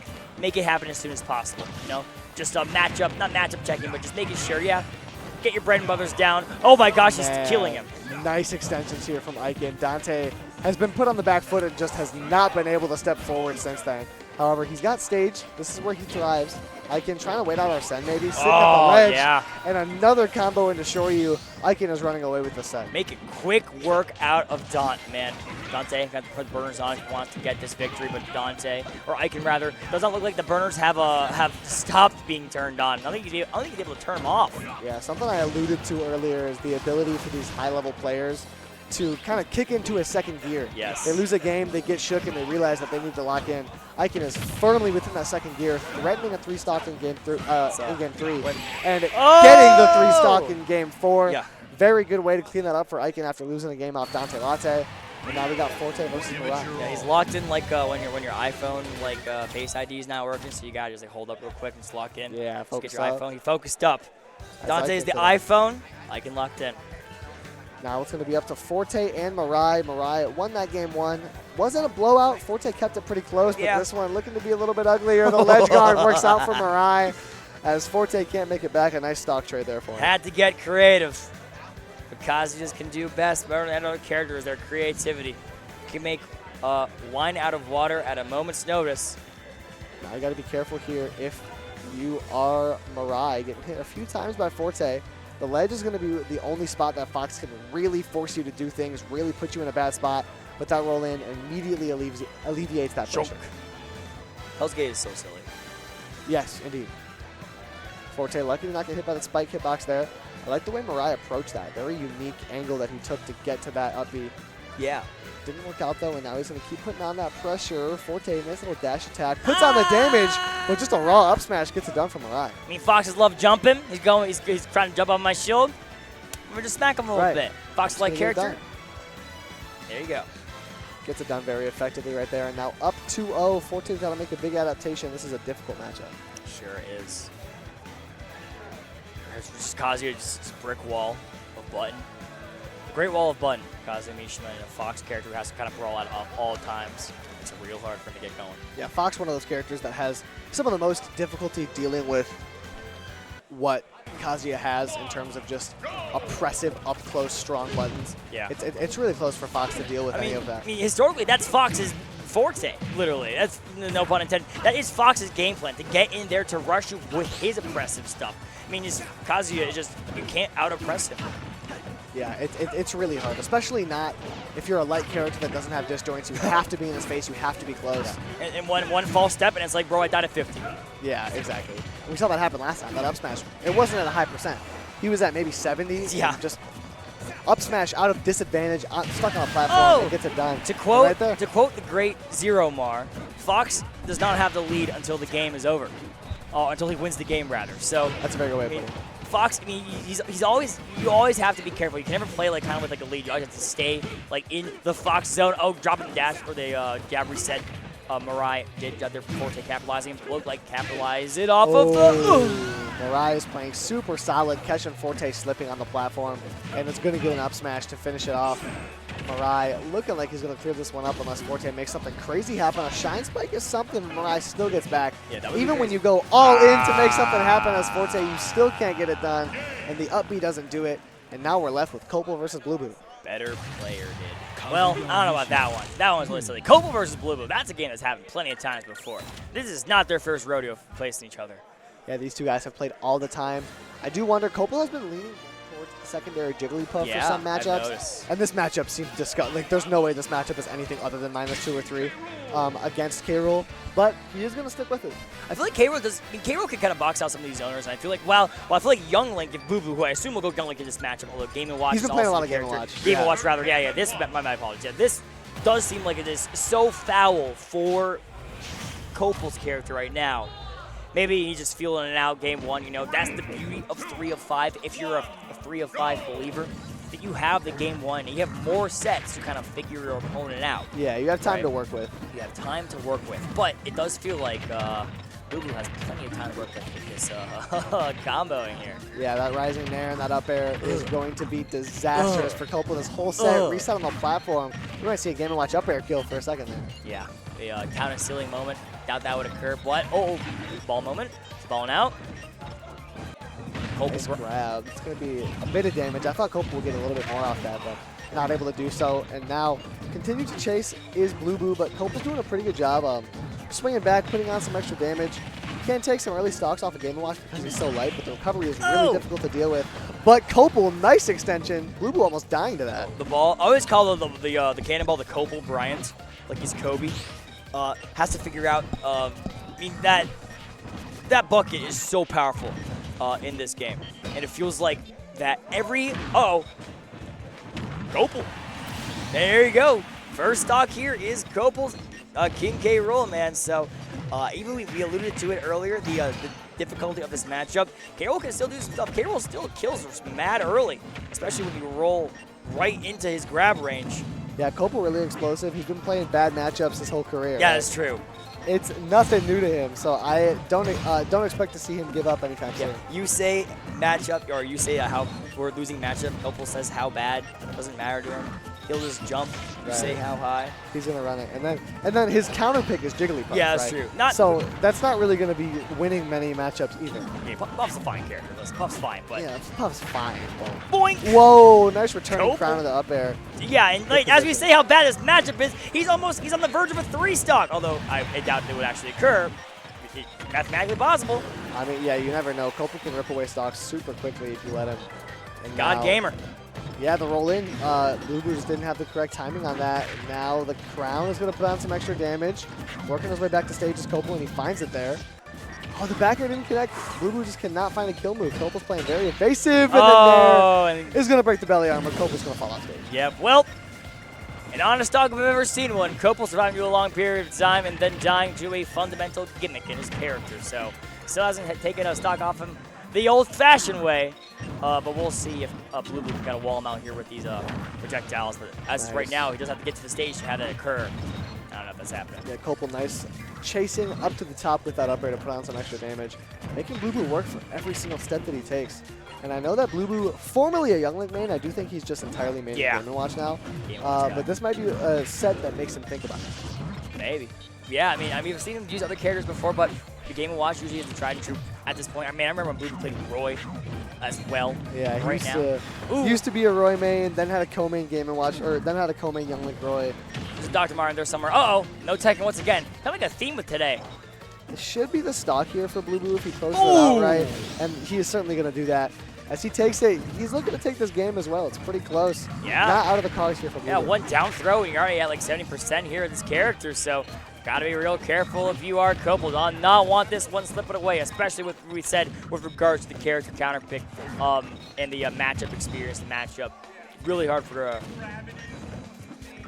King K. Rool. Just consistently reflecting these projectiles here for Blue Blue. They're playing catch. The- And he caught him. Yeah, returning crown gets it done, but there's really no reason not to just be spamming those, spamming that counter as Game & Watch, Yeah, why not? because typically, if you get overzealous with a reflector against K. Rool, he can down B the cannonball back at you, and you can lose a stock at like 60. But the way Game & Watch can just hold out bucket makes it so that that's not really a problem.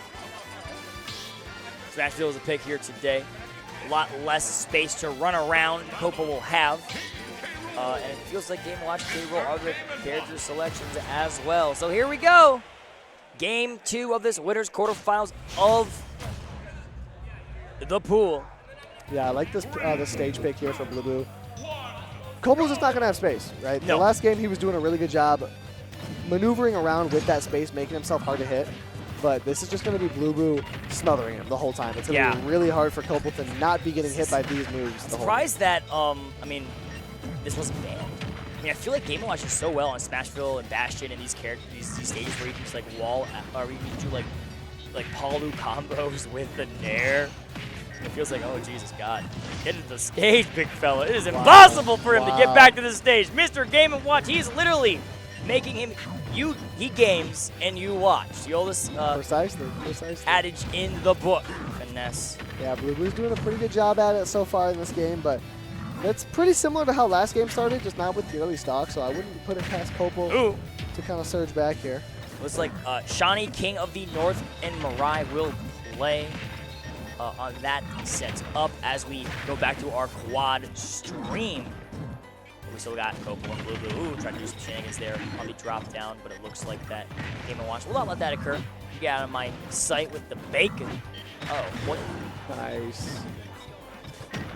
nowhere. Trying to push down consistently is Blue Boo. And Linus and Cosmos, that is a hot set. Surprised it's not playing on the mainstream. Uh-oh, but the big belly dash attack will seal the deal for Blue, or for Copel, but still has a tough hill to climb.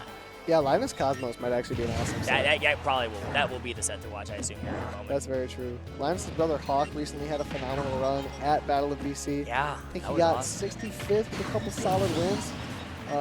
As Blue Boo is looking to clear up this game against the favorite. Who do you think Linus goes in this matchup? I don't know, man. Linus has so many characters. Cloud. He has Rosa, he has Min Min, he has Bowser, he has Ike. Linus has a lot of characters. I can see him going any of them. against The Cosmos. Linus like? I don't know the Linus like. Oh, the Linus, yeah. yeah, Cloud. You're Maybe right. that'd be Hawk, rather. But, I mean, maybe somebody who's brother does. Oh, they're playing catch.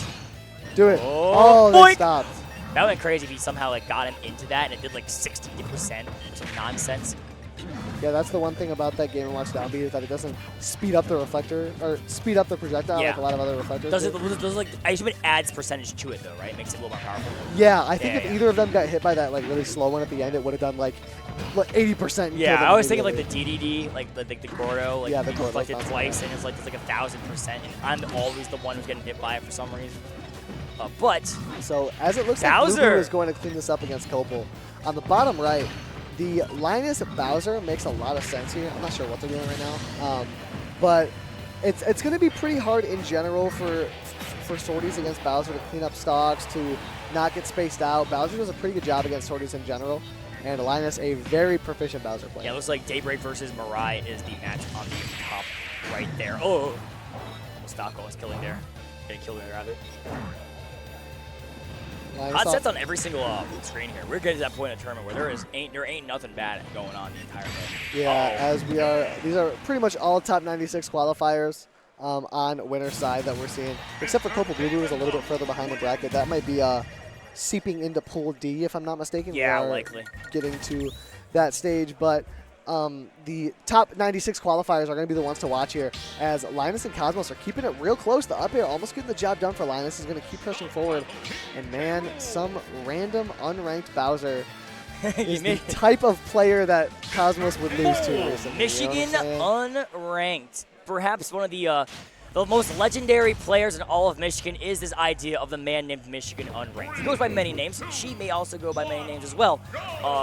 And it's just the fact that there are so many people in the state that were formerly ranked who have not lost their love for the game, but just simply have lost their love for going to movement every day or something. Yeah, or even players that have never been ranked will sometimes take great That's sets true. off out of state. I mean, threats, it used to right? be We saw- Boku. Is Michigan unranked, but Boku was Yeah, just Boku. now he's ranked. Boku has taken sets off of, or before he was ranked, took a set off Kamene. Yep, Right, right there. or We were both there. we've seen like Nad79 recently took a set off of Wilds at Afterburner, and now Linus looking to add his name to the list of that. crazy sets being taken like that. Although don't count Linus out. I mean, don't make Linus. I mean, he's a super major winner. I mean, he's won doubles around the world.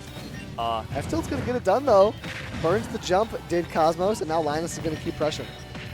Here we go, forward air of Linus, but gonna get back to the stage is Cosmos.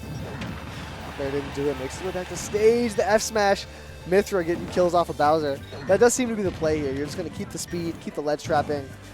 Where if you're playing Pyra, you kind of don't have any other advantages. You're still going to be taking a while to get kills, but now you're going to be the same speed as Bowser. And that's what's really scary. Yeah, Bowser, I mean, he's a fast guy, man. Usain Bowser Bolt. He goes in, I mean, the normals of Bowser are the fast ones. It's just his movement, his landing lag. There's aspects of Bowser. He's exploitable. But don't let his exploitation ability fool you. He will kill you super early. Wait up. Linus with the lead here last stock. Absolutely threatening to take a stock off of Cosmos. Does a unwise down air. Cosmos stays really patient, but that's a grab for Linus. Offstage has been huge for him. Chasing with the neutral lead. Doesn't get the job done. Pyra is so scary, especially when she's at high percentage. Really?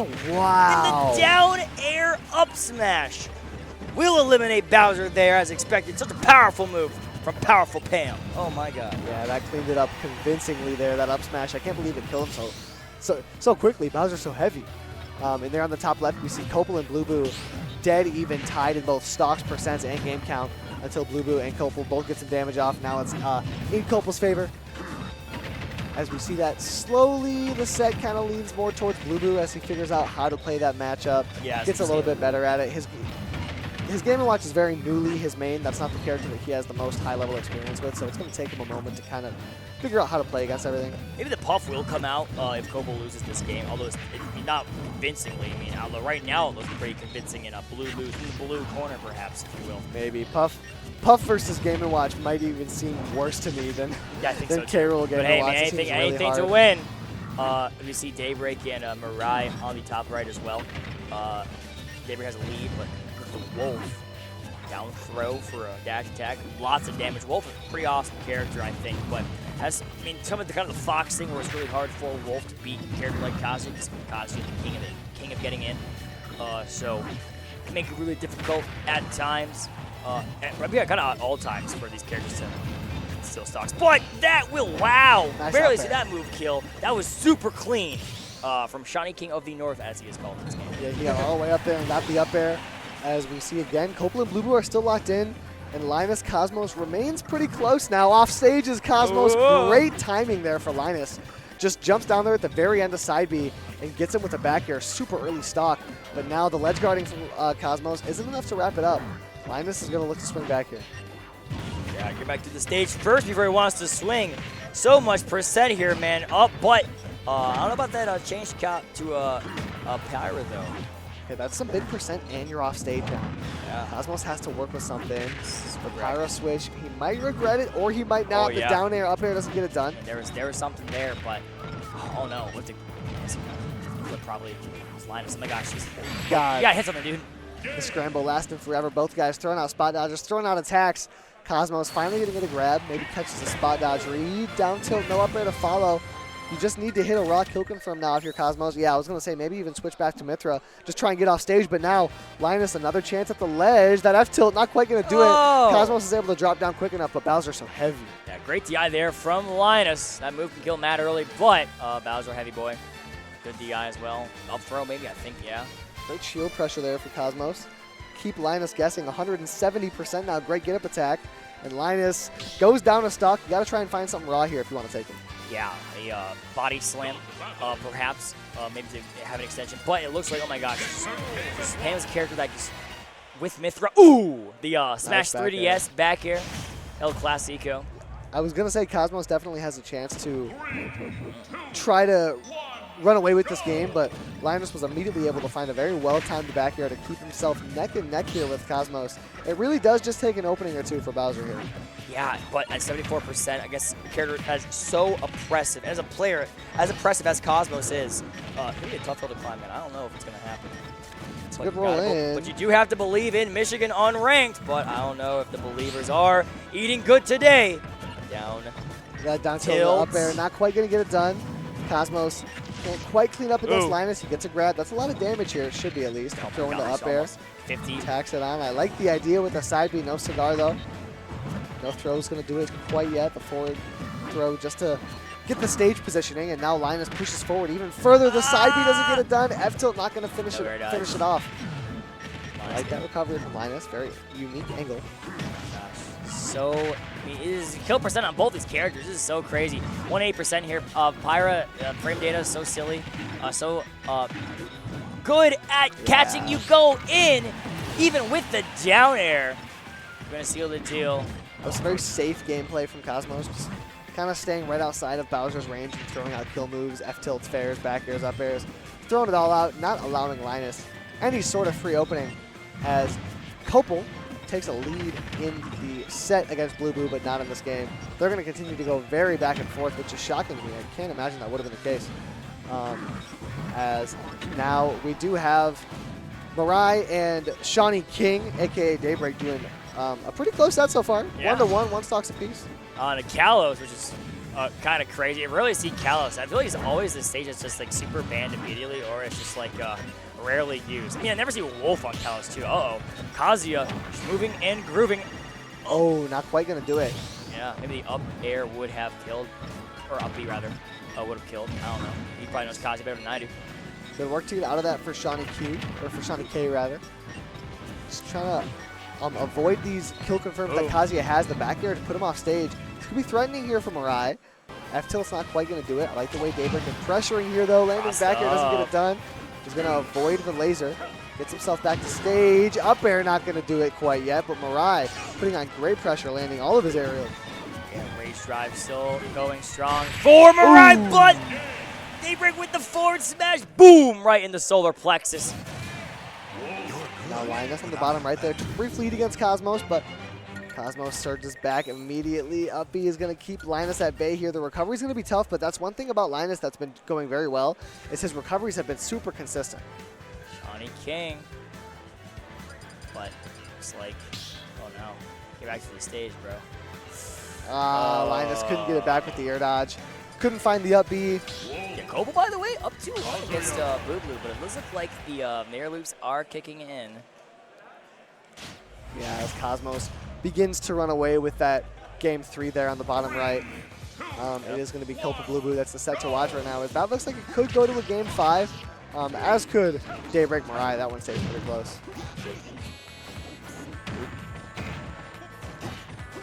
Linus trying to bring it back there on the bottom left. The back air is going to do it. If you want to try and bring it back, that is a move. Oh, that yeah. can certainly help you out, especially when it lands. But right now, man, Cosmos just, it feels like the pressure is so unelected to the Linus fan club. It's not, I don't know, man. We're looking a little rough here, but anything is possible here in Super Smash Bros. Ult.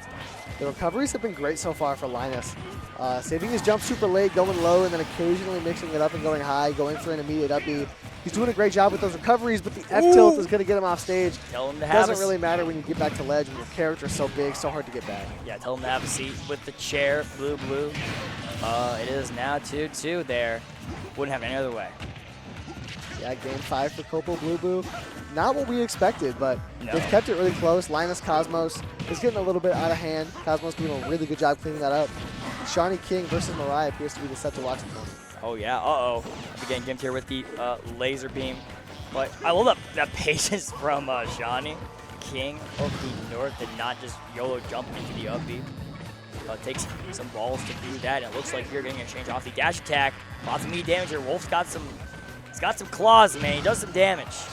Nice timing, just in general for Shawnee K. Moving his way around Kazuya pretty proficiently, moving in when he needs to, dash attacking the moment he sees a move come out. Really good stuff for him so far. There. Oh my god. Oh my god. He rage drived right through the up smash. That is crazy.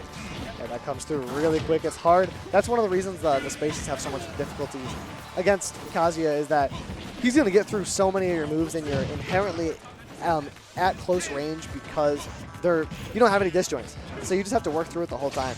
And Copa Blue Blue is neck and neck right now in game 5. These guys are going back and forth. I'm really one to watch here. We got Copal. Nice up into up air. Blue Blue trying to take him up top. Another up air is going to get it done. Stays close, does Blue Blue, but Copal works his way out. I'm surprised that didn't kill at this percent, to be honest. That could take some real early stocks. Returning crown, Blue Blue stays away from it. Counter stealing moment. Nice, there you go. Another crown is going to connect. Keeping on the pressure in the corner as Blue Blue just pushes forward. Another up air, not going to get it done. Landing back air, I love that charge down smash, but it doesn't get it done. Kazuya Mishima wins. Now the neutral B threatening Copal just a little bit, making it really hard for him to get back to stage. That makes it hard for all characters, not to mention K-Rool. As the Blue Blue up smash gets it done, he takes the lead here. The roll read right where he wanted him. And it looks like now that the Wishmaker Blue Blue might be finding himself in the nice position. Oh, nothing that little K-Roll up air won't solve, though. I love the hesitation on the up B for Blue Blue, but man, Copal's going to make him pay for it pretty early on, right afterwards. Evened up on stocks. It's been going back and forth. I want to say they've just traded games, 1-1-1-1. I think that is true, 100%. Just going back and forth here. Copal won game 1, so they're going to keep trading, and Copal win this one too. Math serves me right, but oh my god, he just stunned on him. Just rolling back and forth. Putting on some extra damage now as Blue Blue as he tacks it up to 80%. Makes it just a little bit harder for Copal to keep himself in this game. Good patience there from Copal. Not getting loading of that shield. Yeah, I think he had the good game off of Beast Mode Caller. Wait, no. Oh, yeah, he's got that smash. It was close, though. Yeah. Nad 79 off stream, or 97, I think, against Beast Mode Paul on the main stream.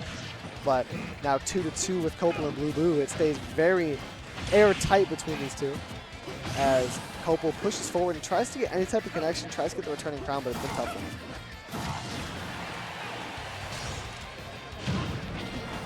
See, here's the thing about that is that it's really hard for Copel to get any sort of kill setup because a lot of his like mid-range extensions and combos and kill confirms all kind of rely on that returning crown, which is really hard to get against Game & Watch because he can bucket even when he's not looking the right way. It's still going to send it back. Yeah, exactly. And like Game & Watch is like, I mean, Copel, he has to just get like a raw grab. But Game & Watch is just his bubble is just placed so far away that he doesn't really get in your face unless he's the one who is putting that pressure in. So it makes it really hard for Copel, as you said, to get these stocks. But the suck will help him out here. Copel, oh, I learned something new today. Oh, the DBZ. All right, hey, we are going to swap off here. Thank you all for watching us. This has been Dancer and Finesse. We got Ritual and Prince Ali taking over the stream for us. Thank you all for watching. We're going to sign it off for me and Finesse. Take it easy, everyone. Enjoy these Game 5s. It's going to be great blocks. Many more to come. Stay tuned for the rest of the tournament. Top 96 qualifiers. We'll see you all tomorrow.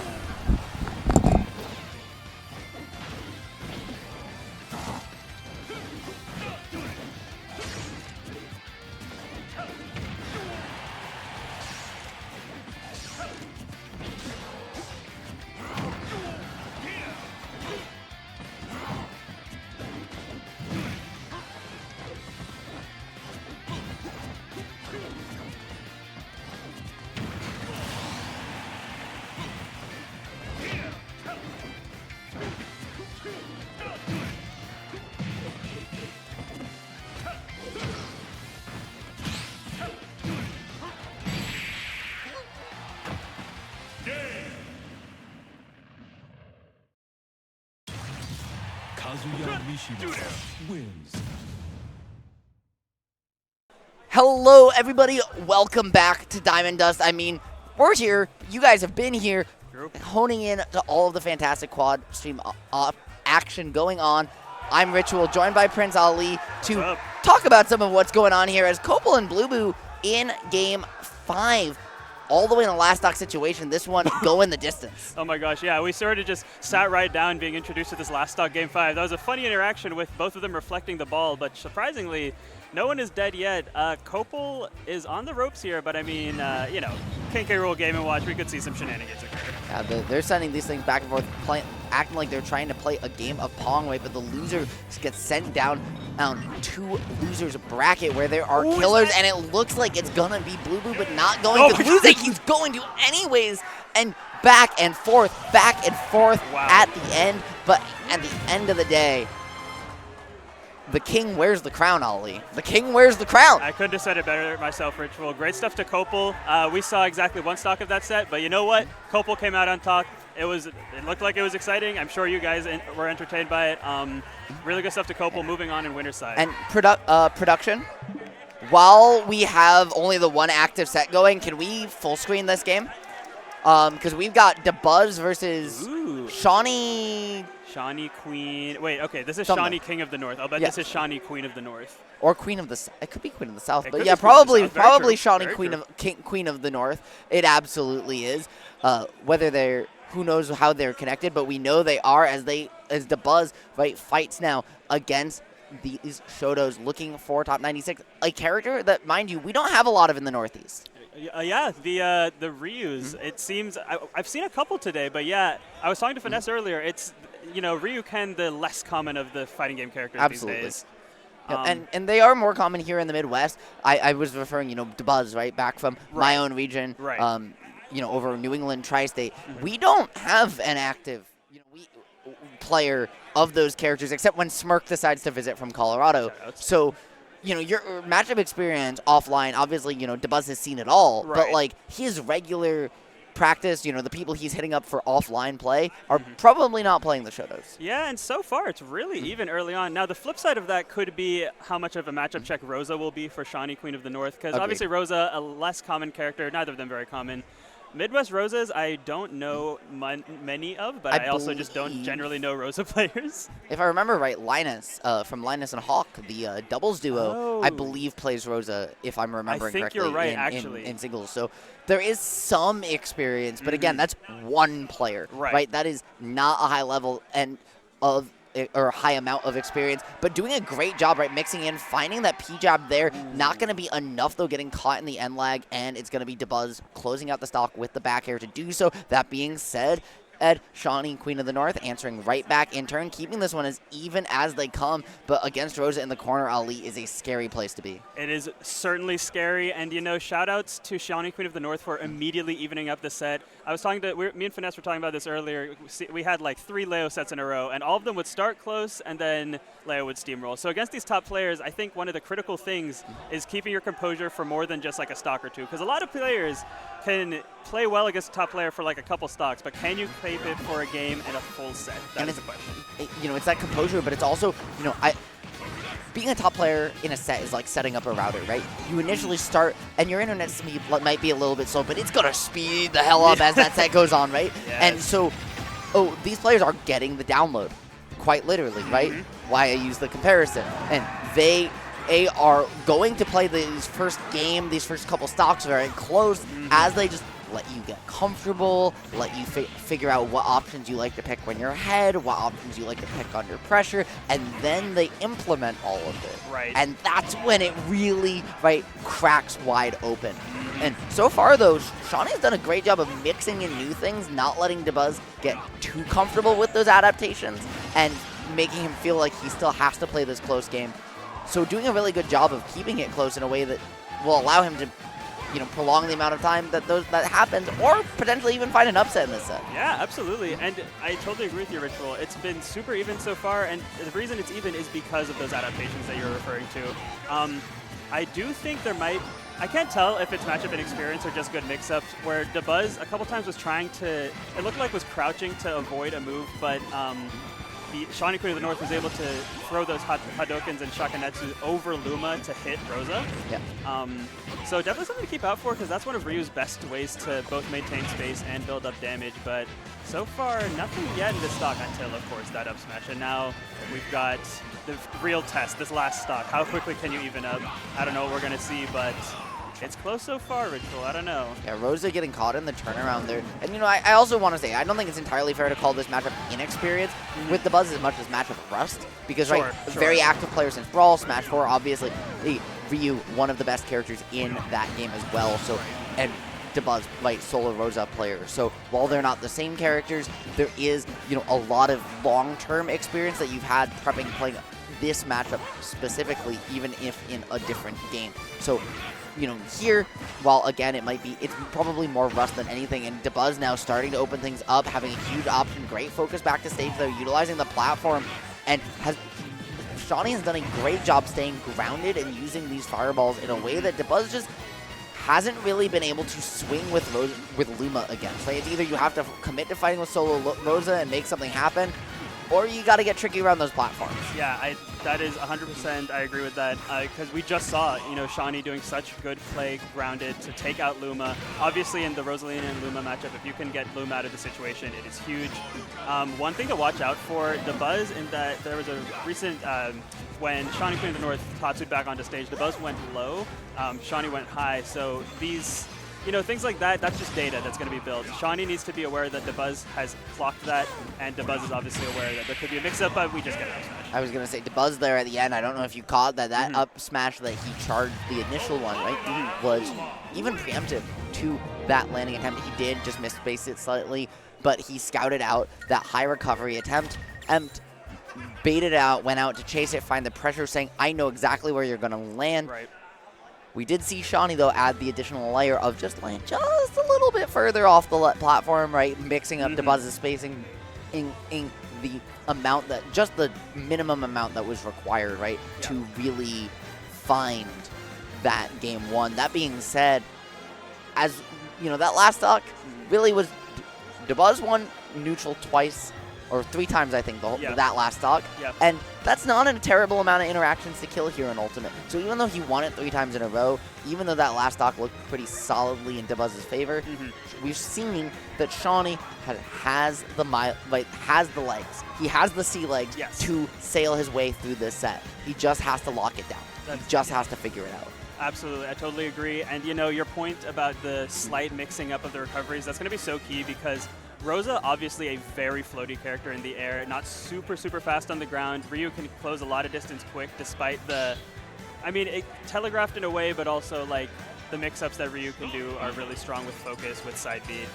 So the slight microspacing could be big, but none of that matters because we're seeing Roy instead of Ryu now. So interesting change. He definitely felt like he had, you know, less of an idea that was going on than maybe we at home thought he did. Sure. However, you know, Dabuz definitely going to have the matchup experience in this one here. They're having so many sets against, you know, obviously by players at the top of the game, like Cola, like Mugen, obviously Leo recently picking up this character as well. Yeah. I don't know how much they play, but also even locally in New York, players like Carflow, right, who have since dropped the character but are long-term pilots that, you know, Dabuz has terrorized in region forever. So you can see the comfort, but already the pace of play, how aggressive Dabuz is being off stage.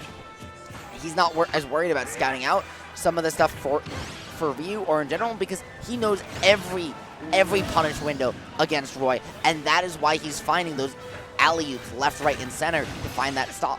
Yeah, and you know, speaking of alley-oops, shout out to you and Dabuz. What you were saying, we were seeing on the screen. Dabuz is exuding confidence, a confidence that we certainly saw to a degree against the Ryu, but it is definitely a different type of confidence, especially with these edge guards. Dabuz knows exactly what to do and when. Yeah, Shawnee, Queen of the North, drops down. The Roy pick not doing too hot right now as Dabuz looks in firm control of this game. And then the tall blonde woman really spiking you all the way down to the blast zone, and Roy trying to find any fire within, let it heat up and burn his sword to find any sort of a stock here. Because at this point, Ali, it's not even, you gotta stop thinking about taking the game. You gotta figure out how to take the stock and just go one stock at a time. Because if you don't treat every stock like it's a new game here, then you are going to overextend. You're going to push too many mistakes, and Dabuz will kill you, right? Everybody says you don't beat Dabuz the first time you play him. We've seen that Shawnee theoretically has the skills to do so. It's just he needs to not fall into that trap that Dabuz's defense is more patient than your offense. Yes, and oh my gosh, what a beautiful double back air. Yeah, definitely Shawnee, Queen of the North is going to need to be searching for some sort of adaptation there. I mean, now it's tough because you've gone off the Ryu and gone onto a different character. Now you're on your winner's side life, and the Roy you probably don't want to go back to, but the Ryu now is a game off. I think you probably go back to Ryu. I think you go Ryu. Right? Like, who else? I mean, you know, we don't know their character pools. True. We don't know what else is in the tank. However, the Ryu did so well. And, you know, part of it was Dabuz scouting things out, sure, but it really did look like it had legs, and also the character does pretty well against Rosa. Those fireballs do a lot of damage and are very active in the same space that Luma wants to be, right? They're slow, they control space, and when they hit Luma, they almost kill her. They do a lot of her health every single time. So I think the character does better in the matchup than Roy, but I also think the character was looking better for Shawnee. Yeah, just from like a, you know, personal pick, I think the Ryu is the way to go. That's who they went first, so I'm assuming that Ryu is the main. I think it's always good to stick to your guns, especially against a top player. But speaking of top players, Dabuz, that scouting out that we were referring to, that you especially talked about, it looks like that's yielded some data because now the edge guards are so on point for Dabuz. I mean, that being said, that one too was just, you know, we saw a couple early air dodges come out, a jump that got used too early, and that was all she wrote. At that point, it's just the clean up for Dabuz. It feels like the patience we saw Shawnee play with game one, whatever was left of it after losing said game, is gone now after game number 2, right? Got beaten so hard that feels like you have to do something, and we're just not seeing that same level of patience in the gameplay. Hey, now it's finally with a chance to reset, maybe but even still getting caught pushing some of these advantage states a little bit awkwardly, and Dabuz has just been making them pay. Yeah, and we talked so much about the Shakanetsu, and the fireballs, and I feel like that right there is maybe like the third one we've seen this game.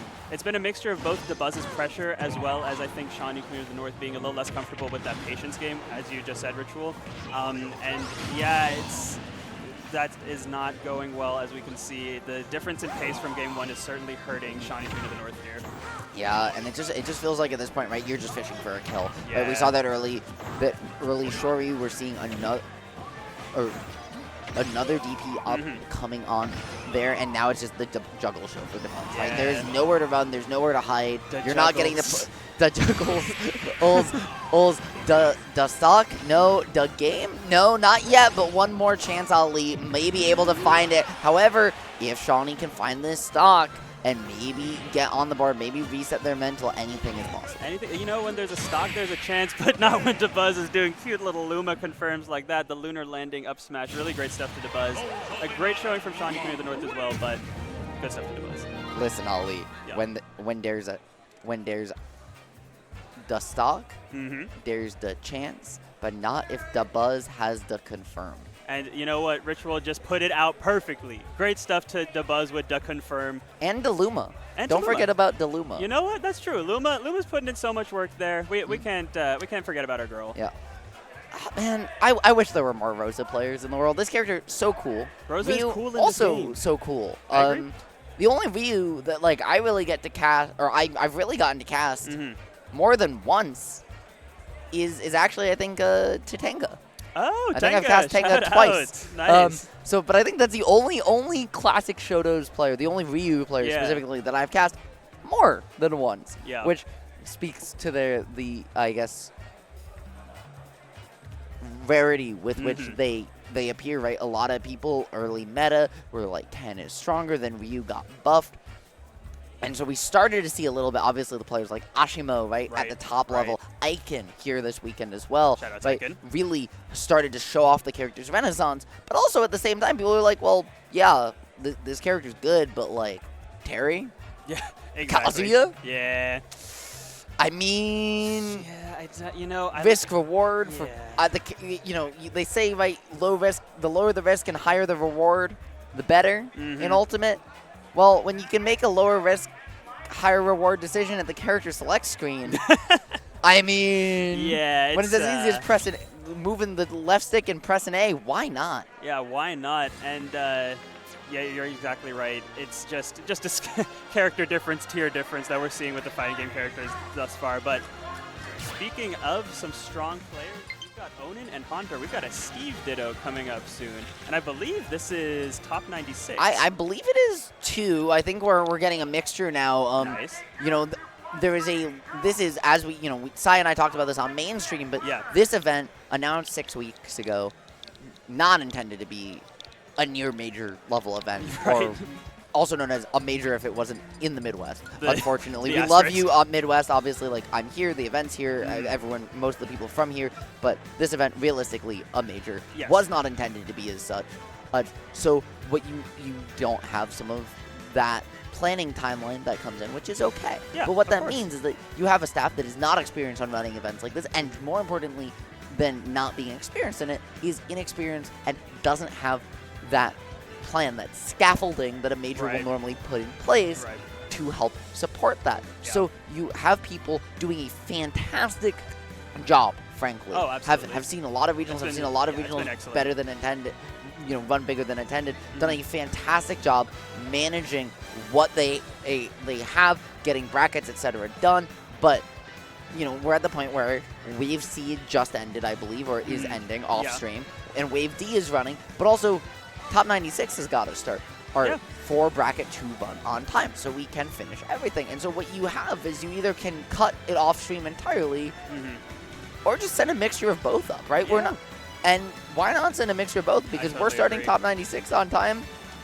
Yeah. Give us more sets, man. Give us more good Smash Bros. I agree. You know what? As long as the matches are flowing, it's all good. And the matches have certainly been flowing today. I don't know how well the chat and the viewers can pick up, but the crowd has been popping all day. Dude, Midwest has been loud. So loud in here.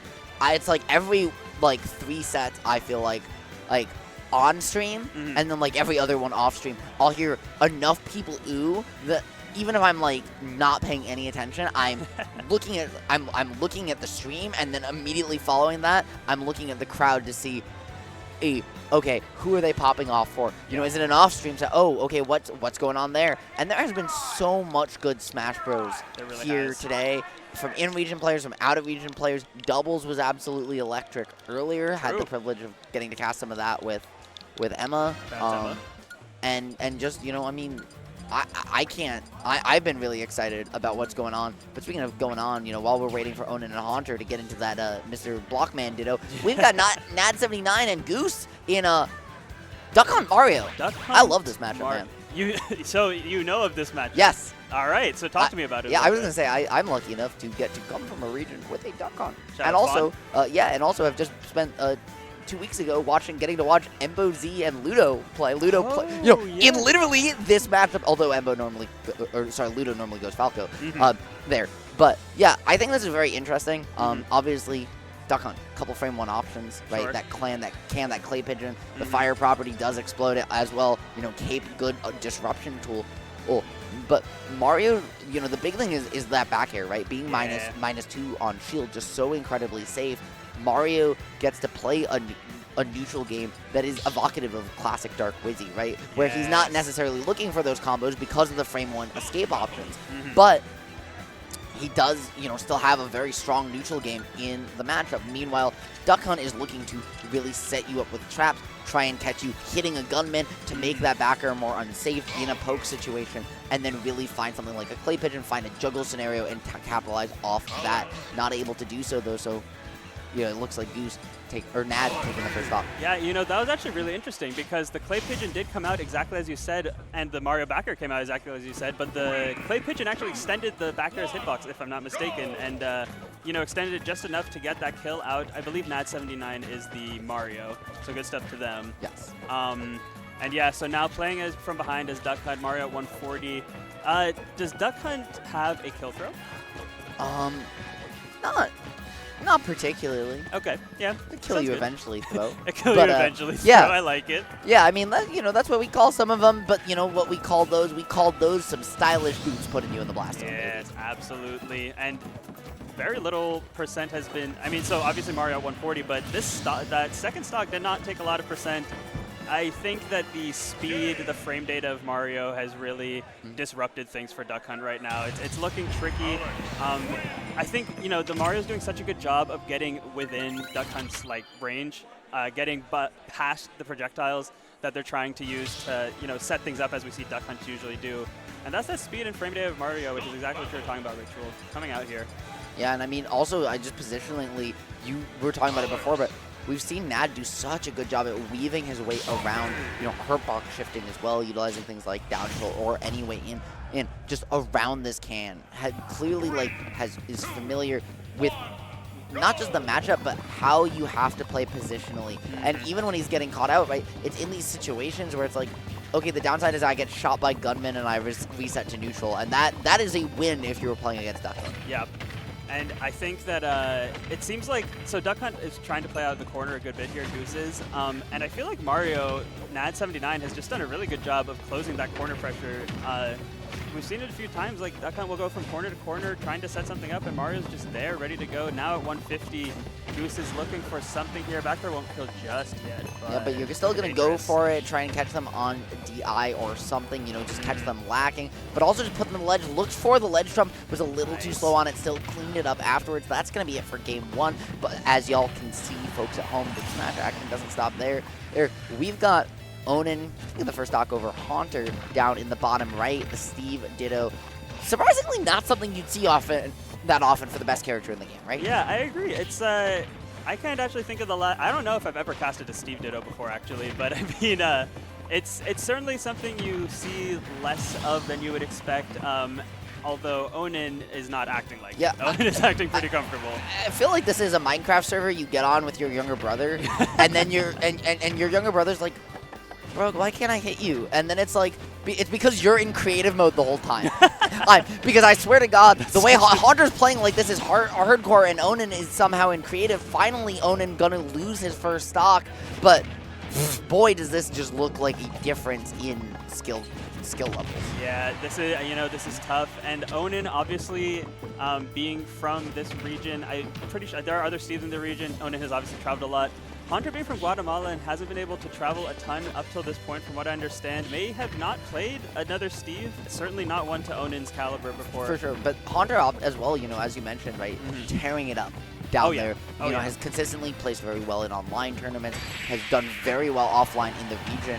But as you mentioned, right, it's just that level of experience offline, right, it is very in the venue when there's people breathing down you, when things are cramped, when things are loud, that you might just not have. And it feels like, looking at it, it just, as you said, like he may just not be comfortable playing the matchup against a player of Onin's caliber, and I'm going to add to that offline. Yes. And that is the key here, is that Haunter does look very talented. And when I said skill difference, I should have rephrased that as player or experience difference, because as Haunter has looked good when he's executed, it just looks like he's not as used to being in these environments. Yeah, I definitely agree with you there, and it'll be interesting to see if maybe as the set goes on, Haunter will get their footing a little bit. It's just a question of you have to get your footing and also be prepared for Onin adapting to you getting your footing. Thus far, it's pretty even in this game too. It's 10% lead to Onin. That is building as Haunter is stuck at the ledge. Not a lot of mining has been happening. Okay, now we got some mining happening. I was about to say. Yeah, Onin just looking really comfortable here. They're opting to mine a little bit, but it seems like Haunter's just been sort of getting these stray aerials here and there, whereas Onin's been able to get some stronger stuff going. And I think another big thing too has been, if you watch how they're counter-managing each other's resources, right? Onin has been a lot more willing to let his resources go down just like this, right? He only has one iron in the tank here, but he's giving that as a position to pressure some of these resources. Now he's not going to go in against the amount that Haunter has stacked up, because that would just be foolish. But he has taken every opportunity he can to pressure over mine, and then he's only mining when he has to, right? He's trying to do everything possible to tax the resources that Haunter has, and that's a big reason, that you see, in that difference is a big reason you see Onin with that diamond still in the back pocket. Haunter pulled it out early, but Haunter's diamond, even though he's going to lose a stock here, he took the first one and has an extra one in the back pocket. Yeah, no, that is a great observation, because it's exactly right. Like, Onin is more comfortable with less resources, and that's going to be a big thing if they keep to apply the pressure that the way they've been doing. Big credits to Haunter for picking up that kill in a really tough position, honestly, between a rock and a hard place, literally. That was really interesting about the Steve Ditto. I don't know if you just caught that, Ali, but using the mining on the pickaxe, right, you can use to break your blocks. It also works on your opponent's block in the Ditto. So just quite literally use the right tool for the job, mine through the stone faster than anyone else can, and then says, hey, buddy, what's up? There we go. There we go. The right tools for the job is right. And speaking of tools, neither of them have much of anything right now. Haunter with the pocketed diamond, Onin, on the other hand, with the diamond tools. A much closer game now from Haunter. It's been like, we've only really seen blocks for walls. It's like you said, Onin not mining as much, and I think Haunter getting a little bit used to that as well. Just going for the scrapping. I mean, Haunter finding the reversal there off that tech, not going to do it just barely. But the fact of the matter is, both these players have no iron. This is a scramble. It's going to be Haunter with a call out on the roll through, catching Onin with the classic online, reeling him back in with the fishing rod, saying, you can't get away from me. Get over here. It's my stock. And now Haunter with a potentially huge lead with Diamond in that back pocket as well. He'll be able to come down here, get that set up, and even though he's down on the iron here, I mean, unless Onin can get this diamond pickaxe fast, it's fair to say Haunter's in the lead. But yeah, you know what? Yeah, that is the, Haunter opting to replenish resources a bit, but that's the danger, right? When you've got the diamond, it's maybe better to push that advantage and not let Onin get it. But, now both of them with diamond tools, both of them with gold, both of them with a similar amount of iron and stone. The mining, is even. Now it's going to come down to who has the combos, who has the kills, and is it Onin? It is. That he found that around that block, right? Saying, okay, this is in my way. I'm going to use that to my advantage because it means that you have to go either over it, onto it, or under it. Right. I don't have to cover that space. I'm forcing you to take a route early. Huge there because because Onin with that back air can swing into the block. It has a hurt box, meaning that the back air is active longer, right? Because it's put into hit lag. However, it also then covers if you land on it, and it covers underneath it. So the only way to go is to find a double jump over it, at which point you're now stuck without resources in a jungle situation against Steve. I'm sorry, did they just start by getting into a minecart crash? I think they did. I think there was a little bit of a collision to start the game. Very funny stuff just to see. I love with Dittos whenever they just start with the same move at the same time. It's always entertaining. But thus far, it's been Onin with the advantage, finding these little up tilts. What a situation for Onin, finding that tech, finding the footstool off of... He found the tech into footstool anvil is just insane. That man... Like, bro is talented. Yeah, he bounced off everything that... He bounced off all of the things his opponent didn't want him to. Yeah. namely his opponent's wall and also his opponent. Yeah. So true. So true. That was a huge pickup from Onin. Haunter now down almost a full stock. Doing decent here, but Onin with a nice little no impact land up smash. And see, Onin up a full stock, you can keep continuing with the game plan you've been doing, this scrappy game plan, because when you're up a stock, if you're going for a lot of trades, that goes to your benefit, you know? I love that from Onin, opting to mine on the platform because the crafting table was there, saying this is going to bait you to swing, but because of the crafting table plus the block positioning and where you have to swing, there is no way that this actually hits me. It'll put you in hit lag. I can just shuffle off to the side and keep on keeping on. Now going to keep on doing that in advantage.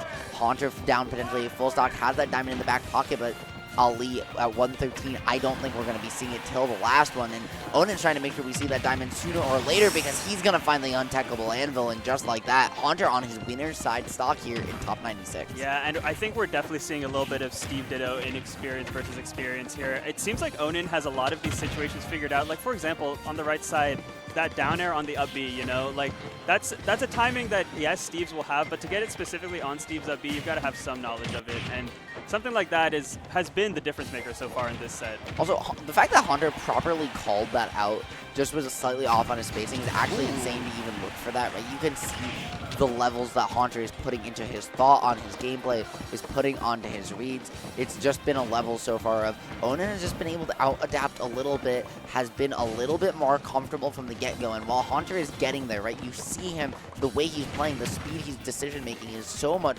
faster than it was in Game 1, in Game 2. Ooh, the question is just, is it enough, Ali? Because he's running out of room. Yeah, Ritual, it's a great question. He has a little, well, he has more stone, but less iron, and yeah, that up tilt into back air will clean things up nicely. A great showing from Haunter, but Onin showing why he is the premier Steve in the US. And Onin delaying that up tilt as well, saying, hey, I know you know I want a back air, because of those blocks, I can't get it. So I'm going to run up and wait.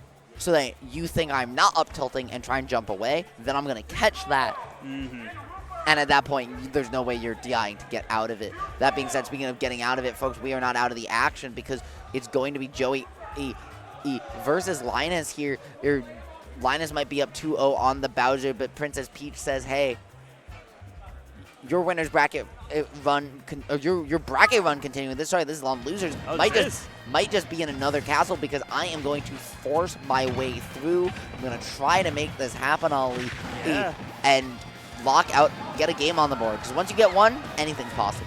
Yeah, absolutely. That is so true. You know, that one game can be the momentum swing you need. And Joey looking so comfortable here against the Bowser in this Game 3. Crowd popping off for the mainstream. Leo against a hero. Down a game. Wow, okay, well, that's certainly something. But back to this set. Bowser does even things up. And now, see, this is scary times. Bowser with all this rage. Peach needs to get in to get her kill. Forward air obviously has some range, but Bowser, you just got to be so careful against Bowser. Yeah, it could really go anyway. I was going to say, this is a character 4 hits to a stock, if you've ever heard it. Well, not counting jab, so maybe we'll make it 5 for good measure. But, you know, this is nearing the end of the road for Linus, continuing on his path towards a 3-0, especially a 180, but that is max rage territory for this heavy, but she's going to take that crown off her head, hit you in the face with it, because Bowser, guess what, you might be the king of the Koopas, but I've never seen you wear a crown. I'm the one true ruler here, and I'm going up, getting on the board 1-0 as someone just exploded. I think Who's on the victory screen over there? Roy won. Okay, so Leo okay. evens things up. Going Roy, notably, as of right now. The Leo Roy, the MK Royo, is very real at Diamond Dust. See, the best name for his Roy is a play on Roy having fire-based moves, but that term has now become that bit has now become associated with something else already. So I just, unfortunately we can't have it. Yeah, we can't have nice things. Twitter, God. This is your fault, Smash Twitter. You know what you've done. We could just take that clip out of context and use it for anything. So true. But also, we need that in the world. We do. I think we need to say, Smash Twitter, this is why we can't have nice things sometimes. Yes, so true. That being said, Linus trying to tell Joey that he can't have nice things like Game 5 and trying to lock this one down 3-1, because if Bowser gets put to a Game 5, things don't look so pretty. Yeah, I agree. And so Bowser was looking good for a second there, but with Joey with the classic big Peach confirms nair after nair into forward air. Obviously, Bowser from a deficit is not too scared, being such a heavy character with such strong moves. But at 140, you are certainly in danger of losing a life here pretty shortly. But now, after just one side B, Ritual, you said it yourself, 4 hit to kill character if you've ever seen one. Yeah, and 4 hit to kill, but also, sometimes you get hit 4 times and you die. This character not so great off stage, but also not great in getting off the platform, right? That up special your best out of shield options, but it doesn't move you positionally. So when you get caught shielding on platform as Bowser, it is just sometimes really hard to get out of that situation with Peach so good at poking you and pressuring you there as well. So it's, this biplat layout, this less space to work with is where Linus wanted to go, but you have to watch Joey finding ways to get the shield pressure, especially around platform, where Bowser just suddenly up special isn't on the table as much. Yeah, very true, and we do get an up special there. It was some good stuff from both sides. A nice falling there into back air for Linus to even things up before the damage built too quickly. And now pretty even, although even percent against Bowser means Bowser's winning. Ooh, and that back air call out on the jump, Speaking of winning, right, making a win and reign victory for Bowser, up 2 stocks to 1, stealing that one away, but not out of the woods just yet, Ali. This one's not over till the fat lady sings, and I mean, in this case, it's either gonna be the princess lady singing or it's gonna be King Old Koopa doing it, but we haven't found a confirmation on which one yet. There is 1 stock left here on Princess Peach, who's going to be put in disadvantage and not going to close it out yet. Looking for the edge guard, but that overextension could cost Linus. Yeah, at least a stock, although it does make it back. Yeah, so we saw Joey get that nice dot eyes confirmed early stock too, but since then, Linus has really not taken much percent, and Joey has been hit over and over, and the possibility of a comeback is getting harder and harder right now. For sure, but as we said before, Ali, you take this stock and anything possible with that 0 to 100 potential that Peach offers, especially with what will likely be max rage at that point, right? You are not out of the woods. You could pull a bomb just like that, but instead you're going to be grabbed for trying to pull a turnip. She says, eat your veggies. Bowser says, no, thank you.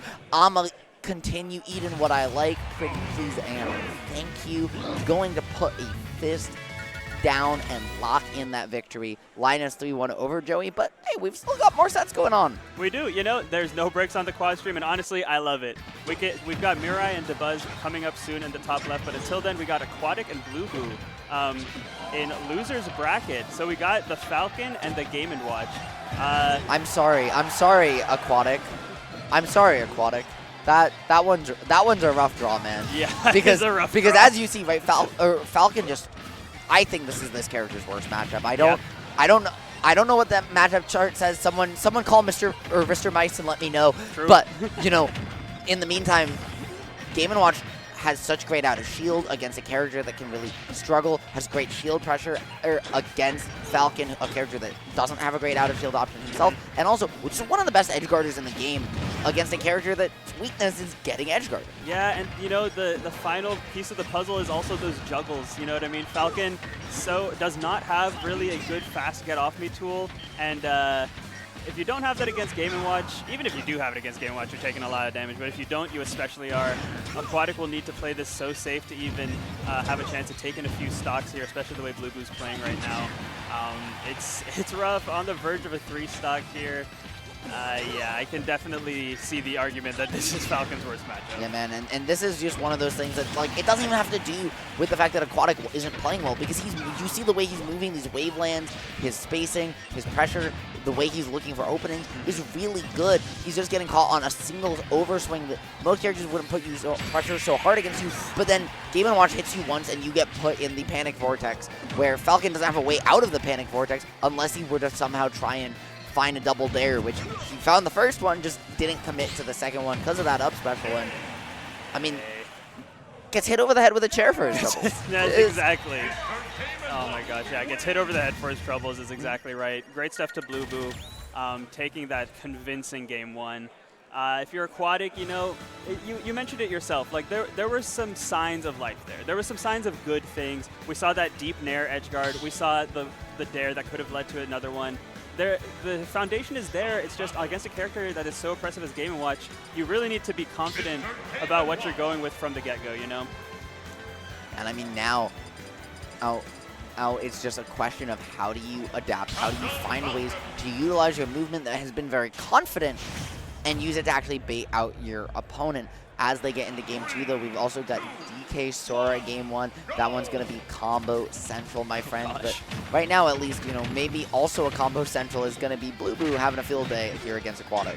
Yeah, and gosh, Aquatic just trying to get more than one move strung together with another, is able to get some juggles here. Playing definitely very safely. You see just the short hopping right outside of the Game & Watch's range. It definitely is the kind of idea you want to go for, but now that Game & Watch is in, this is the real test. In disadvantage against Game & Watch, how you're going to get hit, how much are you going to get hit? And, you know, I mean, you have the potential now to take a stock lead. We've seen the adjustments coming out for Aquatic. I do want to mention as well, Mirai versus Dabuz over on the top of the screen. Kazuya versus Rosalina and Luma can be a little bit of an awkward matchup at times for Rosa. This character is so light. She dies so easily, and because of how much damage Kazuya does, right? The angles they send at, well, Luma is never really long for the world. Yeah, I mean, I was just about to say, Luma already getting killed there, and I do have to shout out Mirai. This is the Kazuya that I told you messed me up in my bracket bat, so this is a very real Kazuya with some very real skills. Obviously, Dabuz has experience in this matchup, but it's like you said, it can be very awkward, especially since, I mean, look at that. What was that, 2 hits and Luma's gone? Yeah. It's so hard to cool. And now, you know, up tilt as well, right, being frame 4, full leg disjoint, means that, like, you can't even try and falling aerial on Kazuya safely. Yes, he has that longer jump squat, but Kazuya's, as we just saw there, love to do that double jump cancel forward air, love to use that to stuff you out, and can then, you know, swing with either up smash with super armor, up special, that up air to really stuff out a lot of Luma's grounded approaches. It makes sense that Dabuz is going on Rosa here at least game 1, but I do wonder, especially with, you know, him playing Steve, having Min Min as well, right? Olimar, if we're going to see him stay with the Rosa Luma here all the way through this set. Yeah, I was wondering that as well, because I was thinking the same thing, especially with Min Min, right? Kazuya historically has some trouble against Min Min at times, and Dabuz's Min Min is certainly one that could give some trouble, but Mirai is giving Dabuz some trouble with some excellent platform play, ending with the dragon uppercut. Yeah, so the platform play just has been immaculate. Dabuz's spacing is as well. Beautiful dash or attack cancel there to desync Luma, shoot her on forward and find some extra pressure, but going to still get dislodged. But in doing so, that hit lag that Luma puts Mirai in is just enough for Dabuz to wiggle his way around the frozen Kazuya and back to stage. So in doing so, able to run away long enough just to get Luma back online and run it back, do it all again. Luma, yeah, I mean, she did get down Mr. Dabuz and allow him to survive. That neutral air spike is so goofy looking. Oh my gosh. It was just a little beep.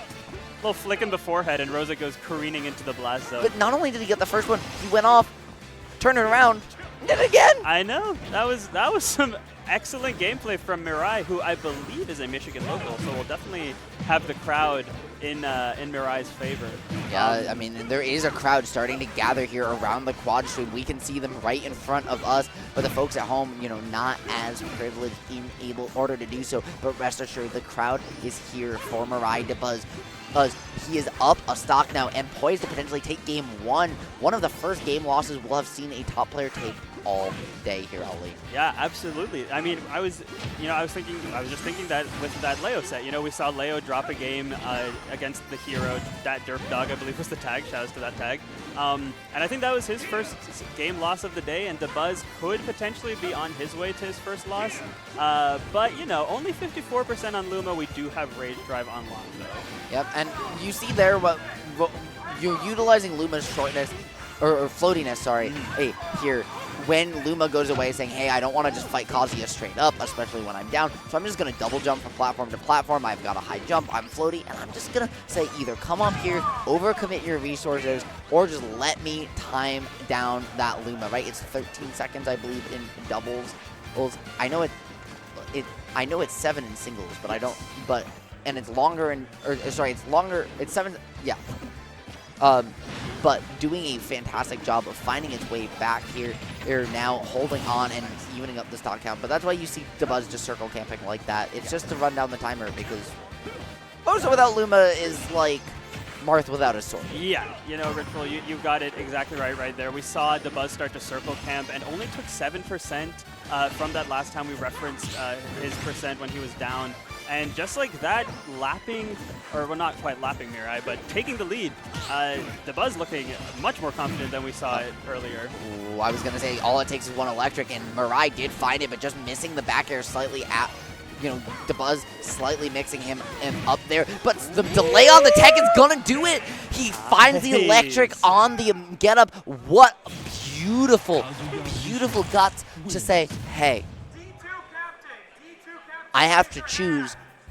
I'm getting hit, right? You have like not even a full second to decide, am I checking or not? What option I have? And then to decide on top of that, oh, I'm going to delay it slightly. That takes guts. Yeah, It's it does. split second, and that decision making causes Mirai now to be up 1-0 over the King of New York. One of the, you know, we've been talking about, right, some of these players being more experienced than others. Nobody is more experienced than Dabuz. Literally nobody. This is the Buzz we're talking about here, guys. Like, not only is, you know, he known for his preparation, but he's been around since, well, the early days of Brawl. Yeah. Right? That, Ali, do you know what year Brawl came out? I don't want to think about it, but I know you're right. Ali, do you know how long ago that was? It was 16 years ago. Oh my god. Brawl turned 16 this year. I know. I got Brawl when I was 8. Same. Are we the same age? I think we're the same age. Shoutouts. Shoutouts. And if you know how old that is, chat, we're proud of you. You can do math. Yeah, let's go. Chat can do math. Well, we'll see. We'll see. We'll see if they can. Well, we'll check chat later and let you know. I'll shout someone out if they got it right. But in the meantime, Mirai and Dabuz going at it here in game number 2. This one starting up much the same way the last one did, with Mirai being the one to rack on the early percent. Yeah, and you know, this going back to what you're mentioning about that split-second decision-making, that is the kind of guts you need to have to beat a top player. Like, the top players obviously have the confidence and experience you need to be able to make those plays, and the only people we've seen come close to being these top players are the ones who do, and Mirai is exemplifying that right now. That being said, Mirai's parry, his willingness to go for, or their willingness to go for parry, there on that first one, their willingness to go for that parry on those star bits as well, time and time again, are really, you know, nullifying a lot of the tools Rosalina and Luma want to do to force pressure on your space, force you to back off or hold shield where suddenly she's going to capitalize. Because remember, if you shield against Rosalina and Luma, she can dash attack, cancel, grab, and Luma's dash attack doesn't cancel. So it's true confirm into grab on. Wow, yeah. Excellent point. And, you know, looking at it now, Mirai went off to that early lead. And now it's scary for both players. Mirai at 134. Oh, well, actually, now it's much scarier for Mirai, losing that rage drive off of the star bits. Dabuz trying to find something here, but, you know, Ritual, you said it yourself earlier. One electric can certainly do some stuff. But speaking of some stuff, Ritual, talk to me about that one. Yeah, that Waveland, man, was absolutely insane. Dabuz was doing a great job playing patient under platform, utilizing those attack cancels to push Luma further away from you while still keeping them synced as well, but then did the Waveland to mix up that spacing again. When you do Wavelands, when you do things that cancel momentum and other momentum, it doesn't cancel it for Luma, just Rosa, so you can microspace Luma very, very well. And Dabuz was able to do it to find that stock, but that was just to open things up, Ali. These two players still have more in the bag, and now the Hell's Gate gonna push you off stage. Even with that tech, great DI from Dabuz, it's not gonna be enough to find a way back into advantage. Now they're going to just do so off the scramble, ensuing Dabuz so disciplined around platform. But Mirai, you know, if Mirai goes down in the stock here, I think Dabuz takes the game handily, but Dabuz has to be terrified because you can't go down 2-0.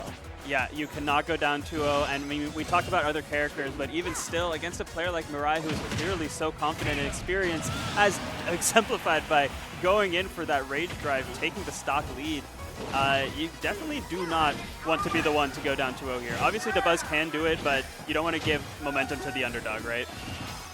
Not at all, especially, you know, against a player like Dabuz, who you expect to take a couple games, right? You want to lock in that counter pick advantage. You want to give yourself as much breathing room to work with, to not get stressed, to let yourself make those mistakes of swinging for a kill too much, maybe in game 3, right? To reset, get acclimated to the environment against being up 2-0 against someone of this caliber, and then you know, make those adaptations mentally and close out the set.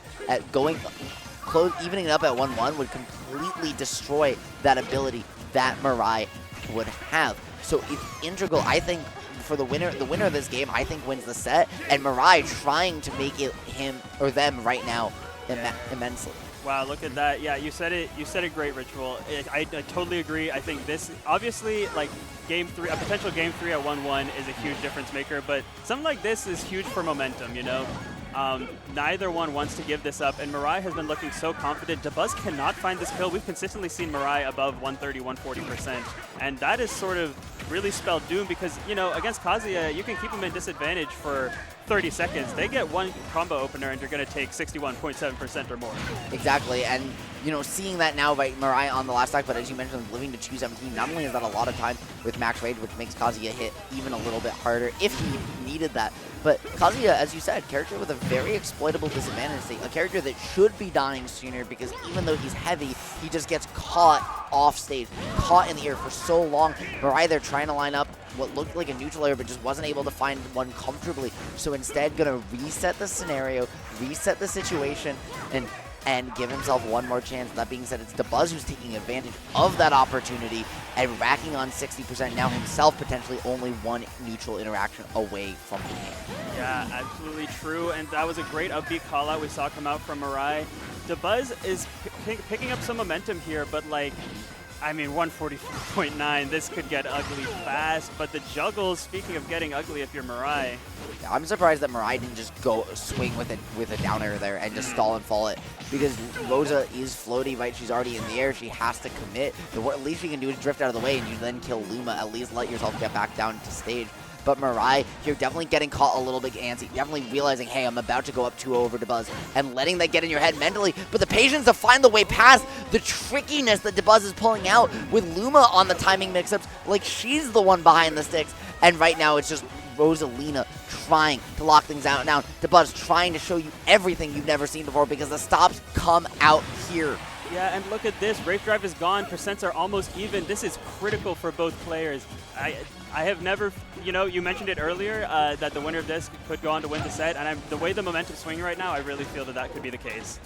Yeah, and I mean, Mirai either is going to get their mental broken by letting this one slip away, or is going to feel the confidence of clutching this out.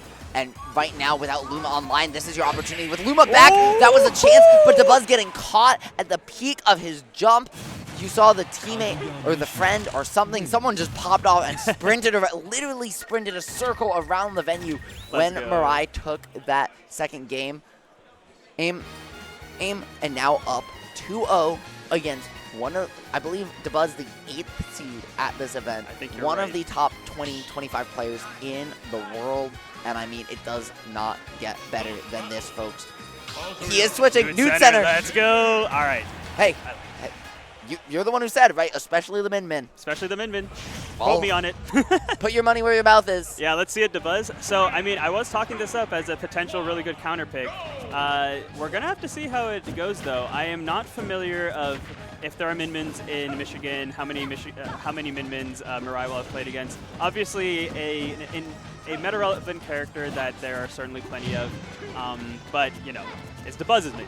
So that is a different beast entirely. And I was going to say min-min Michigan 10 times fast. That one's a little bit of a tongue twister, but speaking of twisters, right, these noodle arms got a lot of mix, a lot of twist to put the U in. We saw that just last weekend. Obviously, Dormigi going on a fantastic run over at Battle of BC, the young prodigy himself coming over from Japan for the first time and really making it work. But here, DeBuzz trying to recreate some of that magic, potentially maybe looking for some more edge guards than we're used to seeing with min-min, but right now just not comfortable enough exploiting that against Kazuya off stage, so just allowing the reset. But if you don't close out these stocks, that benefit to close these games in as few interactions as Kazuya starts to go away, and that's where Mirai is going to make you pay. Absolutely. Oh, a nice little rhyme there. Shout outs. Yeah, DeBuzz, you know, is just opting for this safe, really entirely using, well, not quite entirely, but relying heavily on Ram right now. We do see Megawatt coming out. But I mean, 58%, 149 on Kazuya, this is scary hours for sure, especially as the movement of Mirai pushes DeBuzz into the corner. Yeah, I love the pressure that we've found here, left, right, and center. Mirai doing such a good job, right? They lost that first interaction or two, and then since then, you know, it feels like everything is a hit you can take. The adaptation has come on, the lockdown has been immense, and it's still DeBuzz losing the first stock.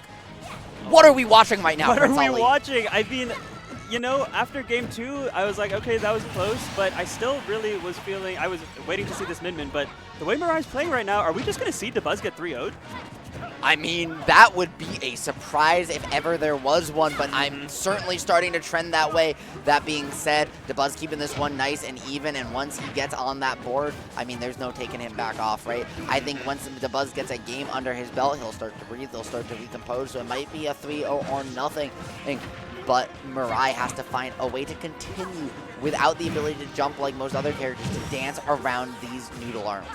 Yeah, and you know, the way Mirai's going to need to win this is with edge guards. What? He just died. Yeah, he didn't even, the up special didn't even come out. It definitely looked like he was looking for one, but something else must have gotten buffered because... Oh my gosh, DeBuzz on his winner's side life, and Mirai is showing no signs of stress. I have not seen Mirai, other than like the end of that last game, Mirai hasn't really been antsy. Mirai's been composed, cool, collected, still getting those big combos as soon as the opportunity presents itself, which is exactly what you need to do against min-min. And I think that situation where you're about to go up 2-0, whenever you get antsy, whether it's up 2-0, whether it's up 1-0, once you get antsy, once you get through that and breathe a sigh of relief, you level up as a player. We're watching that happen mid-set because Mirai got past it, closed out game 2, and is now in the situation where it's like, okay, I've already been there. I can't be any more nervous than I just was. So it's nothing but business. And Kazuya, you know, saying, hey, I don't even need to put on the full suit and tie, man. I'll do it here in my underpants. So true. And yeah, DeBuzz did even things out, but Mirai, once again, that composure. The big kick. Oh my gosh, is that it? Is that it? That's Holy it. cow, 3-0. 3-0. 3-0, DeBuzz goes down to Mirai. And the pop-off, left, right, center, hugs around the venue. Mirai's mouth still open. That jaw is on the floor. Mirai cannot believe what they just did.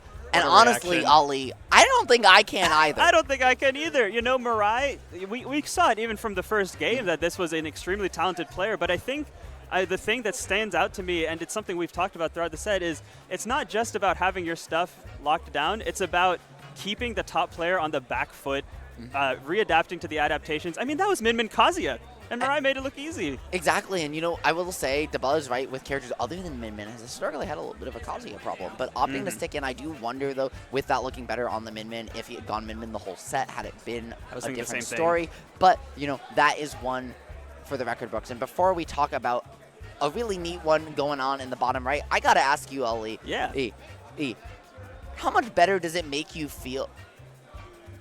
How much better does it make you feel, Ollie, to know that, okay, I might have lost to this person in winners, but they just beat Dabuz? Yeah, I took as many games off of Mirai as Dabuz did, so you're exactly right. I'm not feeling too bad about that. Yeah, it definitely makes you feel a little more confident. And wow, massive shout-outs to Mirai. I know that they were a top 64 seed, probably top 48 seed, but definitely not seeded to beat Dabuz. Amazing stuff from them, showing out. I believe that was probably, I actually don't know if that was, that actually I think was to the top 96 qualifier. So Dabuz still makes top 96, but falls into losers. Mirai coming out on winner's side. Interesting. So yeah, top 96 round 1 or the qualifier. Yeah, no, it does make sense that that would have been. Although it could have also been, they could have both made it out and That's then also true. played round 1 top 96, which is I think what it was based on okay. that. We are going to keep going. We've got some more sets coming up in just a minute, but production. There's a production question, but I was wondering, you said continue. I'm super down. How long? Do you have it? So,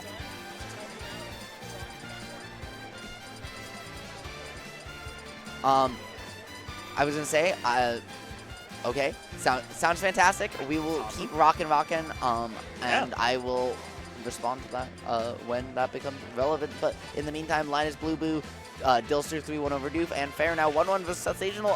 What do you think of Banjo Falcon? Okay, yes. That's a great question. What do I think of Banjo Falcon? I do think that is a very good way of putting it, I'd say. I actually don't know who would be seeded to win this. Sensational, I feel bad. I should know where they're from, but I cannot think of it. Fair is, however, from Kentucky. This is this is losers round 1, I'm assuming, of top 96. Yeah, I honestly don't really know. I feel like if Falcon can get in, there's not a lot Banjo can do about it, but I mean, so we've seen. Is 2024 the year of the Banjo? I don't know. We could see it. I mean, it might just be the year of Togi Corey, right? But yeah. You know, whether or not that's the case, we will find out soon enough.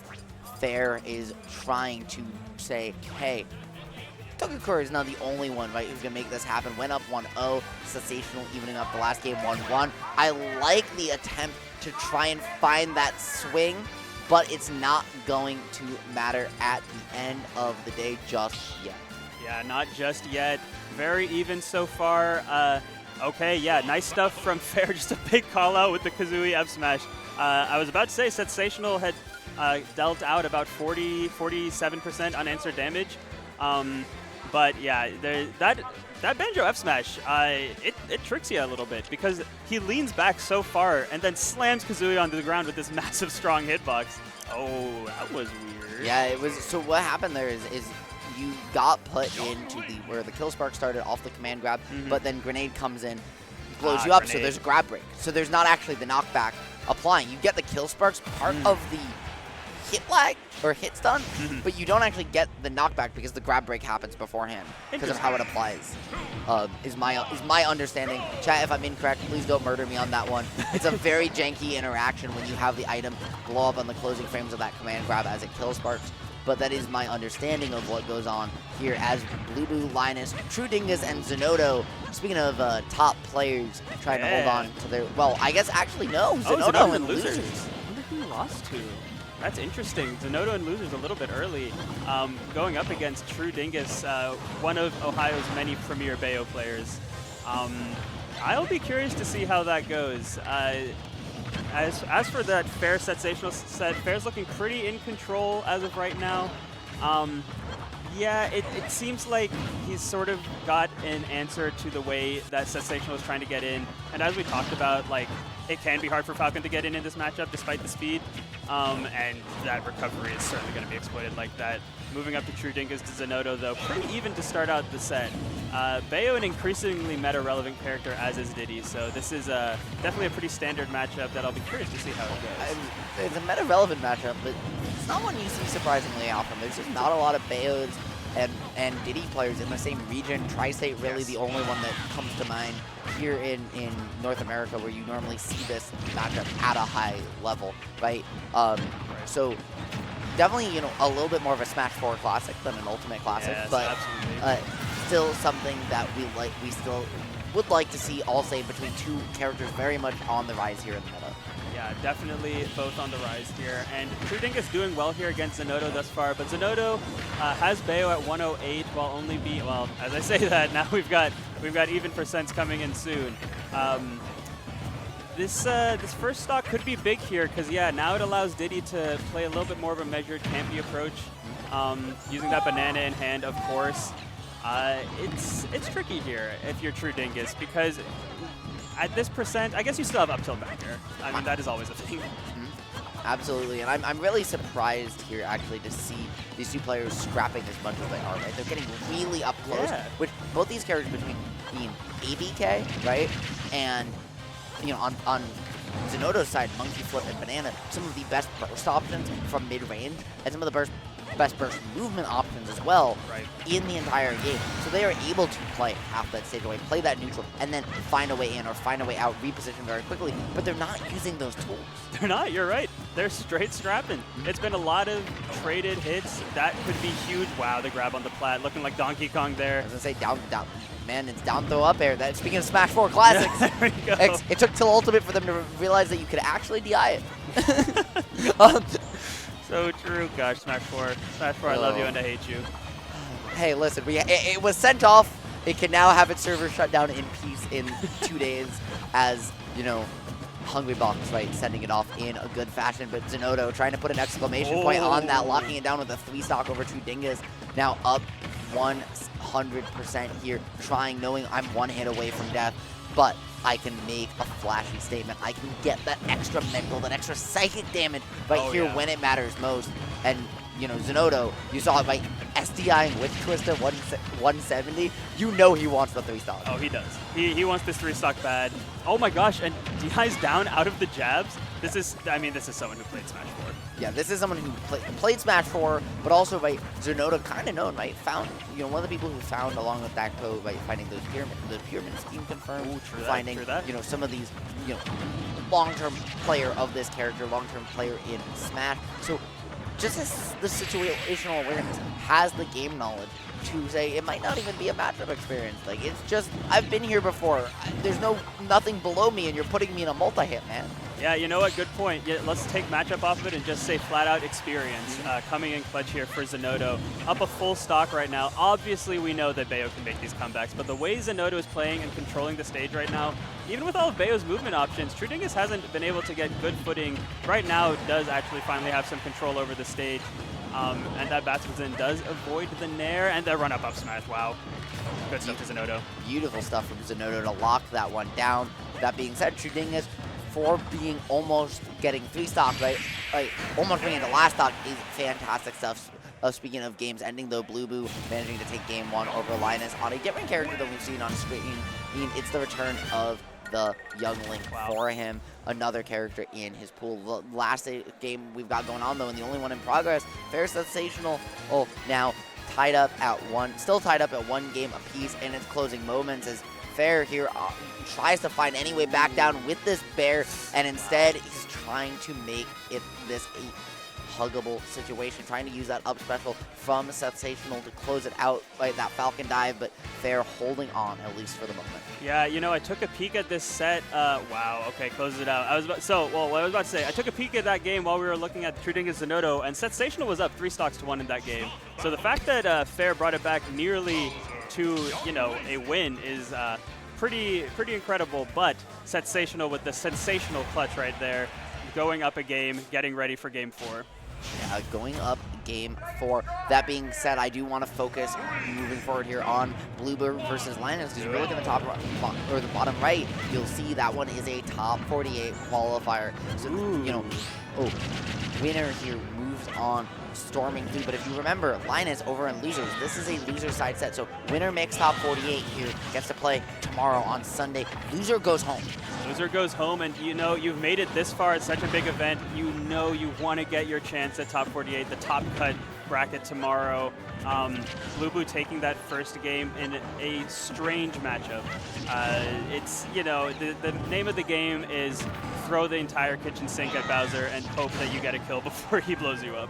Yeah, and speaking of the air dodge having to come out, going all the way out in turn, Blue not able to find the stock on Linus, but that was because Linus had great resource management. However, playing under the platform, you force out the swing, find the whiff punish, classic 1-2 smash bros. Blue, though, only able to find a bomb and find the setup to take the stock, not the actual stock itself, so he's just caught swinging, caught in the scramble. That's where Bowser takes full advantage, but Linus still just not able to reset yet. Yeah, and you know, Linus, okay, finally grabs Young Link, good DI. Yeah, the rage was scary, but that was still a little too early for the side B to kill. I think the next one will. Especially if it's not cross stage. Yes, very true. And oh wow, Wow, we're coming back. We're going even back. Miss Tech finding a way back to stage there, Ali, was impressive. I'm surprised he could. I'm surprised that wasn't just death at 200. I was all waiting for death to happen, and it just did not come for Linus with the new lease on life at 209. Will fall to that forward air, but even taking the first stock in that situation was pretty big. Yeah, I was gonna say, if you divide 223 by 2, and you were to say, hey, 115, or right, 111 and a half, I guess. Yeah, quick maths. Yeah, 111 and a half. If you would have died 112%, 2 stocks in a row, you would be like, yeah, okay, that's a normal percent to die. So basically, what we're saying is Linus actually is playing Melee here and has a 4-stock game because he just made his first one last so long. You know what? Contextualizing it like that really goes to show how key it is to take advantage of the heavy Bowser here, especially against a character that is light like Young Link, that is prone, you know, to maybe an edge guard or drop off forward or something like that. We're seeing a similar, you know, they both lost their stocks and we're at 0%, so we basically are now fighting a Smash 4 2-stock game. Nice little setup, that was cute. Yeah, and that bomb already finding such an opening. Blue cleaning up some of the sloppiness from his first stock, right? Not being able to close it out for so long. Finds the confirm quickly, and just like that is in the lead. I love that Pogo preemptively saying, you are going to shield, and either I hit you, which is good for me, or you shield, and I bounce the platform, and I get back safely. So very cheeky use of that down air to bounce his way back to stage, and now continue the advantage that here on the juggle, the pressure has been immense. Wow, yeah, really great stuff and awareness from Blue to increase that survivability, get that little bit of extra credit. Linus does even things up at 65. It's, you know, it's not too much of a lead if you're Young Link, but it's certainly some pressure that is being applied, especially with the continued moves and corner pressure being applied from Blue. It's looking good right now. One thing I wanted to talk about real quick is with that down air, it was such a great option, but Blue's got to be careful because I do believe that Bowser up smash does beat out both Link and Young Link down air. So if Blue gets a little bit too happy with that option, it could spell doom with up smash being so strong. But you know, Blue playing so measured and controlled right now. Virtual, it's looking good. I'm doing a fantastic job so far. The fourth going to push you off stage, though. Blue here still at 70, which might not seem like a ton, Ali, especially with FD size blast zones. But this is Bowser we're talking about, right? This is a character who can make you explode if you give him a chance to. And Blue saying, I'm not gonna give it to you. Ooh, forcing Linus is in between a rock and a hard place in the blast zone. It looked like he got out a hit stun at the end, but buffered an option. And while I didn't quite see what it was in the magnifying glass, that conserved his momentum into said blast zone. All she wrote, sayonara, see ya down 2-0. Now Linus back against the wall. One game left for him if he wants to make it as fair and sensational. We're 1-1, and we just saw game 3, and they played 2 games while that game was going on. You know, now that you what put happened? that out, what did happen? They both speed ran each other, Ali. They really did just speed run each other. We got a game 5 win coming out for fair. Great stuff. I think I peeked down at the score at one point, and it was 2-1 sensational. I don't know how 2 more games got played. You know, the talks. I think this Banjo might have been playing a little quickly there, going for some nice confirms. But yeah, with that set ending, that's one less thing going on the screen right now, and we can go back to our Blue versus Linus top 48 qualifier. We are going back to Hollow Bastion. We are sticking with Young Link and Bowser. I think that I agree with this. I don't necessarily think that either the stage or the character was the problem there. There were some key interactions that went Blue's way, and yeah, it's looking good as I talk about Blue doing well. Of course, Linus comes out with back air. And if you cast it, it will be cursed. So true. That's one thing you learn the more you commentate, is if you say anything, the opposite will become true. That is what the ancient Roman commentators used to say. So true. If you cast it, they will be cursed. I think I remember learning about that in history class, actually. Wow, speaking of history, though, Linus is trying to make BlueBoo history right now, going off to a pretty substantial lead and falling out of the up B, unfortunately.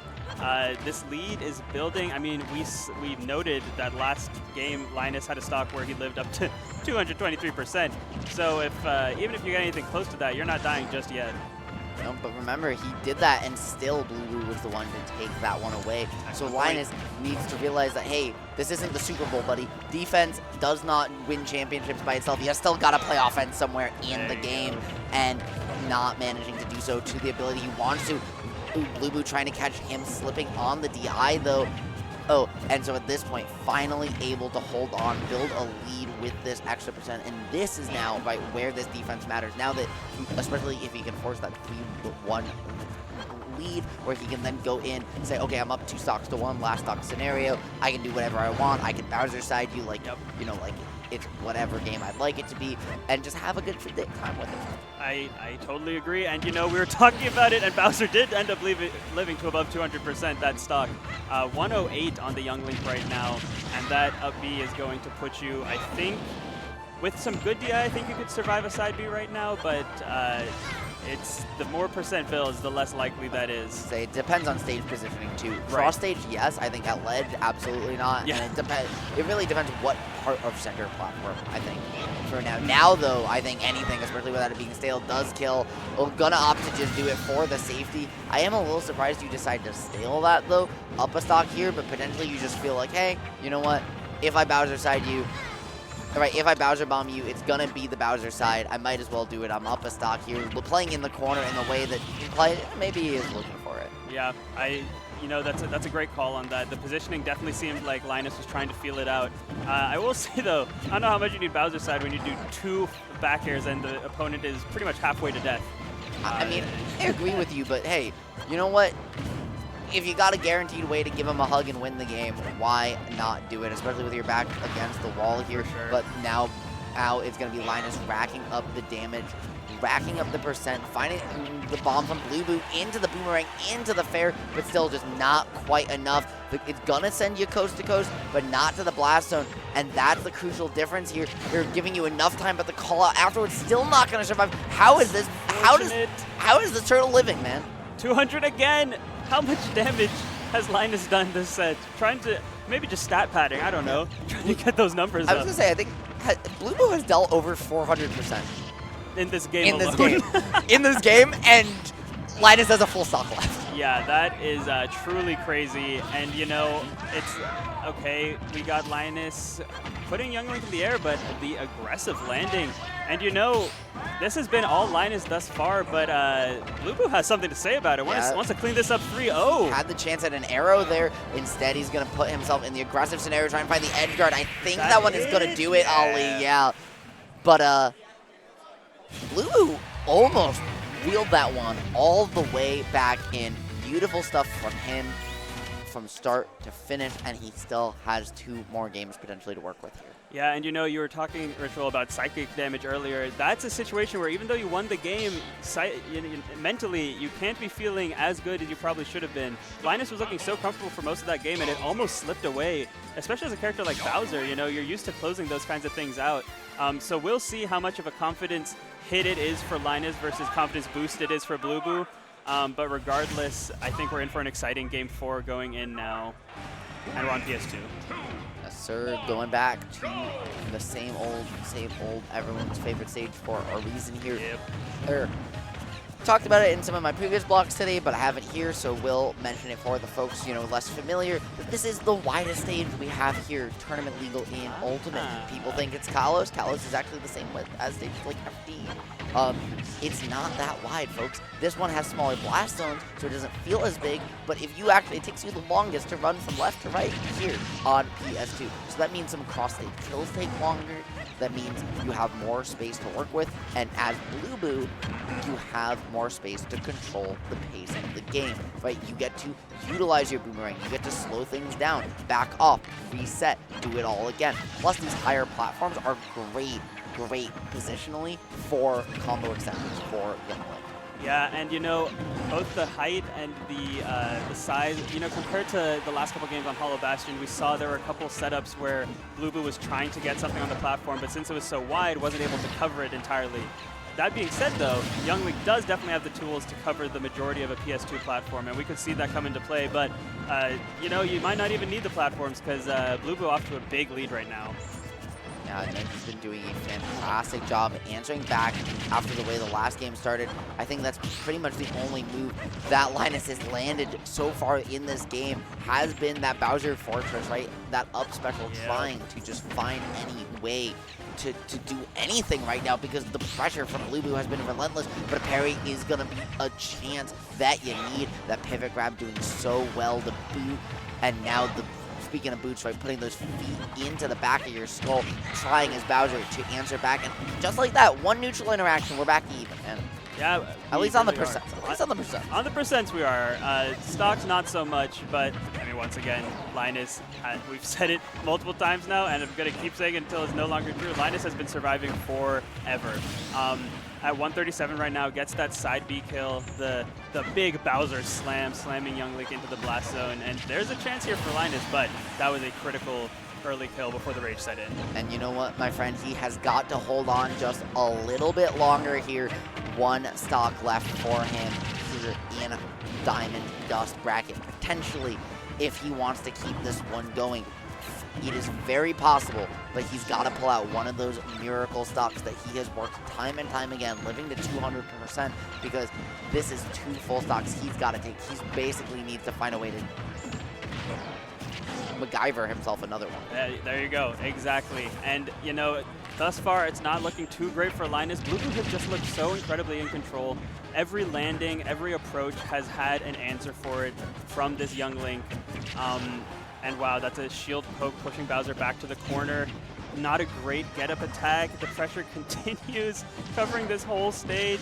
Oh my gosh, and there's that platform play that you were talking about earlier. 150%, it is looking rough if you're Linus right now. I mean, it's just running out of room to work with and having to find desperation hours, swinging with the ups or with the get-up attack, and BlueBoo says, "Oh, is that a hand you're reaching out? Okay, I'll give you a handshake. Sure." Certainly a handshake with a little knife. Yeah, not. I was gonna say not the type of hand that Linus was trying to extend. His was a little bit more violent in nature, but BlueBoo taking it and shaking it all the same. So going up 3-1, continuing on to top 48, and I believe that means a Sunday spot. But what that also means is Linus, unfortunately, out of bracket. So good stuff to him. But we've got 2 more sets going on, Ollie. We do, yeah. So, yeah, congratulations to BlueBoo for qualifying for top 48. And now we have Saul Goodman in the flesh versus Shawnee, Queen of the North, who we saw not too long ago, as well as Judair, not sure, versus Druish. Druish, I know, is Michigan. Judair, I'm not exactly certain of. Up a game, though, and this Pikachu, well, okay, so we got Pikachu on the screen, so you can talk to me about Pikachu a little bit. Yeah, so because I think does very, very well in this matchup. You know, not only do you have great juggle tools against a character like Ryu, you can pressure them to ledge. We saw earlier, Teejul just straight up beats these Hadoukens. Wow. And including the I don't remember the name of the red one off the top of my head. Shakinetsu, I think. Thank you. Yes, absolutely. Shakinetsu. Both Shoryu, or Hadouken, True Hadouken, and Shakinetsu. You know, so plus we have the movement to kind of get around, to bait out, to deal with things like Tatsu very well. You are scared of going for your normal starters, but things like neutral air, because of things like P-Jab, because of that DP in Shoryuken, right? But you just have the ability to either stall for so long, you have the ability to go around the world, you have to control the pace of the game through Teejul, and once you find the opening, just make so much happen. It's a rough time, as we're watching in real time, I think, for the Shotos. Yeah, I totally agree, and I mean, that stalling is something we will definitely likely see later on. Saul Goodman definitely going for a slower pace here. We're at 3 minutes in and not a single stock has been taken. Although, I mean, you know, Saul Goodman was going for the camping, you know, the stalling under the stage, but if you lose your stock first, you've got to try and make something happen here. And Shawnee Queen of the North has taken it in stride thus far. Or very much has. I like the ledge trap back air attempt. Is that going to be the stock? Not quite yet. Shawnee starting off very, very hot here so far, but again, just not truly able to lock it down. We saw how well they did earlier on against Dabuz, who right, lost to yet another FGC character just 1 round later. So knowing that Shawnee has the talent to make it further in this bracket and up just a little bit here, but this is about as close as even, now quite literally even, and as we keep moving forward, Ollie. Yeah, really great stuff to Shawnee for taking that first stock, and great stuff as well to Saul Goodman to even things up. The time is ticking, and if you're Shawnee, you've got to be feeling pretty good. Spacing out outside of this Pikachu and getting your hits pretty well, honestly, thus far. Yeah, I mean, Shawnee, he has done a great job, as you mentioned, in spacing. You know, Saul Goodman has as well. It's just a matter of who has that more room to work with, who can hold those positions that they want relative to platform better. And I honestly think the person with the positional advantage right now has been Shawnee most of the time. The way they're moving around platform, baiting Saul Goodman to play over aggressive after them, recognizing that they really want to hold that W mouse one and come on in, play high octane, much more the ESAM than the Shiny Mark school of Pikachu in that regard. But it's just that you mess up once and suddenly you're in the corner against Pikachu, and that's not a fun place to be. And we do see, though, Shawnee with a full stock lead. I want to shout out, they had a great recovery on the left side of the stage, doing a high Tatsu over the Thunder, which could have evened things up. And now we're just about under 2 minutes to play with a full stock lead for Shawnee. We've got to see something coming from Saul Goodman here. We've got to see some damage get started. But the donkey kick is going to have something to say about that. Wow, what a call out. Yeah, beautiful stuff from him there, but not quite enough to close out the stock yet. So this one is still going to be potentially possible for Saul Goodman. If he needs to do so, though, whether it's in this game, whether it's in the next, he needs to just start playing a little bit more measured, Ollie. He needs to start to use these T-jolts to control the pace of play. As we mentioned, it deals with those fireballs, but it also just applies standing pressure. It controls the ground that Ryu wants to hold, fireball or no, and it forces him to commit so that you can take the space that you want to play in. And right now, in playing this aggressive game, trying to run in with these edge guards, Saul Goodman is playing Shawnee's game. And that's what Shawnee wants, not only up a stock, but Ollie, there's 60-second on the clock. There's 60 seconds on the clock, so even if you eventually are able to find this kill, you've got to do now 91.5% at least to even things up. It seems like right now Saul Goodman has 2 paces, right? There was that more campy, stally gameplay that we saw for that first stock. Then we've got this much more aggressive gameplay we've got in this stock. I'd like to see a third pace in the middle where you're using the T-Jolts, as you said, Ritual, to sort of close some space. Hold on, that's a bridge. Oh. Sorry, that could have been absolutely it, Ollie. It really could have been. Getting caught in that up air bridge, literally missed the one landing there at the edge of the platform, and had they found it, would have just been all she wrote in Saul Goodman's favor. So this one's starting to slip away from Shawnee, but time is on their side, and because of that, Saul Goodman having to push in and just putting a foot in that victory. Yeah, sticking a foot in it for sure. We saw twice that game just throwing out that incredibly strong Ryu forward air to catch Pikachu in the air. I don't think there's really a hitbox on Pikachu that can super well contend with that in the air. So really great stuff for Shawnee, Queen of the North. Amazing patience, I want to say. It takes strong will to be able to deal with someone as slippery as Pikachu, playing as slippery as they were. But that's a 1-game lead to Shawnee, Queen of the North. And yeah, as we see, we're going into game 2, same characters. I can't imagine we'll see anyone else. On Hollow Bastion. Hollow Bastion, my friend. This is such an interesting stage to go to for this matchup. I actually think that it might be Shawnee favorite. Okay. So And- yeah, why do you think so? Yeah, because Pikachu wants to land on you for a lot of her combo starters, or their combo starters. There's especially with things like landing neutral, like that center platform takes it off the table. In combination with that, you have things like Shakunetsu, things like Fireball, to essentially really efficiently wall out Pikachu here under the center platform. And I think you just benefit from the stage size, from the platform height a little bit more than she does, than they do. You have those upper bridges still, you have your juggles, and your lightning loops still work here somewhat because that platform is in the center and so wide just like that, but it's a lot harder to find. Yeah, it is definitely much harder to find here, and we're seeing that, you know, all of that you just said, Ritual, is coming to fruition. Shawnee Queen of the North off to a very early stock lead. Game 1, we saw the first stock being taken at around the 4-minute mark. In this game, we've already got one off just a minute in, and we might see another one. From who? I don't know. Both of them are at kill percent. We'll just have to see what's going to happen next year. For sure, my friend. Now the back air coming in, scooping up the pressure, scooping it out, carving out an established way to find the opening here. It's now Saul Goodman down on their last stock of game 2, and I mean, yeah, this counter pick has kind of just backfired fully, I would say, because you're exactly right. You haven't been able to find ways in underneath that platform consistently. Yeah, you know, Saul Goodman should have listened to you before picking the stage. This has been all Ryu thus far. I mean, you can't even really be thinking about camping or anything like that. You've got to find a kill right now. And look at this. Shawnee Queen of the North just slingshotting neutral airs across the platform. Not necessarily the tech slingshotting, just the view of slingshotting. We saw weak down tilt, strong down tilt. Tatsu attempt just wasn't able to find it. That strong down tilt definitely not intentional at the end, disrupting the finisher you were looking for. But what better way to call out an anti-air than the classic? It doesn't get much more fighting game than that.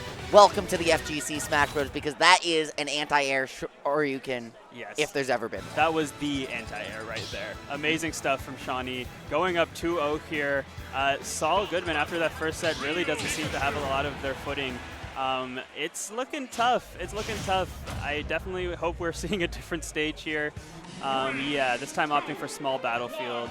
I definitely think this should go a little bit better, at least stage-wise. However, if you're thinking like openings and gameplay-wise, Shawnee still has a really good hold on this situation. And biplats as well, right? Here on PS2, you've got that open center space, but that inability to kind of get in under the platforms still exists. The benefit here is that when they're under platforms, they're also close to ledge, which is where Pikachu wants you to be, and so that balances out a little bit, but you still have to find ways in. And now that Shawnee's parry game has really been heating up, right? I feel like game 1 we didn't see that many, but game 2 we saw a few, and now game 3 we're starting off with them. It's another one, man. He's taking 10%. Oh my gosh. It's 40 seconds. That's crazy. The stocks have just been dropping progressively quicker as this set has gone on. I am a little bit concerned for Saul Goodman here. I really would like to see that change of pace that we talked about before, but I think Saul Goodman a little antsy now, just trying to get something started, and Shawnee is not giving it to him, Ritual. Yeah, I mean, listen, if Saul Goodman wants to find a way to victory, he might need to call back to Slip and Jimmy and find a way to make something happen. Right? Something, you know, whether it's legal, whether it's not, you just got to find a way to make that happen. Get what you want no matter the cost, because Ali, if you don't, you're just out of the tournament. You're out. This is Saul Goodman's tournament game here, and it is not going too hot if you are rooting for Pikachu right now. But hey, if you're a Shawnee Queen of the North fan, you gotta be feeling good. 113 on Pikachu, certainly at risk of dying to a stray hit like a backer. I am actually shocked that they were able to get that backer out before landing. Yeah, I mean, and we might want to start calling Shawnee Queen of the North Lalo Salamanca, the way he is absolutely locking this one down. Oh my gosh. Right, no room for Saul Goodman to breathe at all as he tries to get anything started. Ali, and the parry on the quick attack too. Just, he's in his head at this point. Oh, He absolutely is. Are we going to see back-to-back 3-stocks? I don't know. Actually, I don't remember the last game was 3-stock, but it was sure as hell close to one. Nice F smash, but unfortunately doesn't kill. Oh, and the parry on lock, like you were saying. Getting the parry on these Pikachu, that quick attack and the landing nair back air, that can be a real game changer. And there's the P-jab, Shoryu, handling. That's going to be it. I just want to check in with production as well on how long till we swap on out. Okay, Sounds good. So All that's right. going to be, I think, just one more set roughly for us. So I think we'll be able to talk about maybe this Palpa versus PC3X, or as those locals here in Michigan know him, Pascal House. Ah, okay. Some good knowledge there. Yeah, because this man's housing me this weekend. Oh, word. Let's go. Yes, sir. Great stuff. Shout outs, massive shout outs. And we see the lead right now coming out for Palpa. Villager is such a silly, goofy character, to say the least. Yep. Yeah, there's Palpa on one side and Pascal PC3X here on the other. And Villager versus Fox too is not something you really see.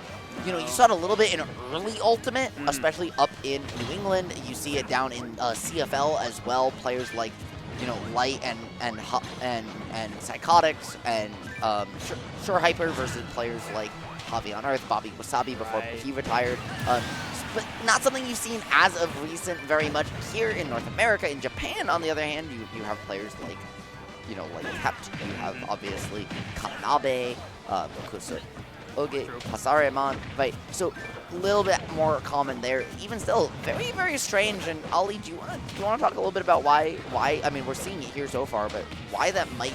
It's kind of awkward for Fox, especially if you aren't familiar with it. Yeah, I mean, Villager can definitely be a little bit of a matchup check. There's some things that you might be ready for.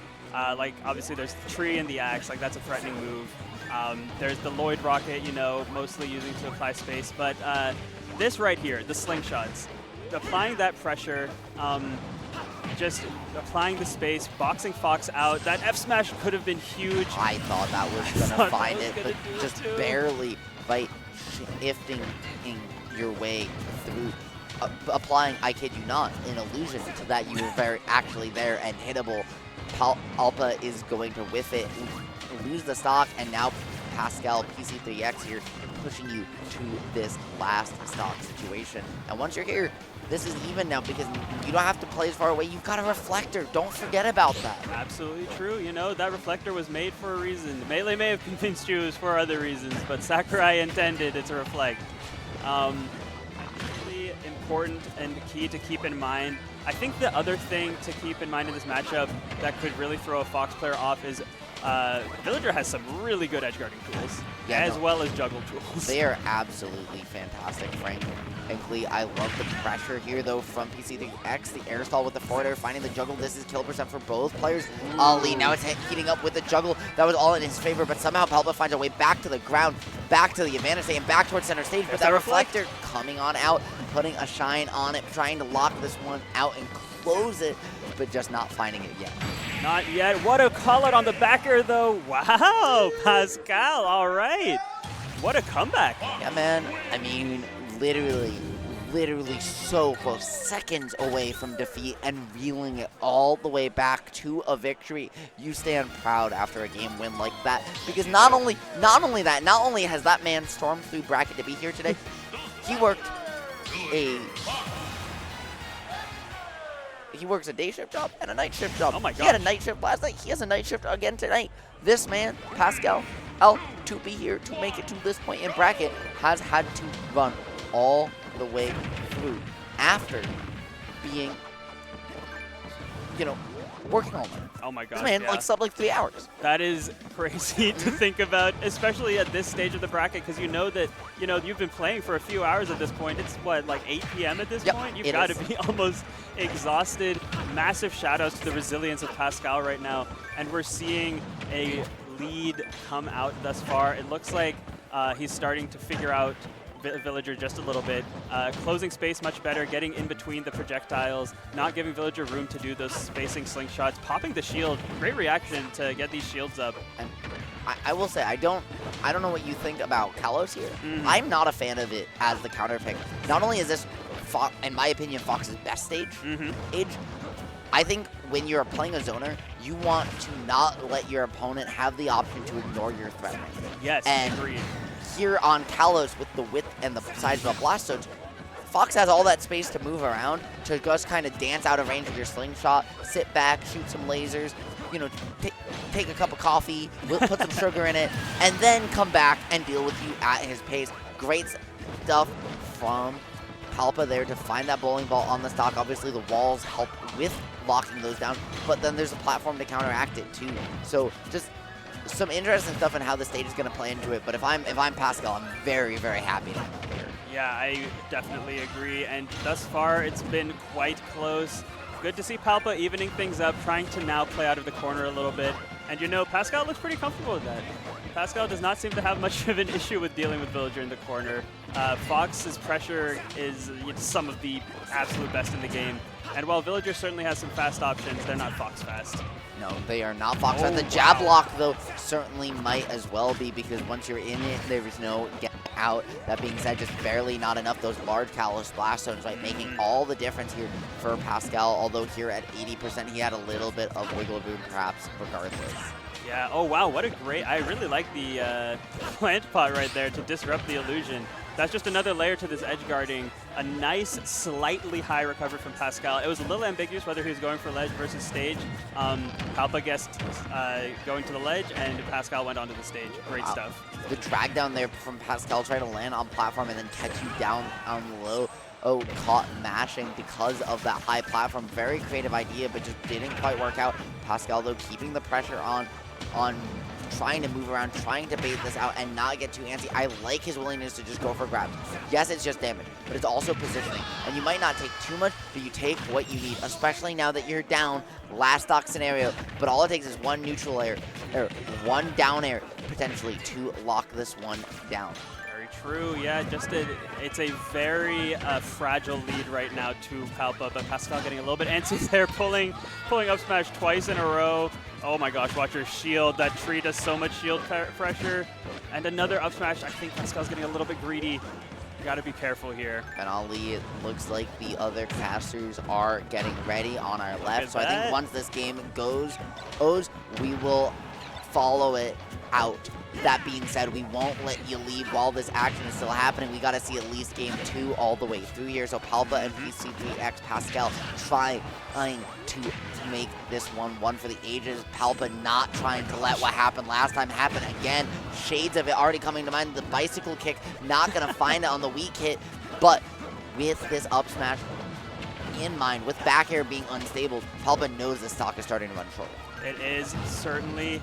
It's very close here. We could see something like last game, but I agree. I think Palpa's got a really good handle on things right now.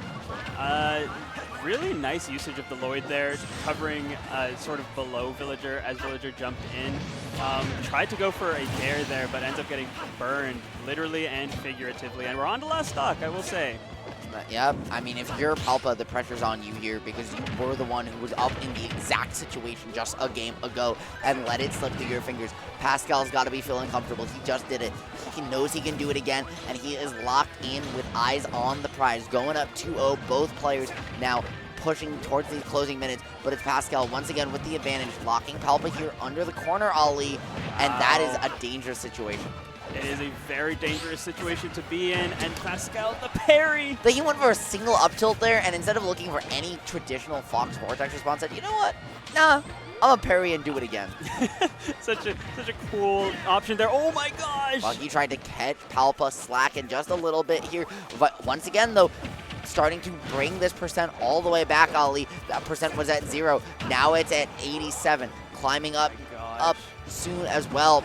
Alpa has not had stage control in over a minute. And the clock is starting to tick down. Pascal gonna claw all the way up and gonna find the second attempt. Going to do it, not once, not twice. That mental, if you're Palpa, has to be shot. But speaking of, potentially reaching an unexpected demise like Palpa's mental, here is the end of our blocks. That was it, It's yeah. been a blast, my friend. Oh my gosh, we finally got our block together. Yes, it sir. was a blast. You have been Ritual. You will see. When will we see you next at this tournament? You can see me tomorrow opening things off, and then again for top 16. Nice. You can find me on Twitter at RitualCast. And what about you? All right, so that was actually my last block of the weekend. I hope you guys enjoyed it. I am Prince Ali 4125 on Twitter. Give me a follow if you enjoyed it, and make sure to stay tuned because we got Maximus and Icon coming up next to commentate these top 96 sets. You're in for a treat.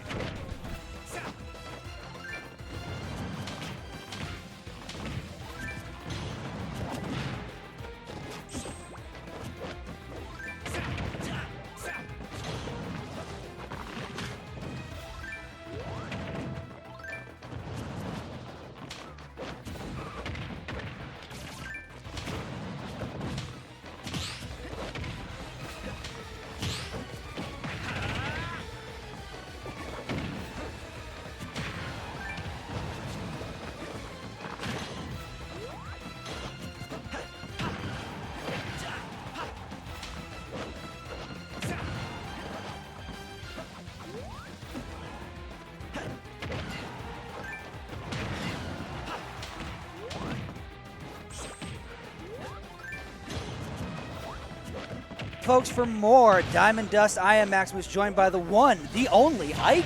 Hello, Icon. everybody. If you guys saw me play, I'm sad I didn't win, but it's okay. It's nice to be here commentating. Yeah, we got a lot of fun. We have, I believe, 4 winner side matches loaded up here. First off, we got Cal and Druish. A Michigan team killed Blanc and Pars on another screen, and then Palpa PC3X, which is going down to the wire already in Game 3. PC3X looking to take that one and move. That upshot should not have hit from Fox, but we're not going to complain. Villager has some weird hurt boxes. It's all good. This is fun. I've never actually commentated with a player at your your caliber side by side before. So you see that. I always feel like you see the game differently from like normal 2-and-2ers like myself. I'm going to try and call out some things that I see that are going to be important, but I don't want to be too nerdy on you guys. I'm going to try and keep a good, nice, healthy balance.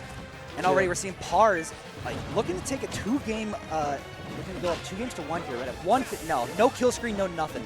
Yeah, that was actually very scary for Blanc, the Bowser Jr. It could have been easily like Electric Nair Rage Drive, and that would have sealed the game. So good stuff to Blanc. Pars, a Kazuya player who also has a really nice YouTube channel. I've watched some of their videos. Very great content creator. Goes to university. So yeah. Is it University of Manchester's Pars? I think so. Don't quote me, but it's some university. He is a little bit more educated than the average Smasher. Oh, nice. Gotcha. And Cal and Druish, this is an East versus West matchup. Druish, one of the best Palutena players. There's a lot of very good Palutena players in Michigan. Yes. And Druish is just one of them. Cal is very, very solid PT player as well out of the east side of the stage. So yeah, I'm thinking we could zone in on maybe. Is there a set you want to focus on a little bit more than others? I've never really done quad stream let's before. focus on Palpa PC3X for a second here, because that's going down to the wire. Palpa is 1 stock away from getting knocked out of the bracket. Yeah, I'm not too familiar with either of these players, but I've seen Panda Bear play in Chicago a little bit. This matchup is actually really weird because like Fox has all the tools to rush down Villager and do what needs be, but he can sometimes get too confident for his own good and then end up off stage and get bowling balled. Yeah, it's like really funny. That's a rough situation. Like, well, I just kind of gotta hold that there. But yeah, PC is very, very high level player. Plays very, very well at our most recent Arcadian as well. Plays pretty much every single space in the game, but I guess for the Villager matchup, they're going Fox for this one. Yeah. And they are already just 1 stock away from moving on to the Yeah, this is an offstage situation. You cover the illusion, and then usually it's like a GG edge guard right there. Yeah, right. Very, very classic Villager. The goal is to get Fox off stage, and then pester with slingshots so he has to go low. Then when he goes low, it's curtains. Yeah. And for Fox, you're tunneling center stage just like this, and this is exactly what you want to do. You want to be as far away from those edges as possible and pressure with your amazing full hop and amazing fastball aerials. And then follow up, yep, dash attack. It's Palpa off stage. Wait for the gyro, jump over it, landing there, not finding it. Instead, just gonna shield through it. Notice that Palpa is very happy to chill in the corner and pester from afar because he knows that one right reversal could lead to Fox off stage. So that ledge is actually very cozy, and PC3X hasn't really shown an incentive to like punish it with like a down smash or like a low angled F tilt. That wrap jump could get you killed. He didn't go for grab. Oh, okay, got you. Instead, just jump over Tomahawk, gets another read. Yeah, taking a lot of time here, but maybe too much time for your own good. Palpa. Oh, there we go. Finally getting some damage in. Up throw. As you see, already sort of fishing for these back airs. We're going to see on landing. Oh, goes for catch attack instead. Not getting. Oh, yeah, goes to catch the landing, but not quick. No jump, no jump. Cover the illusion. Make him go low. You should die. Yeah. Wow. Yeah. Palpa getting game number 1. And what I thought we tuned into that with PC up a stock. Like 1 stock away from taking the set. Instead, fragile, he's light, and he has linear recovery, and Villager is actually one of the best edge guarders in the game to take advantage of all 3 of those. Oh, nice. So, hey, you got that. Looking at Blanc pars, even game 4, which means Kazuya is winning right now. Yeah, but this could be 80 if he gets a grab. Looking for a grab, maybe. Oh, that's the wrong grab. You might die. Go to the platform. Nair, Go to the platform. Yep. Second blender. There you go. Okay. He went to the platform, and Par's got the soft Nair going for the Ferb Tech, so that means he's okay. That's a greedy Nair. Or side B, sorry. Reflect Koopa. Yup, perfect. Okay. This is the electric up smash. Oh my gosh, are you kidding me? That was so smart. So the Mecha Koopa was there. It was going to do extra shield damage with Dragon Uppercut, which also does a ton of shield damage. Boom, gone. Just gone. Yeah, Your pop. shield is deleted in an instant. Wow. And that's how you force a game 5. Way to go, Pars. That's some next level game knowledge. Going over to Cal Druish. Cal taking that with a Razor Leaf up air. You got to DI that Razor Leaf right, otherwise sometimes you can just die anyway. Good stuff to Cal, going up 2-0 over Druish. This is so much fun. You're so knowledgeable. Thank you. This is the first time I've done quad stream before, so hopefully I'm okay with this. Oh, this is the first time I've done it too, and I'm still trying to follow what exactly is going on. Yeah, I think the key is just to guide you guys, the viewers, to like a certain set. Yeah. If you guys want to listen to us, if you don't, put us on mute and watch what you want. It's all Exactly. good. Offstage Villy, again, kind of staying safe. I feel like as Fox, you could maybe be threatening a little bit, like dash in, dash out. It's weird. Whenever we stop focusing on that set, PC takes the lead. But every time we focus in on it, it's like Palpa is exactly where they want to be. Yeah, matchup is low-key, okay, no punish. Matchup is low-key degenerate, I'm not going to lie. It's very like kind of ledge planky, hold ledge, and like, you know, like take your time in the corner. But again, if you take your time in the corner, that burst range is so small, Fox can just come in on you whenever he wants. Okay, landing with F tilt, putting all the pressure on PC. And now if I'm PC, I'm like down to just like run around and like Wake Villager try and hit me so much that he gets frustrated to try and hit me and dies. Because you have a full stock lead and you could die here, Reflector maybe. High illusion, very smart. Oh, you have to reflect. No instead. jump, great air dodge. Landing Nair dash attack. Trying to catch his up air instead. Just waits for him to land again and gets another up smash. Quick up throw. We could be seeing maybe back air ledge pressure, or I think you can mix back air and Nair as Fox to maybe like Nair clank the pellet out, back air cover a jump. Oh, look at that call out instead. Just Palpa let in an up smash rip. Yeah, playing this really smart. I love the walking by ledge, always has shield ready to go. Oh, goes Almost for drill up hitting it. smash. No Yeah. cigar. Okay, well, while this goes on, it looks like PC is playing pretty well. I want to jump to the bottom right. Yeah, Game 5, tough guy, you die He here. gets crumpled. Yep. Electric up smash. Nice. So this is like, I'm interested we're on this stage. I feel like if we're on, Battlefield, it's a very good Bowser Jr. stage. You can kind of just run around and fly forever. But Blanc hasn't really been choosing to do that because he's up or down a stock, so he can't really. Up B? Good DI. Heart, looking for hammer. No, nothing yet.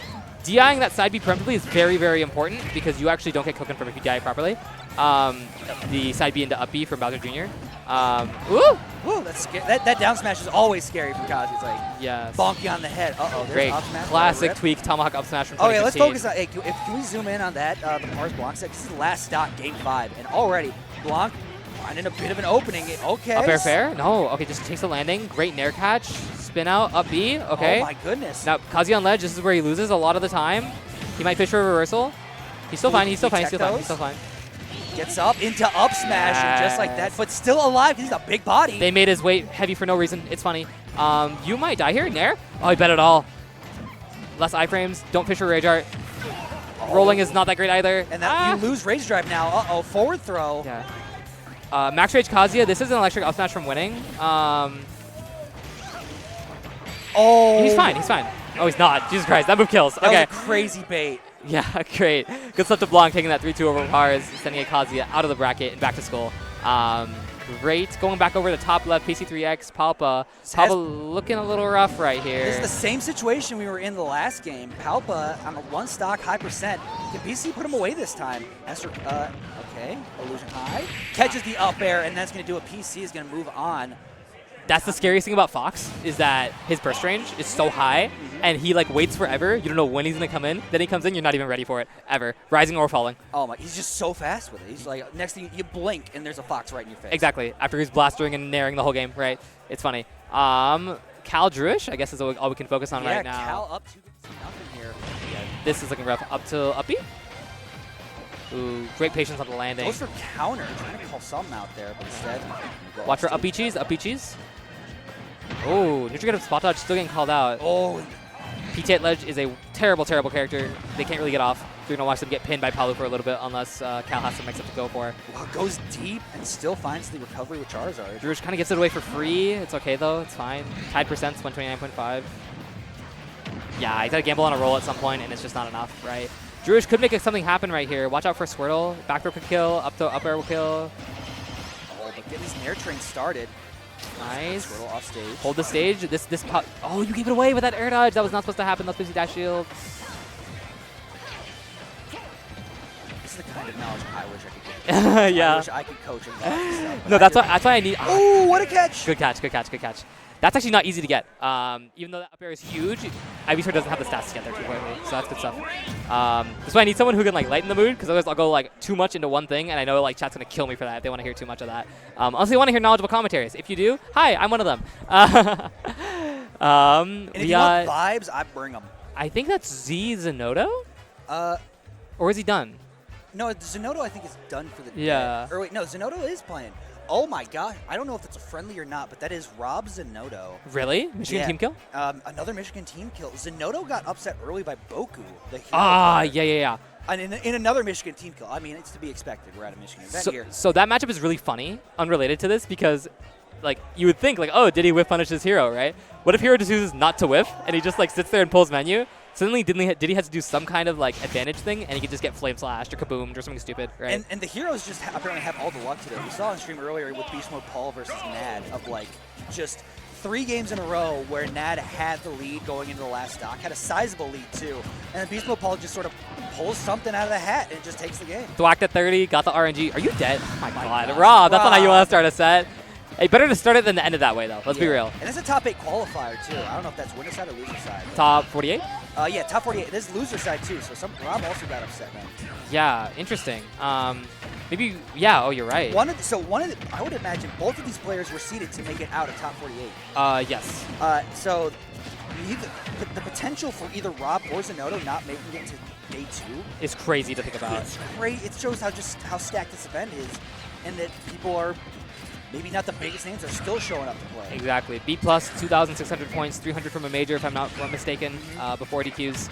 So yeah, we gotta give props to Zenodo. Really, really talented player because Brawl Vet, experiencing Snake, but you still get up tilted once in a while, right? Yeah. There you go. Y'all get it. Everybody gets up tilted. Yeah. And the other game we got coming up here, oh my gosh, so many great ones. Arcty versus Broly. Arcty coming out of Peru, one of the top players in South America, playing the Palutena versus Broly, Michigan stalwart. Arcty came here for school, if I'm not mistaken. Yes, going right? to MSU for school. Yes. But just also happens to be one of the top players in Peru. Great, amazing. Shout out to the Peruvian Smash scene. Great. I've seen Arcty play a little bit. I actually played Wi-Fi with Arcty for a little bit. Very, very talented player. And I think the best part about Arcty's probably, you're going to see it probably in the set, he's very willingly going to go for these full hop air-to-air reads. And even though Roy is full hopping not as much as other characters, you're going to see a quick air-to-air back air, just cover space immediately, right? Sometimes the active nair comes out, but you look for it, you'll see it. I want to watch Zenodo Rob, though, right now. Yeah, Zenodo Rob is going kind of nutty. And then the last one is Astra Raymond Nichols. And there's a Steve in that one, so sort of let that one exist in the top corner. Yes, love Raymond. Great, talented player. I want to watch, looking at Zenodo Rob, something really interesting about this matchup is that it's been very weird. It's gone back and forth because you can banana Snake out of grenade stance, right? And that's super valuable. But Diddy also has a really flexible aerials to catch Snake landing. So it's going to be a lot of mix-ups. Great popcorn cancel going into the banana throw from Zenodo. Off stage, what do you do? Oh, just rapid jab. Oh, he shielded in between the jabs. You see, he's already looking for the down throw, down air. Dash attack fair. Misses the fair, but it's fine. DI in from Rob. Very good combo defense. Zenodo, how do you approach this situation? He's up a lead. He doesn't need to, right? Yeah, well, yeah, you're right. Snake up a stock is the best character in the game. Snake behind a stock is a low tier. Yeah, it's pretty funny how that works. Sort of let him throw his explosions and hey. Yeah, watch your odds kick. are he's going to get hit by something. Yes. Nice. Yeah, Rob's use of active multi-hit and air to cover jumps is something we've seen a lot of Snake players do most recently. Rob's the first one I actually saw do it a lot more than other Snakes, and it seems like it's really working out really well. Diddy is not the fastest character without Monkey Flip, so covering that active space with Nair or Bear is super huge. Oh my gosh, it's combos coming out from Zenodo. Oh, dude, that nade chip is hurting. Yes. They're also from the same region, so I'm sure they've played each other before. Yeah. Don't know how often, because I'm not from Michigan, but just want to mention that. So the funny thing is, I don't know how often these players have actually played in Sonoto, because he's been kind of absent from recent events. Yeah. I think either graduated from college and did professional stuff, but still on the most recent PR, both him and Onin were honorable mentions just because they didn't used to meet the attendance requirement. And they're, in my mind, the top 2 of Michigan for sure, without a doubt, legacy-wise. So it's very funny that we had to still respect him. But oh my gosh, was that the auto timer? I wasn't watching. I didn't see if it was a detonation or auto timer, but it might have been an auto timer. Yeah, that's game 1 going to Rob. Regardless, C4 scary. We have a very funny matchup in the top right. Oh my gosh, we can recreate the meme from forever. Yeah, exactly. Oh, he's gonna minecart out of the corner 4 times in a row. Everything is awesome. Everything is cool, and you're part of the team. I was there when that happened. Really? I was there. Because that was at an event called Tri-City Tryhards. It was out of Northwood University, which is in Michigan. Yeah. It was. I want to say that was Eden versus Aquatic is where it first started. Eden was the one that made it. Oh my god, Eden doesn't really come to stuff anymore, but early on, Eden was the inspiration for Onin picking up Steve. Wow, that's hilarious. So what a weird timeline we're in. So that meme eventually is essentially what created Onin. That's incredible. We love that. We love Back that. throw, F-slash, see you. This is the kind of lore you can only... This is the lore I bring to the table. You bring the knowledge, I bring the lore. Yeah, honestly, it works out both ways. Cover low, Anvil? Yep. What? Why was that weak hit? I don't know. I think he jumped off. Yeah. But it's still going to catch with the up smash. Yeah, okay. 3 stocks to 1. Yeah, we haven't seen Grayman like fish for jab like other Steves wouldn't. Oh, there it is. Yeah. There it is. Oh, taking the fox for a walk, are we? Yeah, this is like jab fair and you lose. So don't get jabbed. But Raymond recognizing that, going for up airs instead. Very smart. If your opponent's going to jump, I'm going to anti-air you. Arky winning game 1 for in their set versus Broly. Yep, Explosive Flame to cover themselves. Arky doing well. I mean, we've all kind of seen that. Oh, Arky, that's the one thing from Arky I've noticed a lot, and it's very, very punishable, is he will almost always go for a teleport cancel when he's at a 45-degree angle with a platform. Yeah. He will always go for it. So it makes punishing it very, very... You just have to see the flash where he is, and then you can just be right there. And Broly has been for a forward air. That's something I just learned from my set versus Cosmos, is you have to threaten options without actually doing them. So like stuff like jump air dodge, jump sure you can like just kill or get killed. So same situation there. Paint to ledge, but throw an uppie if you can. Great jab backer coming up for Broly. You know, I'm not going to lie, Raymond is playing this very well. I don't see how he can lose this. This is like a Fox at kill percent from any Steve kill move. Why are you not even ripping F's like F's? There you go. There you go. Yeah, take your time. Yeah, it's all good. You have a lot of time. 4 minutes on the clock. Going down to bottom right, Zenodo Rob up a game. Even Stocks right here. Zenodo playing it really well. Something I'm worried about is if an aerial is too stale from Diddy, will it not break Cypher? Because Diddy's aerials do some damage, but I don't know if they do a ton of damage, right? I think the threshold is 8% to 9%, so Diddy's aerials might not break that. Unsure, though. Chat can confirm. Yeah. Chat will always confirm. Yeah, chat knows. Yeah. I just know my aerials break it, so I don't really care. Yeah. Yeah. C4 on the ledge, Nikita coming out. Ledge, and there was C4 there too. You know, we've been seeing Snake use a lot more C4 to cover like ledge because you can reaction to neutral get up or call it out and it covers ledge jump and ledge hang. So it can cover like the 2 unreactable options. It's crazy. Yeah, it seems like obviously up smash at ledge still a very, very strong option, but it's the mix-ups that. See, there you go. Yes, I was like, I don't think it's too stale. I was like, it's probably not gonna break. Yeah. Monkey Foot still putting away stock. Nice. Monkey Flip coming out. And this is where Zenodo makes his money. Snake at ledge, not going to fall for any of these reversals. But Rob bravely taking stage with good ground pressure. I like that a lot. Gets grabbed for it, though. Too much on the ground.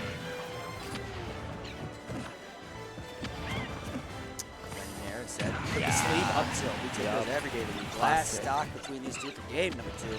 And now this is where Snake kind of makes his money. A lot of nades are going to come out. A lot of quick chip, right? If Zenodo takes too much chip and doesn't keep it up, it's going to be really hard to get this kill. It's weird. I'm not really stressed out again with Zenodo in the set because he has like that legacy skill of like the longer the set goes on, the better he gets. Absolutely agree. Up air fair, ignoring the grenade. Fair is stale twice now. Got it. Back air might not break. Going for barrels instead. Very smart. Doesn't find it though. Forward air. Throws him his own grenade. Yup. The thrower or the owner of the grenade will always have a bigger radius and a smaller radius for them. So it's very important to get nade pressure when you can, or nade possession. Oh. Dash back into via Monkey Foot. That's a high recovery as soon as C4 just landing. Dude, it's too telegraphed, yeah. when Diddy's just standing there, you know what he wants. Usually it's going to be up smash or a rising aerial. Oh, yep, a little electric slide, up smash. Perfect. Cha-Cha real smooth. Game 2 going to Zenodo. Wow. Broly is cooking Arcty right now. What the heck happened? Wow. Oh, he got the Nair reversal, though. This could be good damage. Nair platform, what do you do? Great landing aerial. Yes, Oh, yeah, yeah. Raymond out of iron at this point. Oh, this is important. Oh, it doesn't matter. Yeah. Still alive. Yep, good DI. And now he finally gets a bit of iron and a diamond. Drop there. Oh, you die here. That's forward air. Oh, okay. Oh, you pineapple yourself. Sure. It was either that or get forward air by Steve, so it doesn't matter. Or down tilted, whatever Raymond chooses. No, pick your poison. Yeah. It's like I choose to go out on my own terms. There you go, right? I choose when my stock goes away. I've been most interested in this Zenodo Rob set. Yeah, this is like, and it's for good reason. This is one to watch. This is like the future of Michigan versus its past. Mind you, oh my gosh, again. Can you downer this? Can you do it again? No, you can't. All good. Cypher was in the way. I don't blame you. It's like this next generation versus the old guard. It's yeah. Like in a very unique way. And it's funny that the new generation is still using an old-time character, right? Oh, like, yeah. You know, Brawl. It's not like a new gen like Steve or Kazuya, so that's very interesting. Watch the nade on the ledge. Oh, great air dodge coming out. Gets called out by Zenodo, though.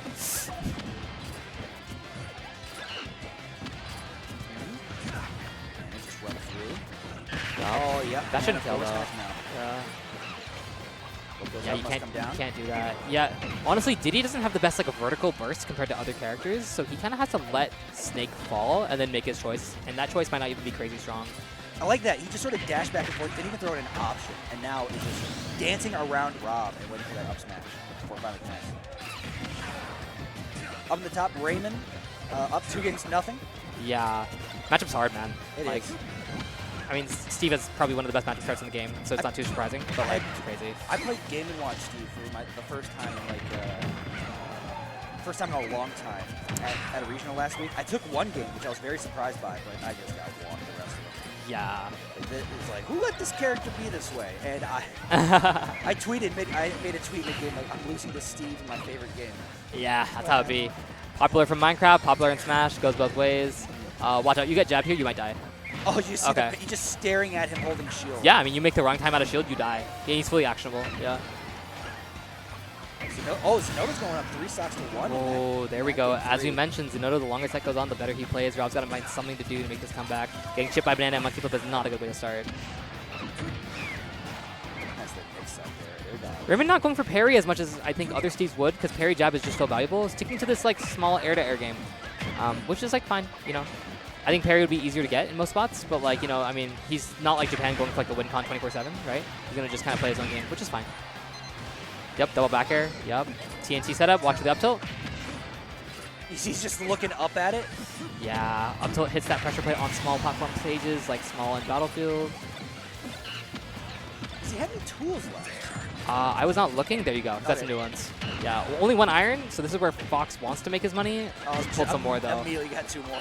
Yeah. Good up air. That's how you die. Yeah, all good. Oh, Arcty making a nice statement in game 4. Look at this. We got like a ledge pressure situation, but like that 78% is not coming out of nowhere. Now 91. Yeah, lands it down there too. Is going to connect. Not going to get the grab, but you have to hold that shield, and it's so scary the whole time you do it. Because Roy's just pressuring your block like crazy. Jab, jab, down tilt, right? Oh, Zenodo taking that game, goes up 2-1. And oh my gosh, okay. Like you said though, Arcty still in a commanding space in that game 4. Up tilt, nice. Yeah, all right. Watch for Nair reversal. Nair reversal here could hurt. Oh, falling up air. That's going to hurt even more. Actually, maybe not. 28's fine. Yeah. Yeah. You got out of it, but oh my gosh. This is jab bear at ledge percent. Jab bear inside B will kick here. Watch out, Arcty. I'm scared. Oh, we got the air dodge. Nice. Oh, goes for another up tilt and just catches, but still not enough to take off the top. This is where he needs to make the vertical air-to-air pressure. If he can go for it. Don't go for the grab. Okay, take your time, take your time. It got called out, but we're still alive. Bear will kill her too, right? Nice, yeah. Great. Statement, Palu ledge pressure, back air coming out. Great stuff to Arcty going for game 5. Zenodo Rob still going on. Okay, I'm liking this. Oh, never mind. I was about to say Rob's playing really well at center stage and he gave it all away. It'd be like that sometimes. F tilt, yep. You have to let it get. Oh, good up air. Yeah, wow, he dropped from Cypher early.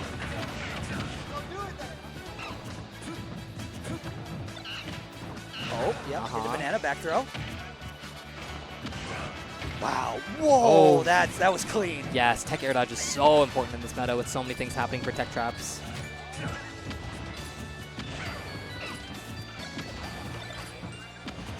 Carpet bombing the stage now. Yeah, there's so many things happening. I'm trying to watch them all. All these explosions. Yep, nade in hand. It's cooked. It's going to hurt. No, good jump.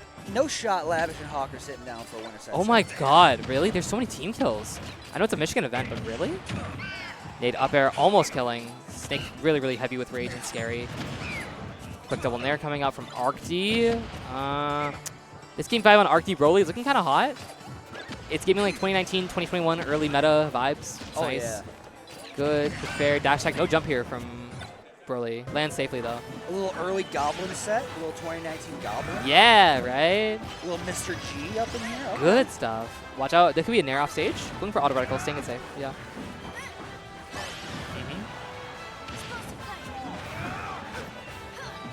Oh, you just see all these options in the ledge. Just Yeah. trying to find the right one. Quick nair. All right, get off stage.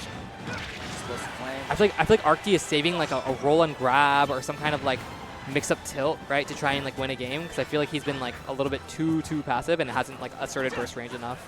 It's hard to versus Roy. Roy's also fast, but like ArcD's kind of been playing the same. We haven't seen a tempo switch just yet. Like you'll see, like these double jumps are coming out. A lot of like waiting, passive play, which is good. You have to assert the burst range at some point to get something going. Air dodge? Oh, okay, up air instead.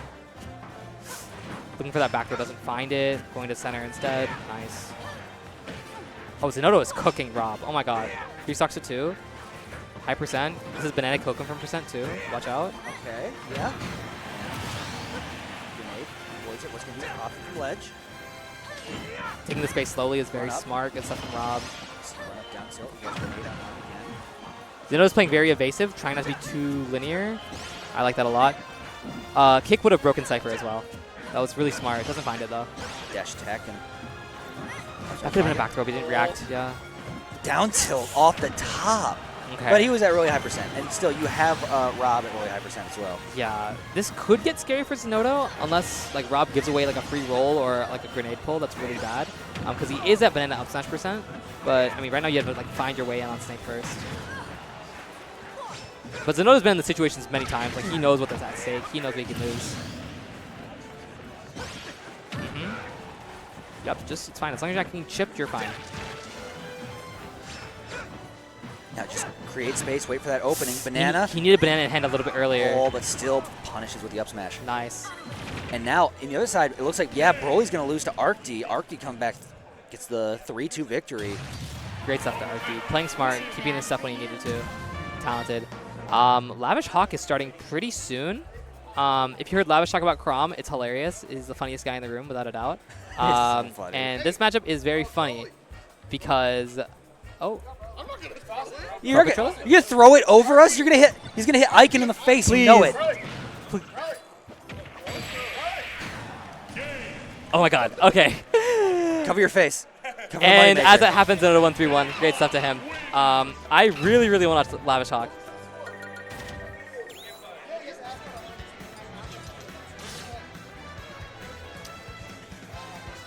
So the thing about Lavish Hawk that is super interesting is that Rob Crom is hilarious because Rob's a big body, gets destroyed by all these Crom combos, and then he gets off stage once, and then it's like gyro, laser, down air, forward air, like all these annoying off stage moves because, in the words of Udays, Rob is literally Superman.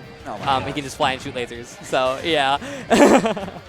And has, as we like to call it, the Go My Child, hold down the neutral. And that's gyro. Yeah, just throw gyro out, and you have to do something about it. It's crazy. You have to find the hardest item in the game to pick up. Yes, exactly. People have gotten a lot better at it now, but back in the day, it was really funny.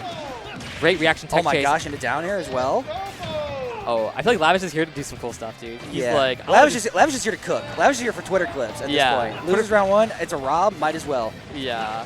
And the amount of times these two have played against each other in practice, oh my gosh, this is gonna be a fire one. Right down tilt, finding the nair. Doesn't parry the nair just yet. Hey, remember recently when they found out Rob could get nair to Oh, yeah. Cross on shield. Yeah, we haven't seen that too much because it's kind of linear when they go for it. Yeah. But it is another landing mix-up. Nair, up air, up air, up air. Oh, fair. Extending off stage. Not crazy, but like I think upwards versus Rob is usually better. But I mean, Lavish does what he wants. It's all cool. Yeah. Damage is damage. Falling up air into another Nair. Okay, sees the high recovery. Gonna stall out. Wow. Okay, you know, it was a little thing. I reacted too much to just Waveland pick up gyro. Yeah, no, it's actually not awful, and especially because Chrom and Roy have very committed air physics, they can like pick it up and retreat back. So it's very good.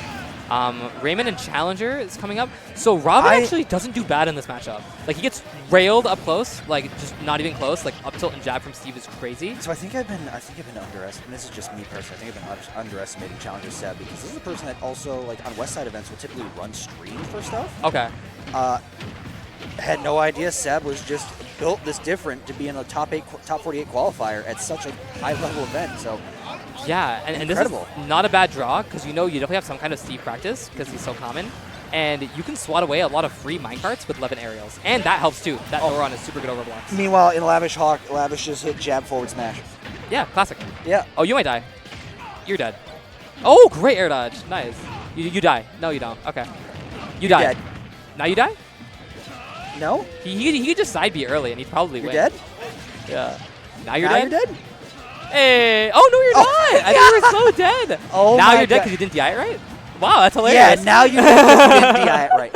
All that. You did the hardest part, and still at the end, it's like just DI up air correctly. Yeah, it's still a Mario Party minigame. Oh, look at that. Did Levin air dash, like, jab into, like, more stuff? That was so cool. Using the block disappearing to cancel your end lag is super cool and very underutilized. Seb wins this. It's a very big upset. Yeah. I mean, I feel like Raymond can't play for free. Like, a lot of these, like, 11 aerials are going to swat a lot of what Steve wants to do. But, I mean, again, it's that up-close game that you just don't want to have to deal with versus Steve. Auto-cancel back air, up tilt, jab. Everything is so scary. Wow, jab up smash bouncing off the block. Great stuff from Raymond. Ooh, Zandemo Arcty. Okay. Ooh. Could be nice. I didn't see what happened. I just saw Levin up there. Yeah, that was pretty much it. Got it. Ooh, double dash tag? Pterodactyl? No.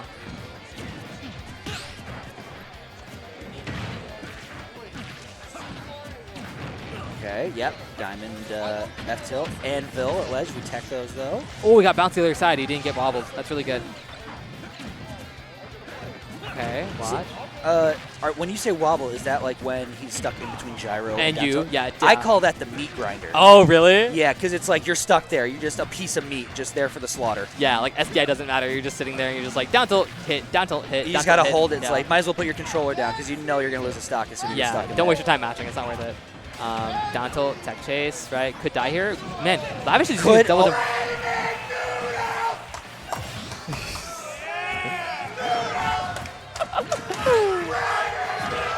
Raymond taking game 1 over Challenger. This is what I've been looking for. I was talking on the Tekken stream with the Tekken folks, like, hey, y'all bring a different vibe to this kind of thing that I want to see. Like, I want to see the Smash scene over here get a bit rowdy.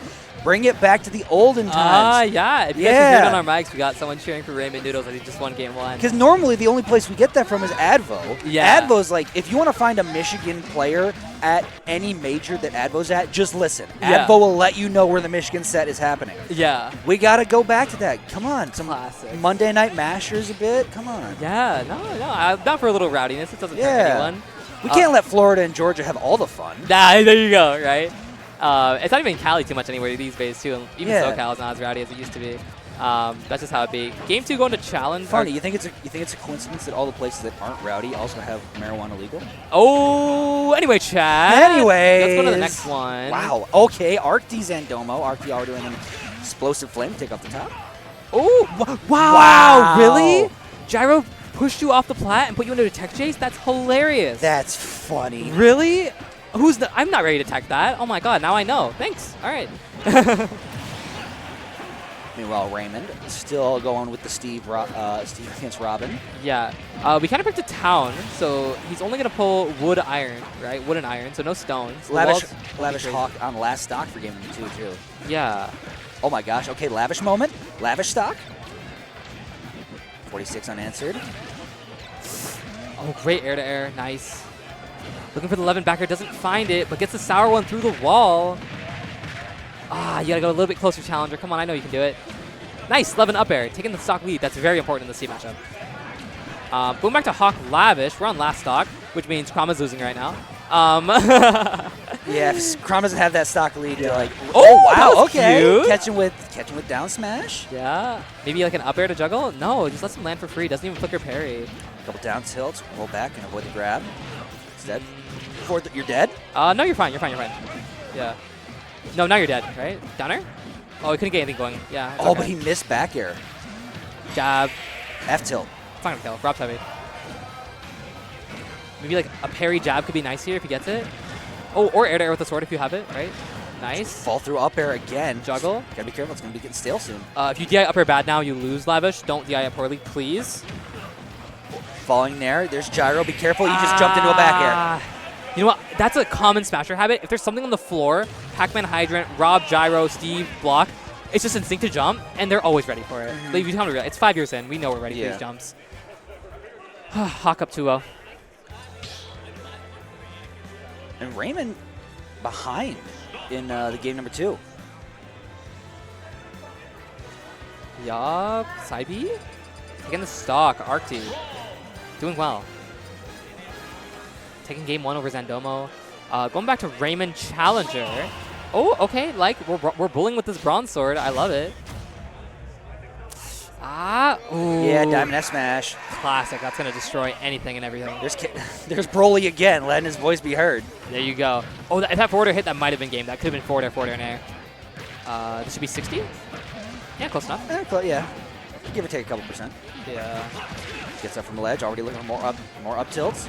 Minecart for 80. Go Block on, wall. Go on, Mr. Bones. Wild ride into an anvil. Still alive. Great DI. Watch out. Oh, down tilt. We tech those. Oh my god, he dodged all of that and he has stage control. Hold on, Challenger, you can't throw this now. No iron. No, that was the last iron. Jumped up and he's still alive. Wow, what DI. He has 1 iron. Watch out for anvil, maybe. Oh, it's Minecart instead. Same thing. Oh, make the most. No way. No way. Challenger, don't do this to me. Certainly not. Certainly. He has no iron. He has no iron. Go pressure. Oh, you gave up for charge. Oh, you might lose because of that. Oh, yeah, look at all those mats he's getting now. Okay, well, he has gold and he has iron. Oh, you swung away. Wow. Oh, that is a crazy thing to say. You're like, you know what? I'm going to let Steve mine, and I know I'm going to win this minecart anvil flowchart RPS, and you clutched up. Great stuff to Challenger. That's confidence in your abilities. Yeah, you have to like be mentally ready. Like, okay, he's going to get a ton of mats. That's totally fine. Let's go for next. I think we just missed a Lavish stock because people woke up there. Yeah. Lavish landed S smash in some way. Okay. Okay. Down throw, up air, back air. Ooh, side B, mixing. All right. If I can't predict the Lavish combo, that means you know he's cooking, right? Mm-hmm. Oh, yep. Wow. Using the gyro. Okay. You kind of have to. A jab 1 F smash takes another stock. Okay, Lavish. Lavish bringing it back, bringing some hype back to Michigan. If there's one set I want to go to a game 5, it's that one. That's true. I can watch Lavish do evil things to a big body all day long. Watch out, no jump. Yeah, but we get these up. We get this up B. Quick 26. Yep. Cut your dash. But we shield gyro. Get rid of it. Yeah, get rid of it. Oh my god. We air dodge back into it. That's okay. You're fine. Yeah, we're still good. But oh my gosh, the deep back. He's on there. Bursting in from corner. Good spot dodge, but he hands us right back. Falling up air. Here you go. Nair, look for the open, but a down throw, up tilt, the no mash, but eats this up air. That's going to be a stock. Last stock here. Lavish. Which means Crom's losing. Yeah. Sorry, Lavish. It's true. I bet you Lavish would say that too. No, he's right. Okay, watch out. Quick waveland for positioning. So clean. Okay. It's such a simple little boomer option, but it still looks so cool. Yes. I still think Lavish could be extending combos upwards and taking advantage of juggling Rob instead of going off stage, but I think he wants some cool stuff too bad. Which I've been there. It's okay. I probably lost today because of it. Nope. You hear the people as soon as he gets jabbed, people are like, yes! Yep. No, not yet. Grab. Great. Grab. Nice. Forward throw. Patience catches. Still tracking with that jump. But you give Hawk one opening. This, I know he will land 0 to deaths.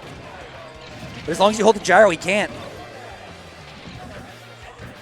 Great spacing on there, right? Good on Hawk not to like immediately forward air out of shield. I know it's a lot of raw player instinct to throw it out. Lavish, your gyro control needs to be a little bit better. You can't be throwing that away just like that. Please, bro. Jab back air, yeah.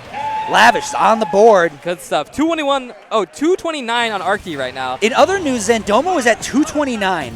No, Arcty's at 229. Oh, Arcty's at 229. My bad. Wow. Cool. Arcty 3-stocking Zandomo. Cool. 200+%. Crazy. Yeah, nice. It just flew right underneath their noses. Raymond up a stock on Challenger right now, looking pretty good. Stone walls looking nice. Going on Kalos, good stage pick. He gets iron on the edges, stone in the middle. Yeah. Goes rapid jab, and that's going to take off the top. I forgot both jabs kill. That's crazy.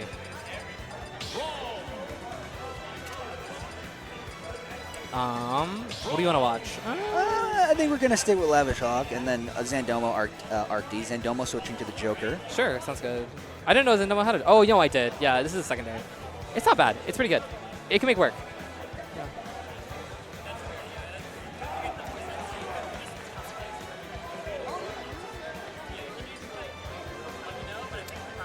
Like these backer walls. Yep, classic Arcty. Going for a quick air read, doesn't find it, gets swapped by Joker. Quick Nair. Yep, Arsene's here. Nair as well. Wow, that was a weird kind of ledge interaction. What are we watching? I was watching Arcty's Zandomo, and okay, it was a really weird, like, it looked like he was going to slide off, but then rolled back on. Got it. Crazy. Okay, nice back air coming out. Coming Arcty, holding the center stage really, really well. He's typically very consistent with the tilt, down and tilt 2 frames. Yes. Unable to find him today, though. Yeah. Once again, another teleport cancel.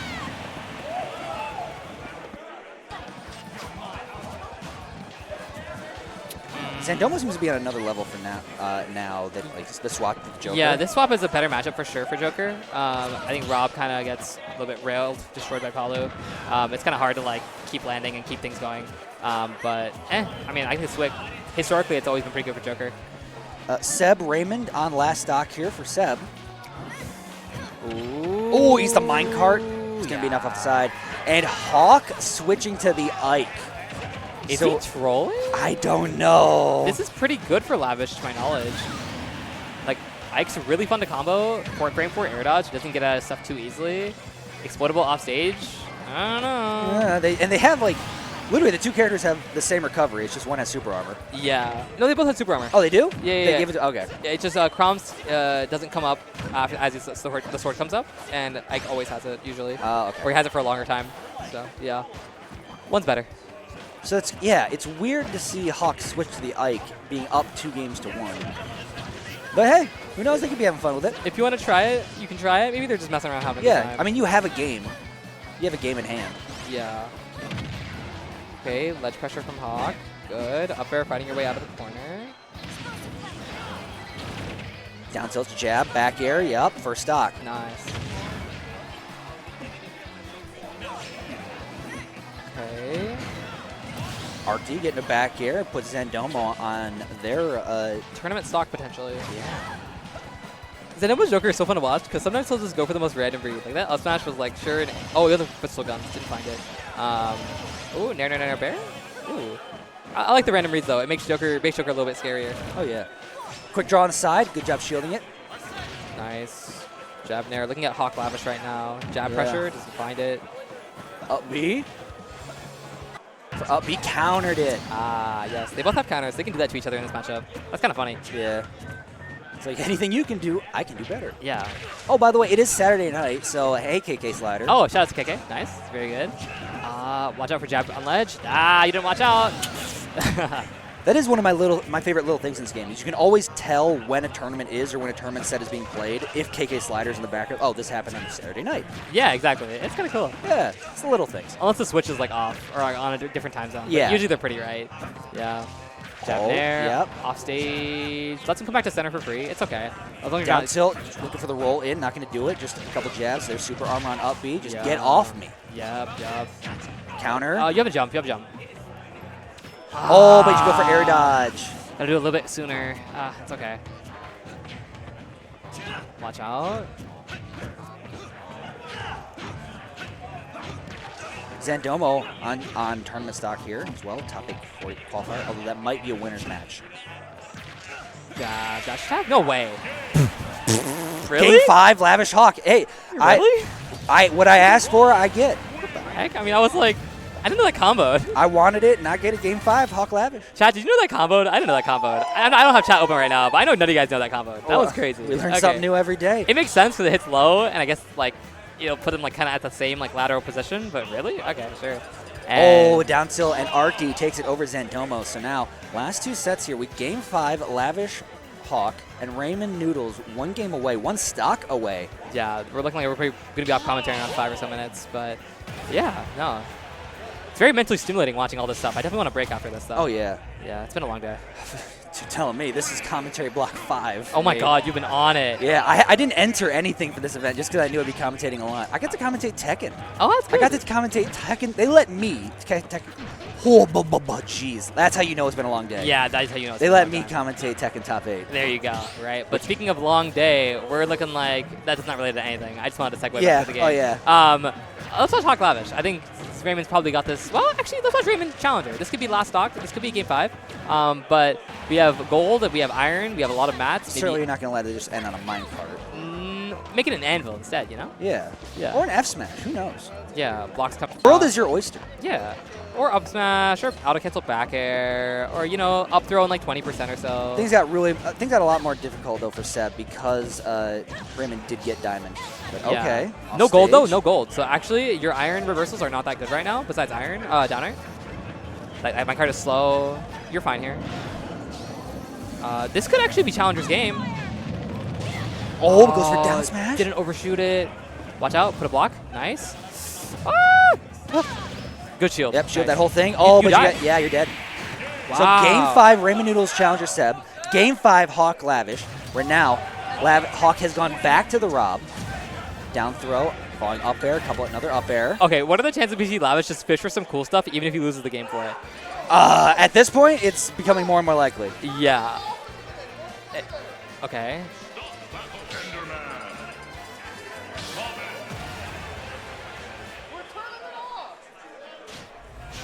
Down tilt, jab, or grab, sorry, can't think. Oh, that space snare is terrifying. Oh,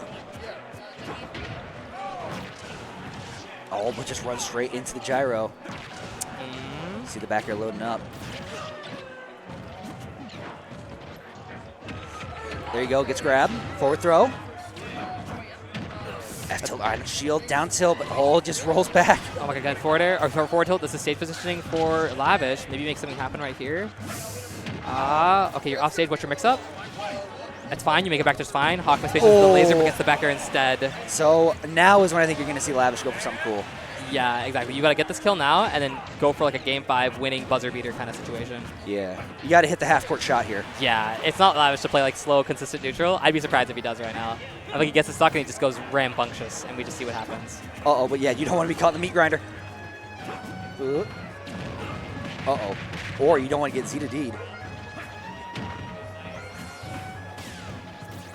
Okay. Up air. Up air. Another one. Air dodge landing, still catches with the forward air. But gets Nair as well. Parries that. Watch out. How do you get this kill as Crom, dude? Like, is that a jab back air %? You need like a straight F-tilt, straight back air. Oh my gosh, you almost got right up. Rotor arm off the side. That's brutal. Really rough. Laser. Challenger taking the stock lead over, but that's game. Yeah. F-tilt, yeah, and Hawk's going to take it over Lavish. Got it. Good stuff to Hawk. Played that really well. Challenger is holding the stock lead like his life depends on it, because it absolutely does. But letting Raymond power up on mats, that's a fair trade-off. You get Levin instead. And here we go, folks. The last set of this block here. We got Raymond Noodles, Challenger Seb on Kalos. This could be interesting. Oh, we're letting him mine? Well, you don't have that crazy of a lead to even let him mine. You should put a little bit of pressure, but it's easier said than done for sure. Okay. Quick little... Thoron gets blocked by one block. That's crazy. Up air. Yup. Minecart, watch out for it. Yeah. So the thing about Steve is that now he has so much iron, he can just kind of throw it out as he wants, which can lead him to be more linear or maybe make him like worse. Up tilt strings into the forward air, diamond. So much damage every single time. That iron bar is full. That's more than 8 pieces of iron. That's incredible. That's wow. And very terrifying. Yeah, you can just use it to position as you need. And has gold still. Yeah, he's not so much. Like, this is looking like Challenger took a break mentally, and it let Raven power up, and this is looking terrifying. Yeah, it's one of the things of playing against Steve is you always have to be a threat on your A game. Yes. You can't like take a single breather against Steve because he will punish you for it. And Yeah. like right there, You're minecart. You're fine. Yeah. Recover low around the blocks, but you eat that back air. God, auto cancel back air is so crazy at the ledge. Oh my goodness. Down tilt. Sorry, anvil. Back air is gonna catch. There it is. Yup. And this is the game you have to play because now you have to approach full Iron Steve. This is looking terrifying. Wow, great job just avoiding grab. All right, that could be double. Oh, you have to jump arc fire that. You can't do it standing. That's okay. Down throw. Doesn't find anything. Yeah. Doesn't get the frame trap either. Barely missing the punish. I don't know, Gets dude. more gold and has enough time to refresh diamonds. This This should is be a fresh diamond. This should be 80 or more. Oh, good tech. Nice. Ooh. The very tip of the 11 sword. Nice. Almost a shield break setup. Okay. Okay. Arc fire on recharge. He catches the book. You're Eats fine. the F smash. That's a Looks lot of for damage. another one. That would have been so goofy if that hit. Yup. Off the wall, still saying it. Dash attack. Beats out the arc fire before it gets started. Minecart. Not a command grab, but a hitbox. Oh my gosh. Really? That You was... built the ceiling above him. Had to. And those are iron blocks, so even if he teched, I don't know if he would have made it back. I don't think it's that strong. That's crazy. That's insane. So that's going to be it from the two of us. And that's going to be it for Diamond Dust today. Go on mainstream where they still have some sets going. I have been Maximus. You can find me on Twitter at Maximus31 and Twitch at Maximus31. Icon, where can the people find you? They can find me on Twitch. I stream sometimes. I have been pretty busy these days, but twitch.tv/IconMS1. And you can also find me tomorrow because I will actually be in top 48 losers trying to make a good run all the way to top 8. Heck so, yeah. It's It's been great. a pleasure. Thank you so much. I appreciate it. Until next time, folks. Have a good one, guys. Peace.